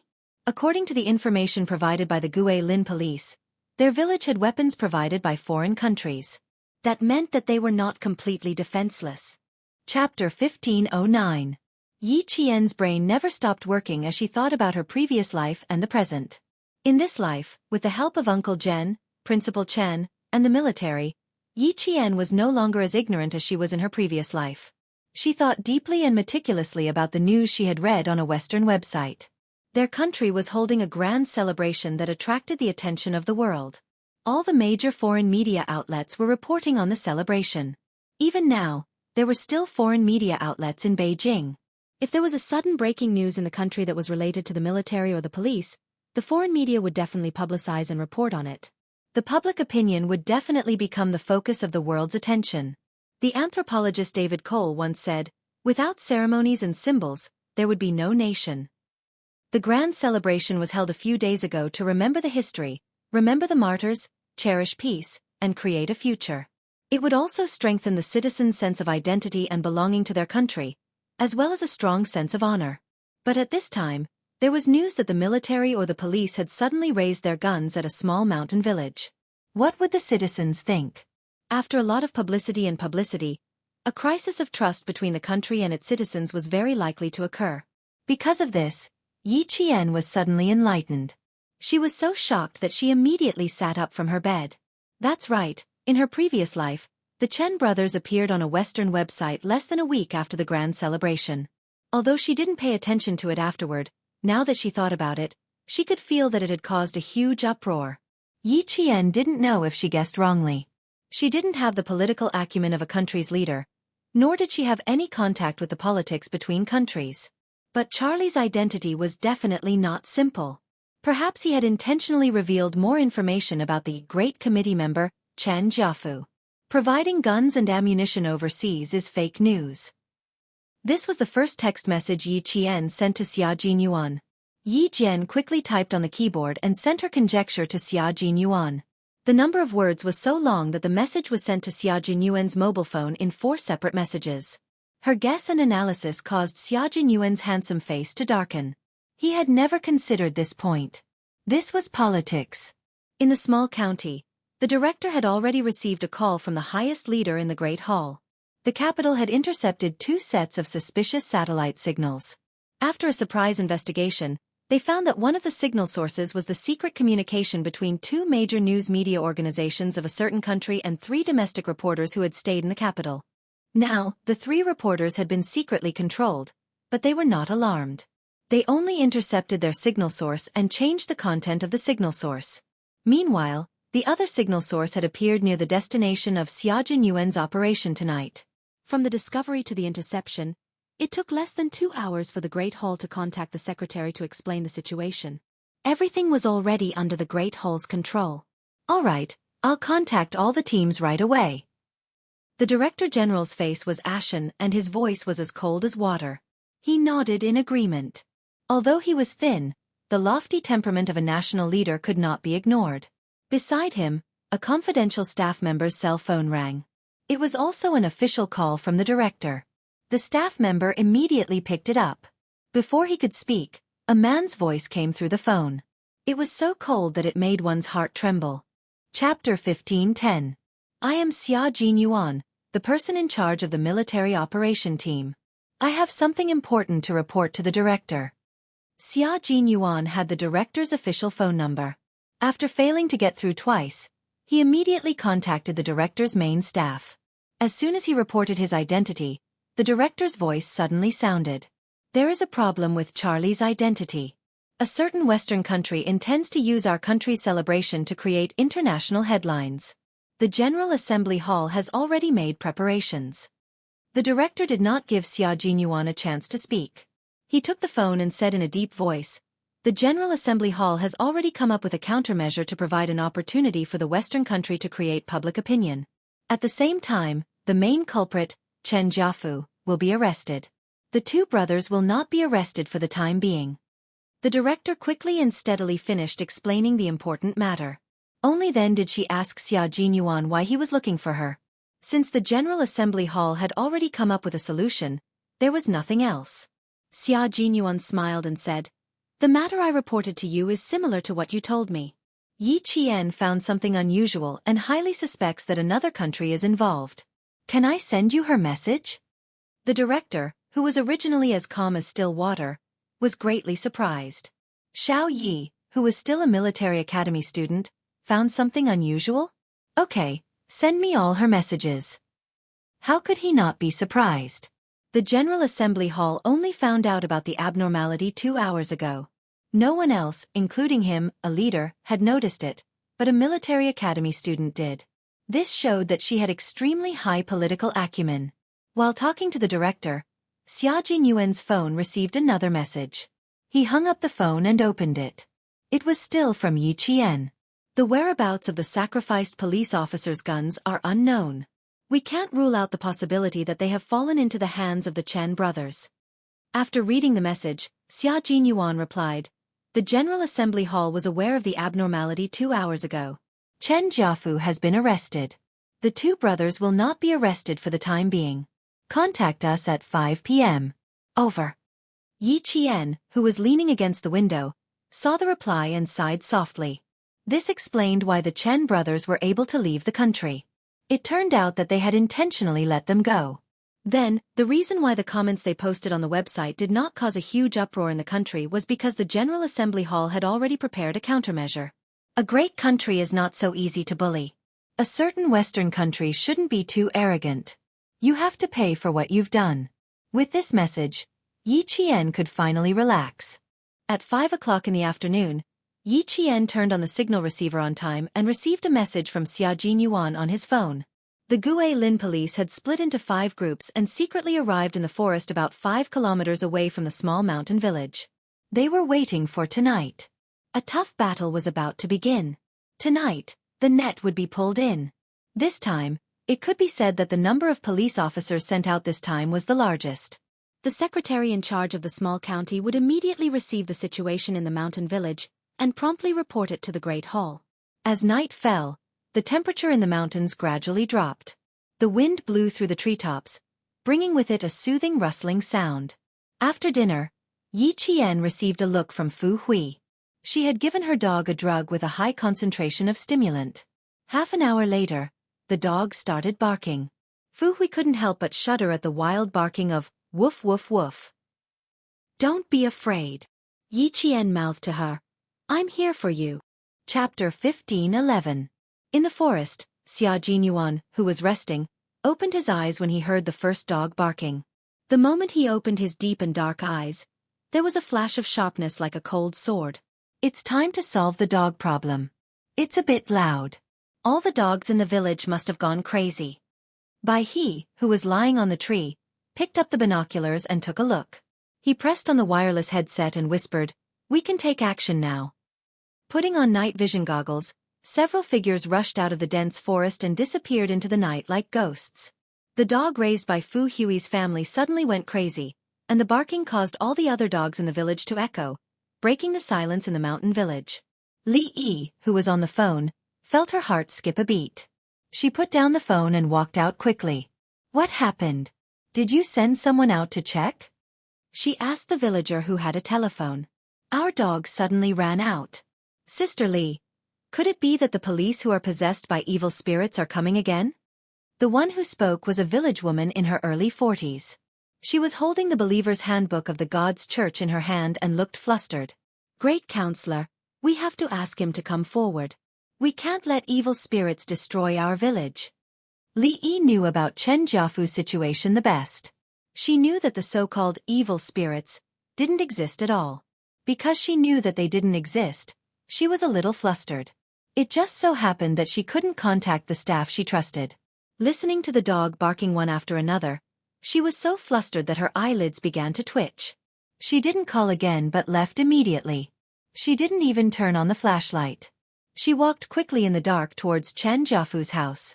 A dazzling light suddenly shot from behind the 100-year-old maple tree in front of her. Li Yi was so shocked that she subconsciously turned around and wanted to run away. "Sister Li!" Someone called her and hurriedly ran towards her. "Sister Li, why are all the dogs in the village barking? Fu Hui's parents said that evil spirits are coming. Why is your village so weird? Just looking at it makes me feel uneasy." It was the voice of the girl from the city whom she had tricked. Li Yi, whose heartstrings were extremely tight, breathed a sigh of relief. She only felt that her knees were weak. She was frightened and asked in a bad tone, "Why did you come out in the middle of the night? You almost gave me a heart attack." Yi Qian also had a look of panic on his face, as if he had been frightened as well. He couldn't even speak properly. "Dogs. All of them are dogs. It's too scary.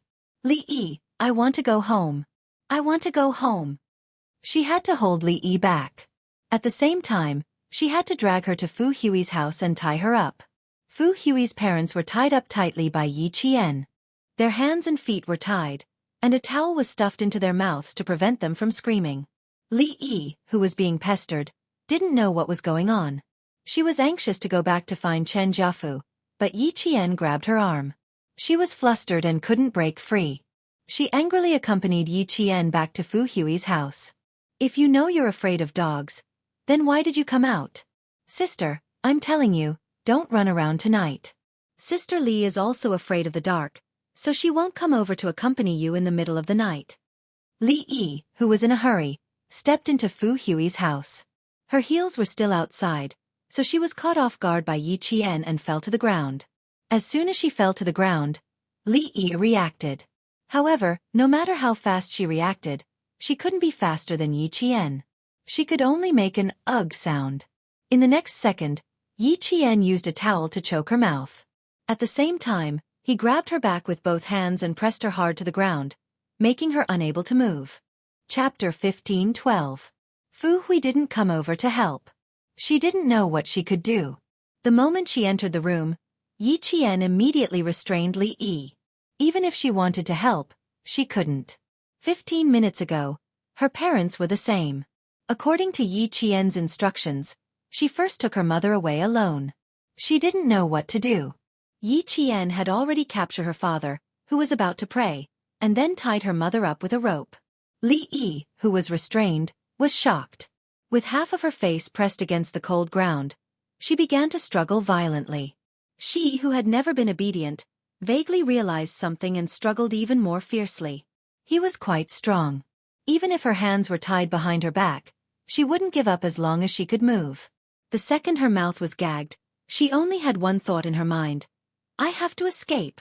Yi Jian smiled.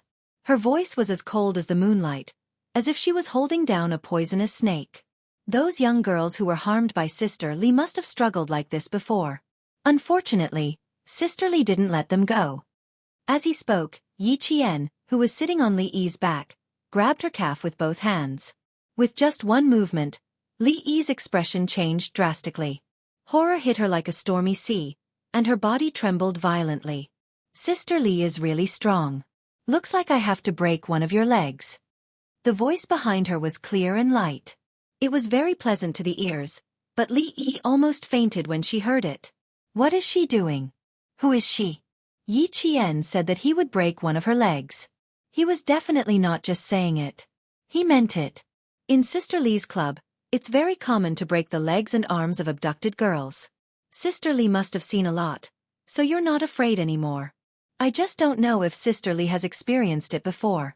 There's no time like the present. Tonight, Sister Li, you should have a taste of what it's like to have your arms and legs broken. No, no, no. How could Li Yi want to have a taste like that? She shook her head frantically. The fear in her eyes was not fake. Woo-woo. Li Yi, who was really afraid of having her arms and legs broken, whimpered. She didn't want to have a taste at all. She didn't want to have a taste at all. Fu Hui, right, there's still Fu Hui. Li Yi, who was so scared that her face turned pale, tried her best to raise her head and look for Fu Hui, who was still there just now. Only she could save her. TSK. TSK. TSK. Elder sister Li is a famous person in Yuyang City. Why is she afraid of a broken arm and leg? I thought Sister Li wasn't afraid. Otherwise, why would she always play this trick on those girls? Yi Qian did not intend to let her off easily.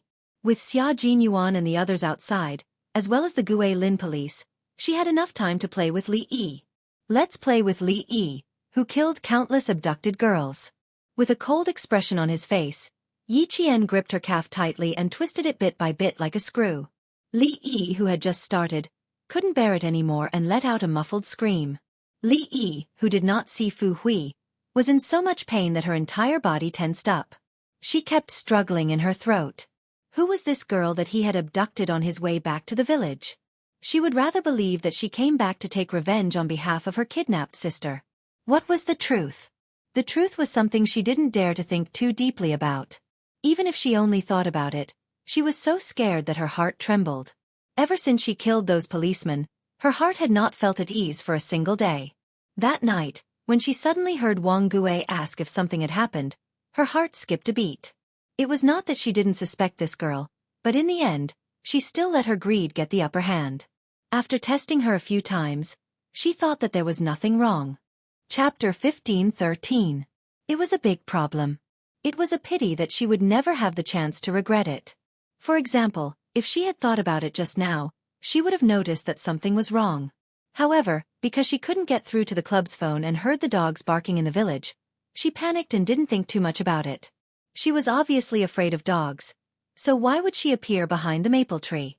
She even knew that she had already come out and directly called her Sister Li when she walked out.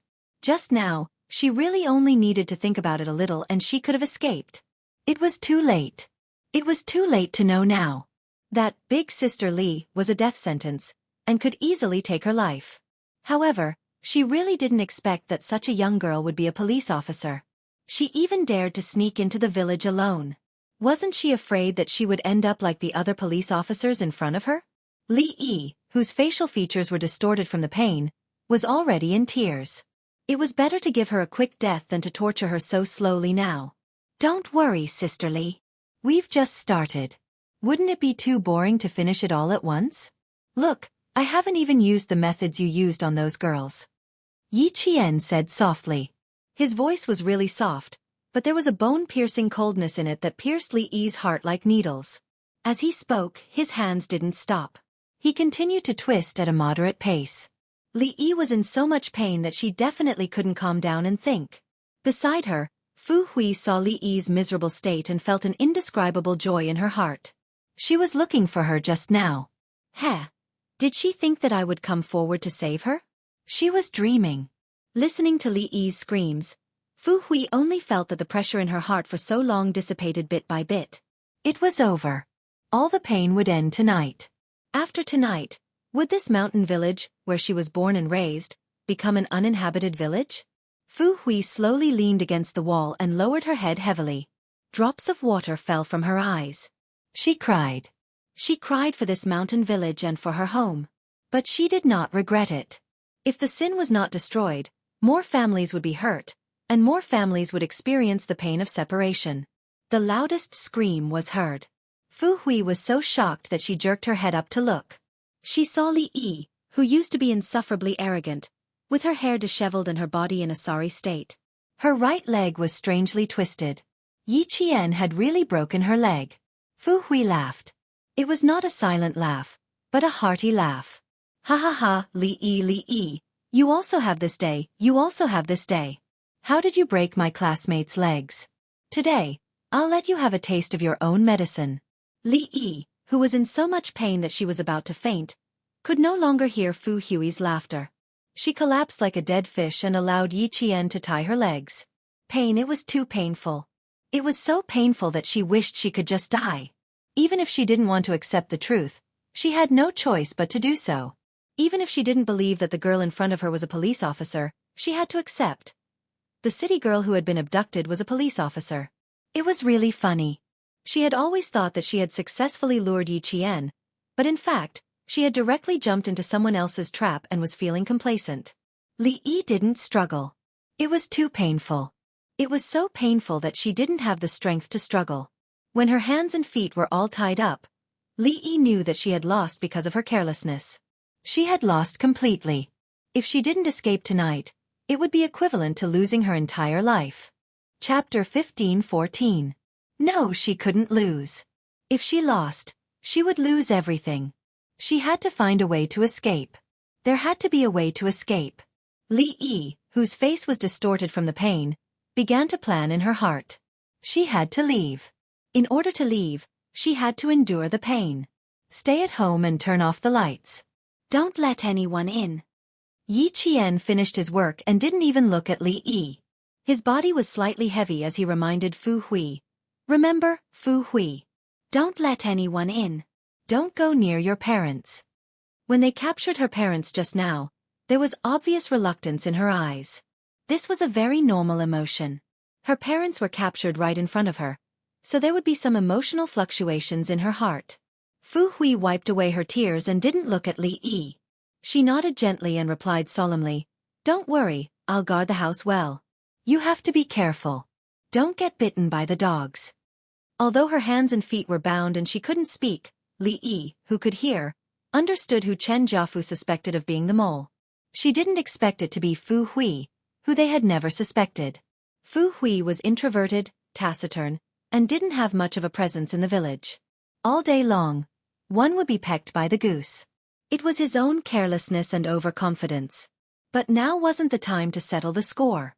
She had to escape first, and then she would settle the score with this little bitch. She thought she had treated her family well, but she was betrayed. It was hard to swallow the anger in her heart. She couldn't just sit and wait for death. As long as Yi Qian left, she had to negotiate with the little bitch and persuade her to let her go. Also, this little bitch was in the room just now, but she didn't come to help her. Good. Wait. When she escaped, the first person she couldn't forgive would be the little bitch. Li Yi, whose eyes were full of hatred, glared fiercely at Fu Hui. Little bitch. When she came back from school, she should have cut her tongue out. Li Yi, if you do evil, you will die. Don't blame others. You can only blame yourself. Fu Hui spoke. The hatred in her eyes was no less than Li Yi's. Even her voice was full of hatred. In order to satisfy your greed, you sacrificed my whole family. Li Yi, do you think I don't hate you? I have to thank you for taking a leave of absence for me. Otherwise, I would still be in the dark. She usually did not speak, but when she opened her mouth, her voice was filled with sharp hatred. Li Yi could not help but tremble. Would this little bitch kill him? My classmate, a girl who loved to talk, laugh, and dance. After she was coaxed out by you, she never came back. Everyone thought that you sponsor her to study abroad, but in fact, Fu Hui's emotions fluctuated greatly. She walked in front of Li Yi, and the light in her eyes was like a knife. She almost wanted to kill the other party. Actually, you crippled her legs for not giving in and locked her in the basement. He even told the people around him that he was raising a dog to vent when he was in a bad mood. Li Yi, you're really amazing. You can even raise people like dogs. If I can, I really want to raise you like a dog. Fu Hui almost used all of her strength to coax him out. Yi Qian, who was about to leave, suddenly raised his head when he heard this. His gaze instantly turned towards Li Yi. Treating people like dogs, Li Yi, you're so arrogant. This matter was not in the information that the noble kingdom's police investigated. Li Yi's shoulders trembled from the roar. These things were actually known. Then could she still use Fu Hui, this little bitch, to escape? It seemed impossible. Chapter 15:15. At 36 years old, Li Yi, who had always dressed fashionably, seemed to have aged 10 years in an instant. Her face was ashen.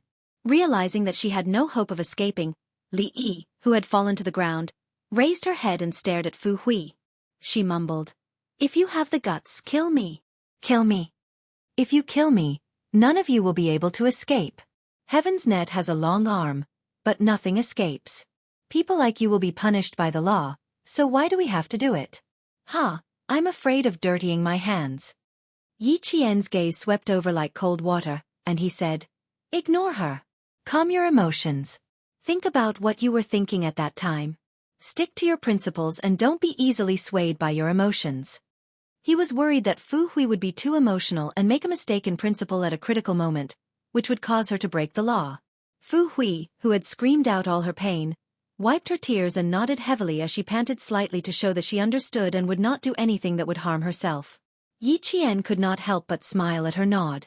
This girl was very resilient and principled. As long as she agreed to something, she would definitely not disappoint. She glanced at Li Yi with a faint smile. Her eyes were clear, as if she had seen through her thoughts. She wanted to drag a few people down with her before she died. Pfft, what a whimsical idea.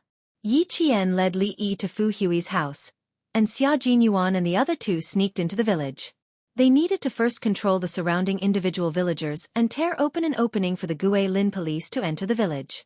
At the entrance of the village, Pigeon and T6 found the bungalow built by the Chen Jiafu brothers. They had to deal with the 4 wolf heads first. The whole process was very short. When Yi Qian finished dealing with Li Yi and came out, the barking of the dogs in the village gradually subsided. The flashing flashlights also went out one by one, and the village gradually quieted down again. "Just drag them away," someone said softly. At the same time, he was carrying a villager who had fainted. "Leave them all to the police. We won't interfere." It was Xia Jinyuan's voice. The white crane nodded. Like a ferocious beast, it picked up a villager in its hands and walked briskly over the fields overgrown with weeds. It brought the man and quickly handed him over to the Gue Lin police. The Gue Lin police had already surrounded the mountain village. They were only waiting for the main culprit, Chen Jiafu, to be arrested. Then, they would immediately break in and arrest all the villagers. With a clear goal in mind, Yi Qian once again touched the century-old maple tree. At this moment, the village was so quiet that it made people panic. Some villagers were startled by the dog and turned off the lights. They came out to look around and found nothing strange before returning to their rooms. The bright lights went out in an instant, and the sound of fighting came from the darkness. Another villager was subdued. They were all villagers from the surrounding area, not a group of villagers gathered together. K7 had already snuck into the villager's house where the phone was installed. He silently cut the phone line. This kind of thing was a piece of cake for him. Yi Qian has arrived at Old Maple. K7, meet up with her. The Snowfield Brigade's operation was divided into 3 groups, and Xia Jinyuan was in charge of the whole operation. His low voice came from the dark, like a sword that was quietly unsheathed and ready to be swung at any time. K7 replied with a simple "Roger that," and immediately disappeared into the dark of the night. The Gue Lin police were holding their breaths as they waited for news from the military. At the same time, they kept carrying the villagers who had fainted.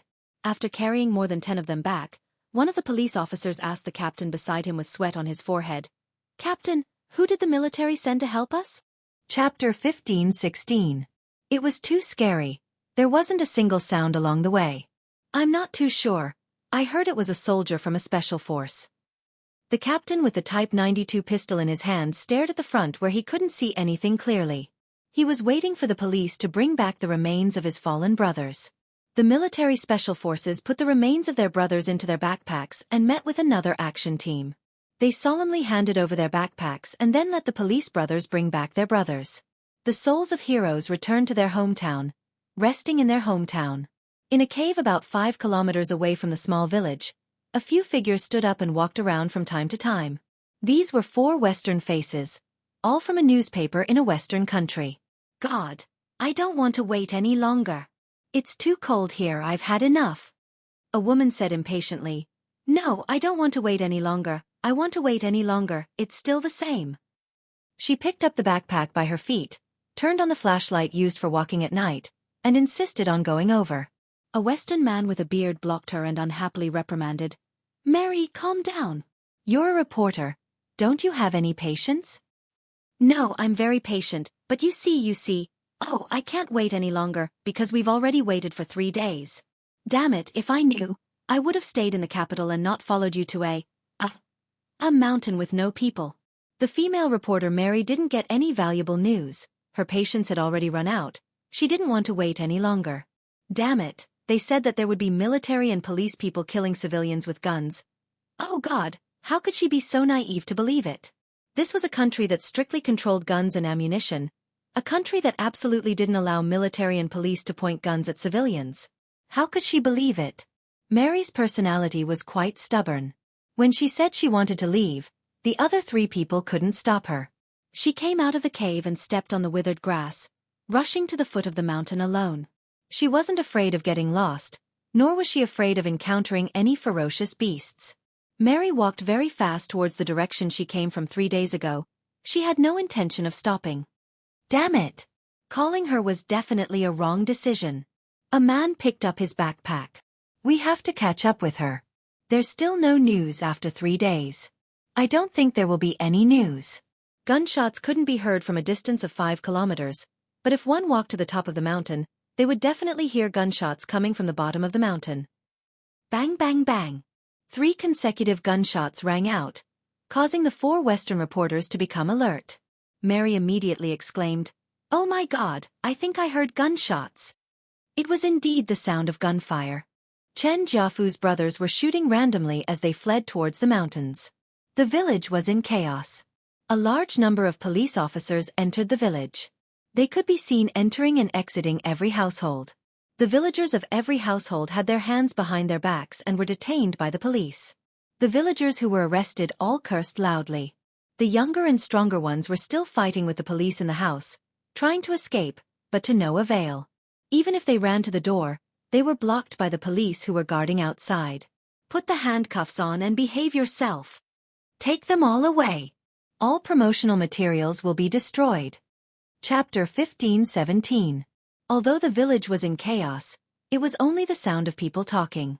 But when Chen Jiafu's 2 brothers fled up the mountain, the villagers in the small mountain village were shocked by their continuous gunfire. A few middle-aged men happened to climb over the wall, and when they heard the gunshots, they were so frightened that they fell off the wall. If they had not heard gunshots before, they would not have been so scared. It was precisely because they had heard gunshots and witnessed the power of bullets with their own eyes that they were scared. Before he could regain his footing, he was pressed to the ground by the police, who shouted, "Don't move!" His voice was intimidating, like thunder exploding above his head.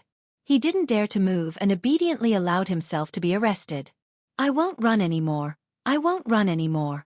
I'll come down, I'll come down." When a villager who had fled to the roof heard the gunshots, his knees went weak. He was no longer as vigorous and bold as before. He sat down on the blue tiles and did not dare to move for a long time. When the police officers climbed up, he did not resist and obediently allowed himself to be arrested. Gunshots. Those were gunshots just now. Since the police had already brought their guns over, why were they still running? No matter how fast they ran, could they be faster than bullets? One of the police officers who had been killed some time ago had run so fast, but in the end, he was still hit by a bullet. Recalling the fate of being hit by a bullet, the villagers who still wanted to escape became obedient. Gather all of them and escort them to custody. Handcuff their hands and feet. The brigade leader in charge of the entire operation gave the order. The entire small mountain village was brightly lit, and there were even high-powered searchlights shining down from the top of the mountain like a small sun, illuminating the entire mountain village like it was daytime. The police escorting them were not equipped with rifles. They only had handguns for self-defense, and they only had 2 live rounds. In fact, they were all Type 84 pistols with blank cartridges. They would only raise their guns and fire in self-defense if they encountered extremely vicious villagers who were carrying dangerous items. They're really coming over.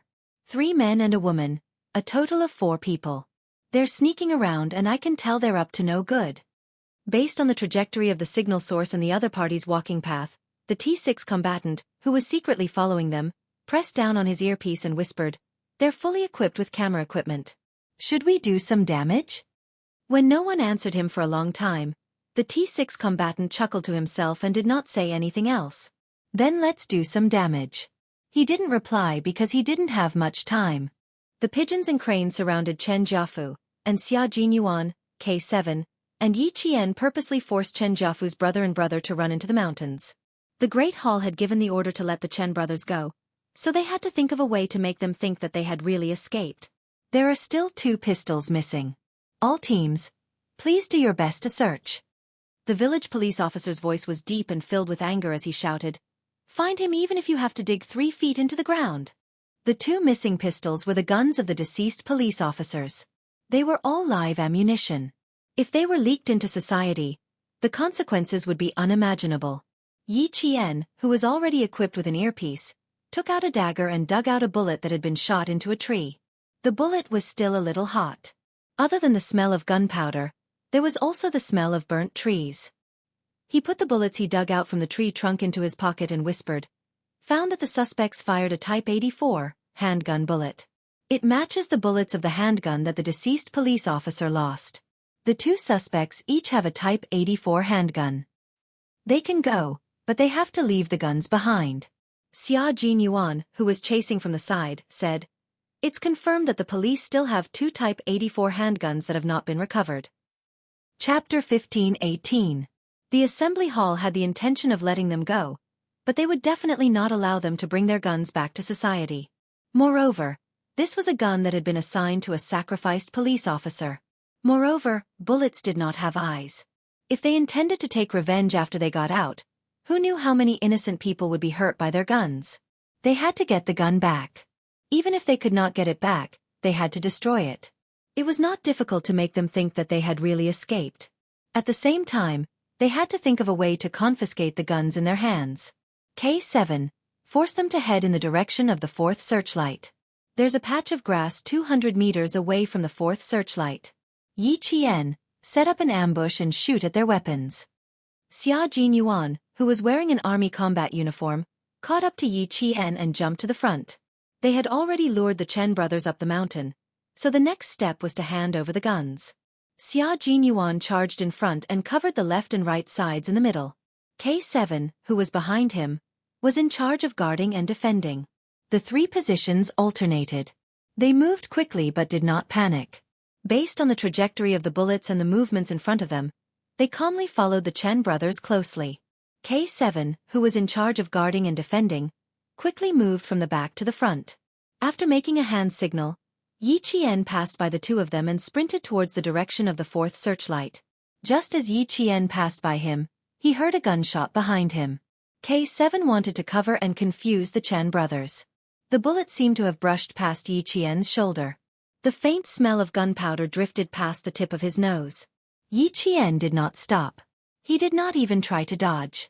Bullets did not have eyes, but the person holding the gun was a comrade whom he could trust with his back. Therefore, he did not have to worry about the bullet hitting him. T6's voice rang out at this moment. He said that he was going to cause some damage. Yi Qian, who was moving forward, dodged a searchlight that swept past him. His figure flitted behind the leaves like a night bird. Xia Jinyuan fired a shot in the direction of his right hand. When he heard the leaves rustling in front of him, he said to Yi Qian, "Yi Qian, move quickly." He and K7's pincer attack forced the Chen brothers to run toward the 4th searchlight. They had no other choice. Chen Jiakong tried to escape to the east twice but was forced back by the bullets.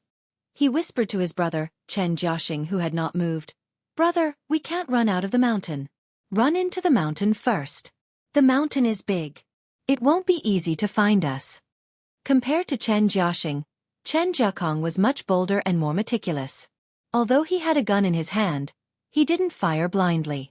He was afraid that he would run out of bullets when he needed to rush out. "Let me catch my breath. I sprained my ankle." Chen Jiaxing was the second son of the Chen family. He was in his 40s, so his physical strength was naturally not as good as Chen Jiakong, who was ranked 4th. He squatted behind a bush and panted heavily. This matter had blown up. With so many police officers coming out at once, he panicked. Chen Jiakong panicked. "Second brother, if you continue to rest, you'll end up like third brother, waiting to be caught. Damn it, there seems to be a few policemen following behind us. We have to hurry up and run. The mountain is our world. As long as we get into the mountain, they won't be able to do anything to us." The 2 of them were still huddled up and did not move. The bullets flew over their heads and brushed past several leaves. Chen Jiaxing was so shocked that he hugged a tree and hid behind it. "Why are you still hiding? Hurry up and run." No matter how bold Chen Jiakong was, he did not dare to fight head-on with bullets. He pulled Chen Jiaxing and ran into the forest. Chapter 15:19. The Chen brothers had always been close, so they didn't leave anyone behind when they were running. Other than Chen Jiafu, they didn't have a chance to pull him along. K7 and Xia Jinyuan fired back and forth, forcing the Chen brothers to run towards the direction of the fourth searchlight. They forced the Chen brothers to run towards the direction of the fourth searchlight until they reached an open field of vision.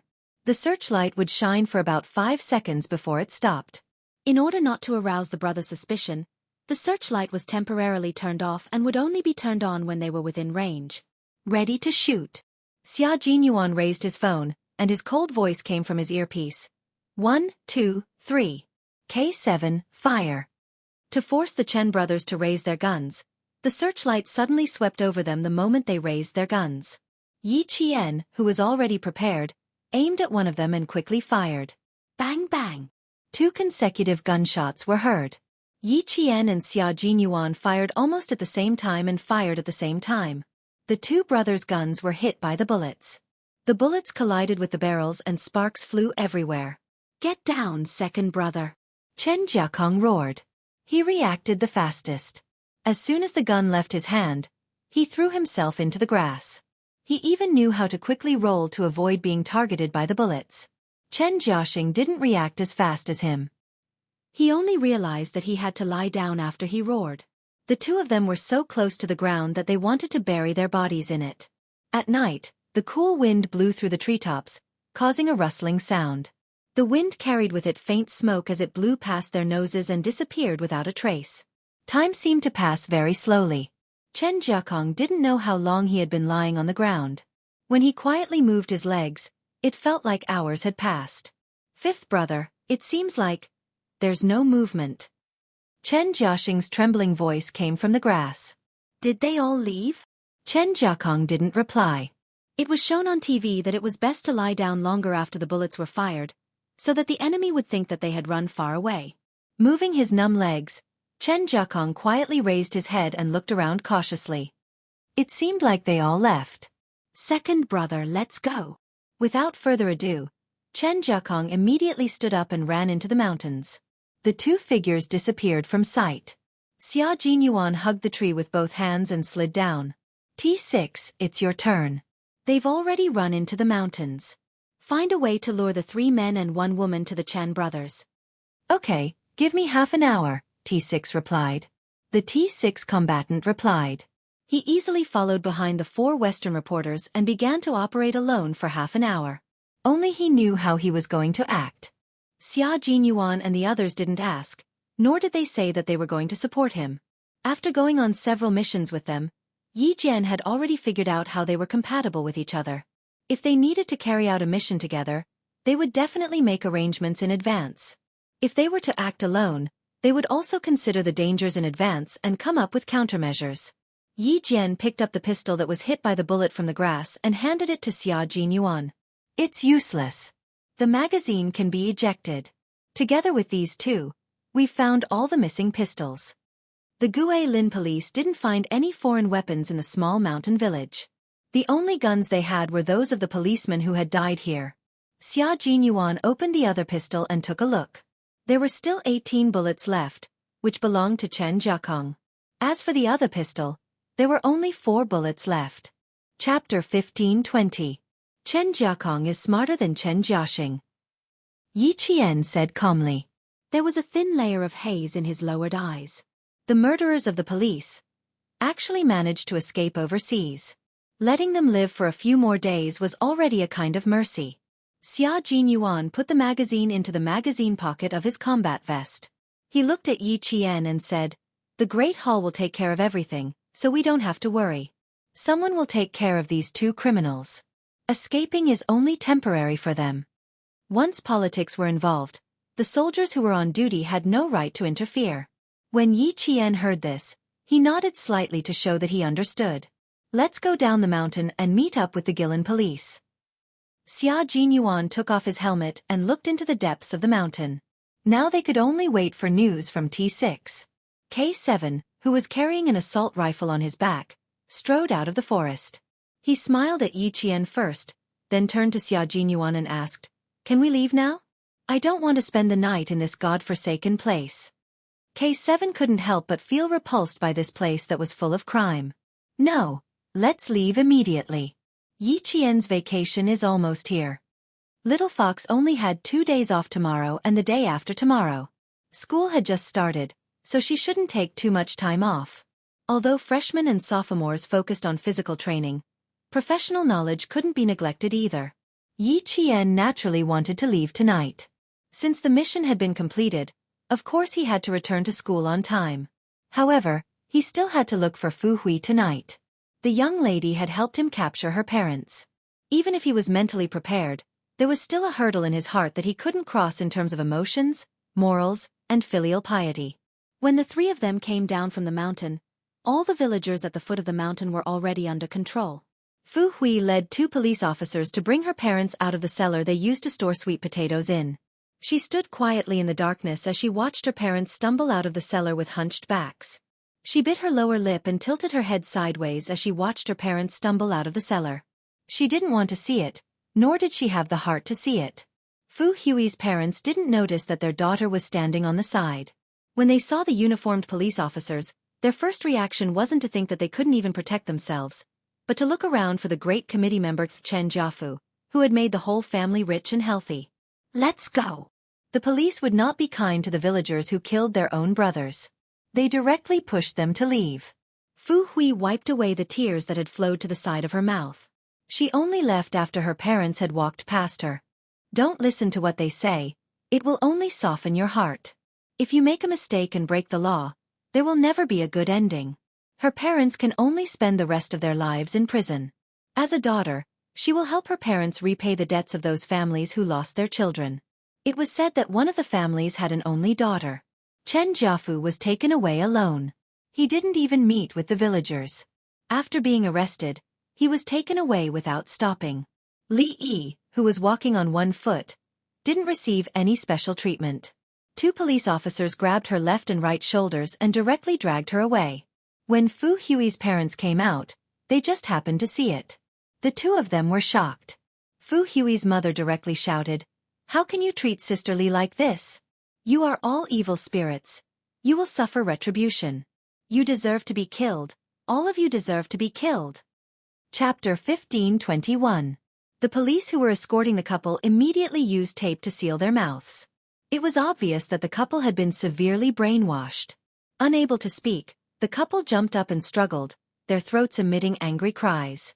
Their son still had to come back to marry his wife, and they still had to hold their grandchildren.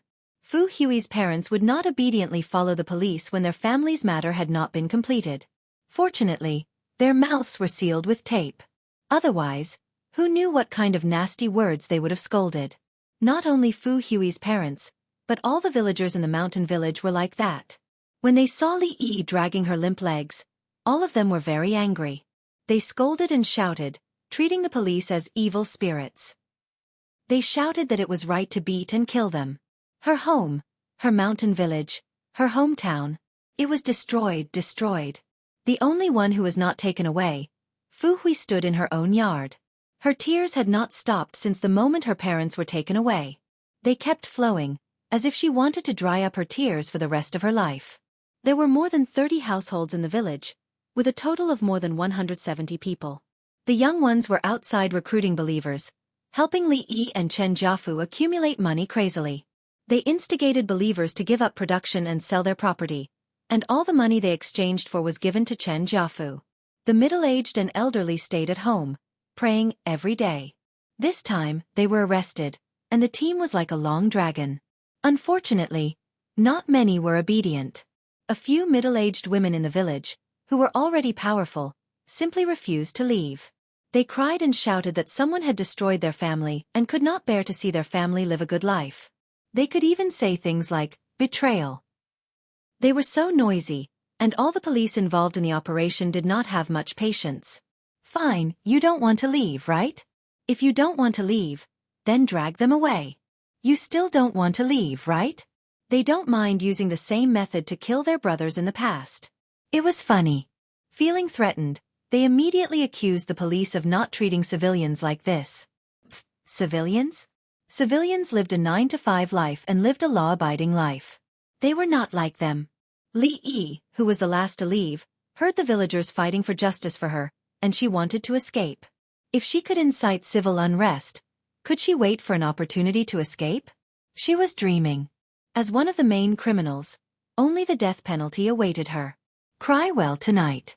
When the sun rises tomorrow, Fu Hui, you have to start walking your original path again.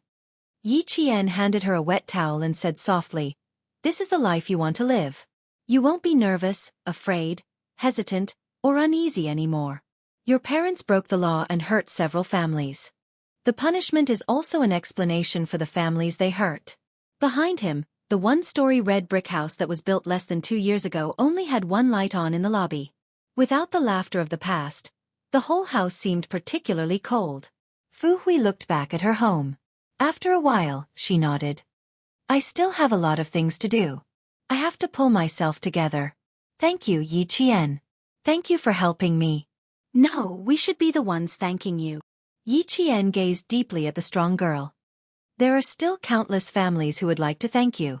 Fu Hui, your phone call has saved countless families. You have done a great deed that benefits the country and the people.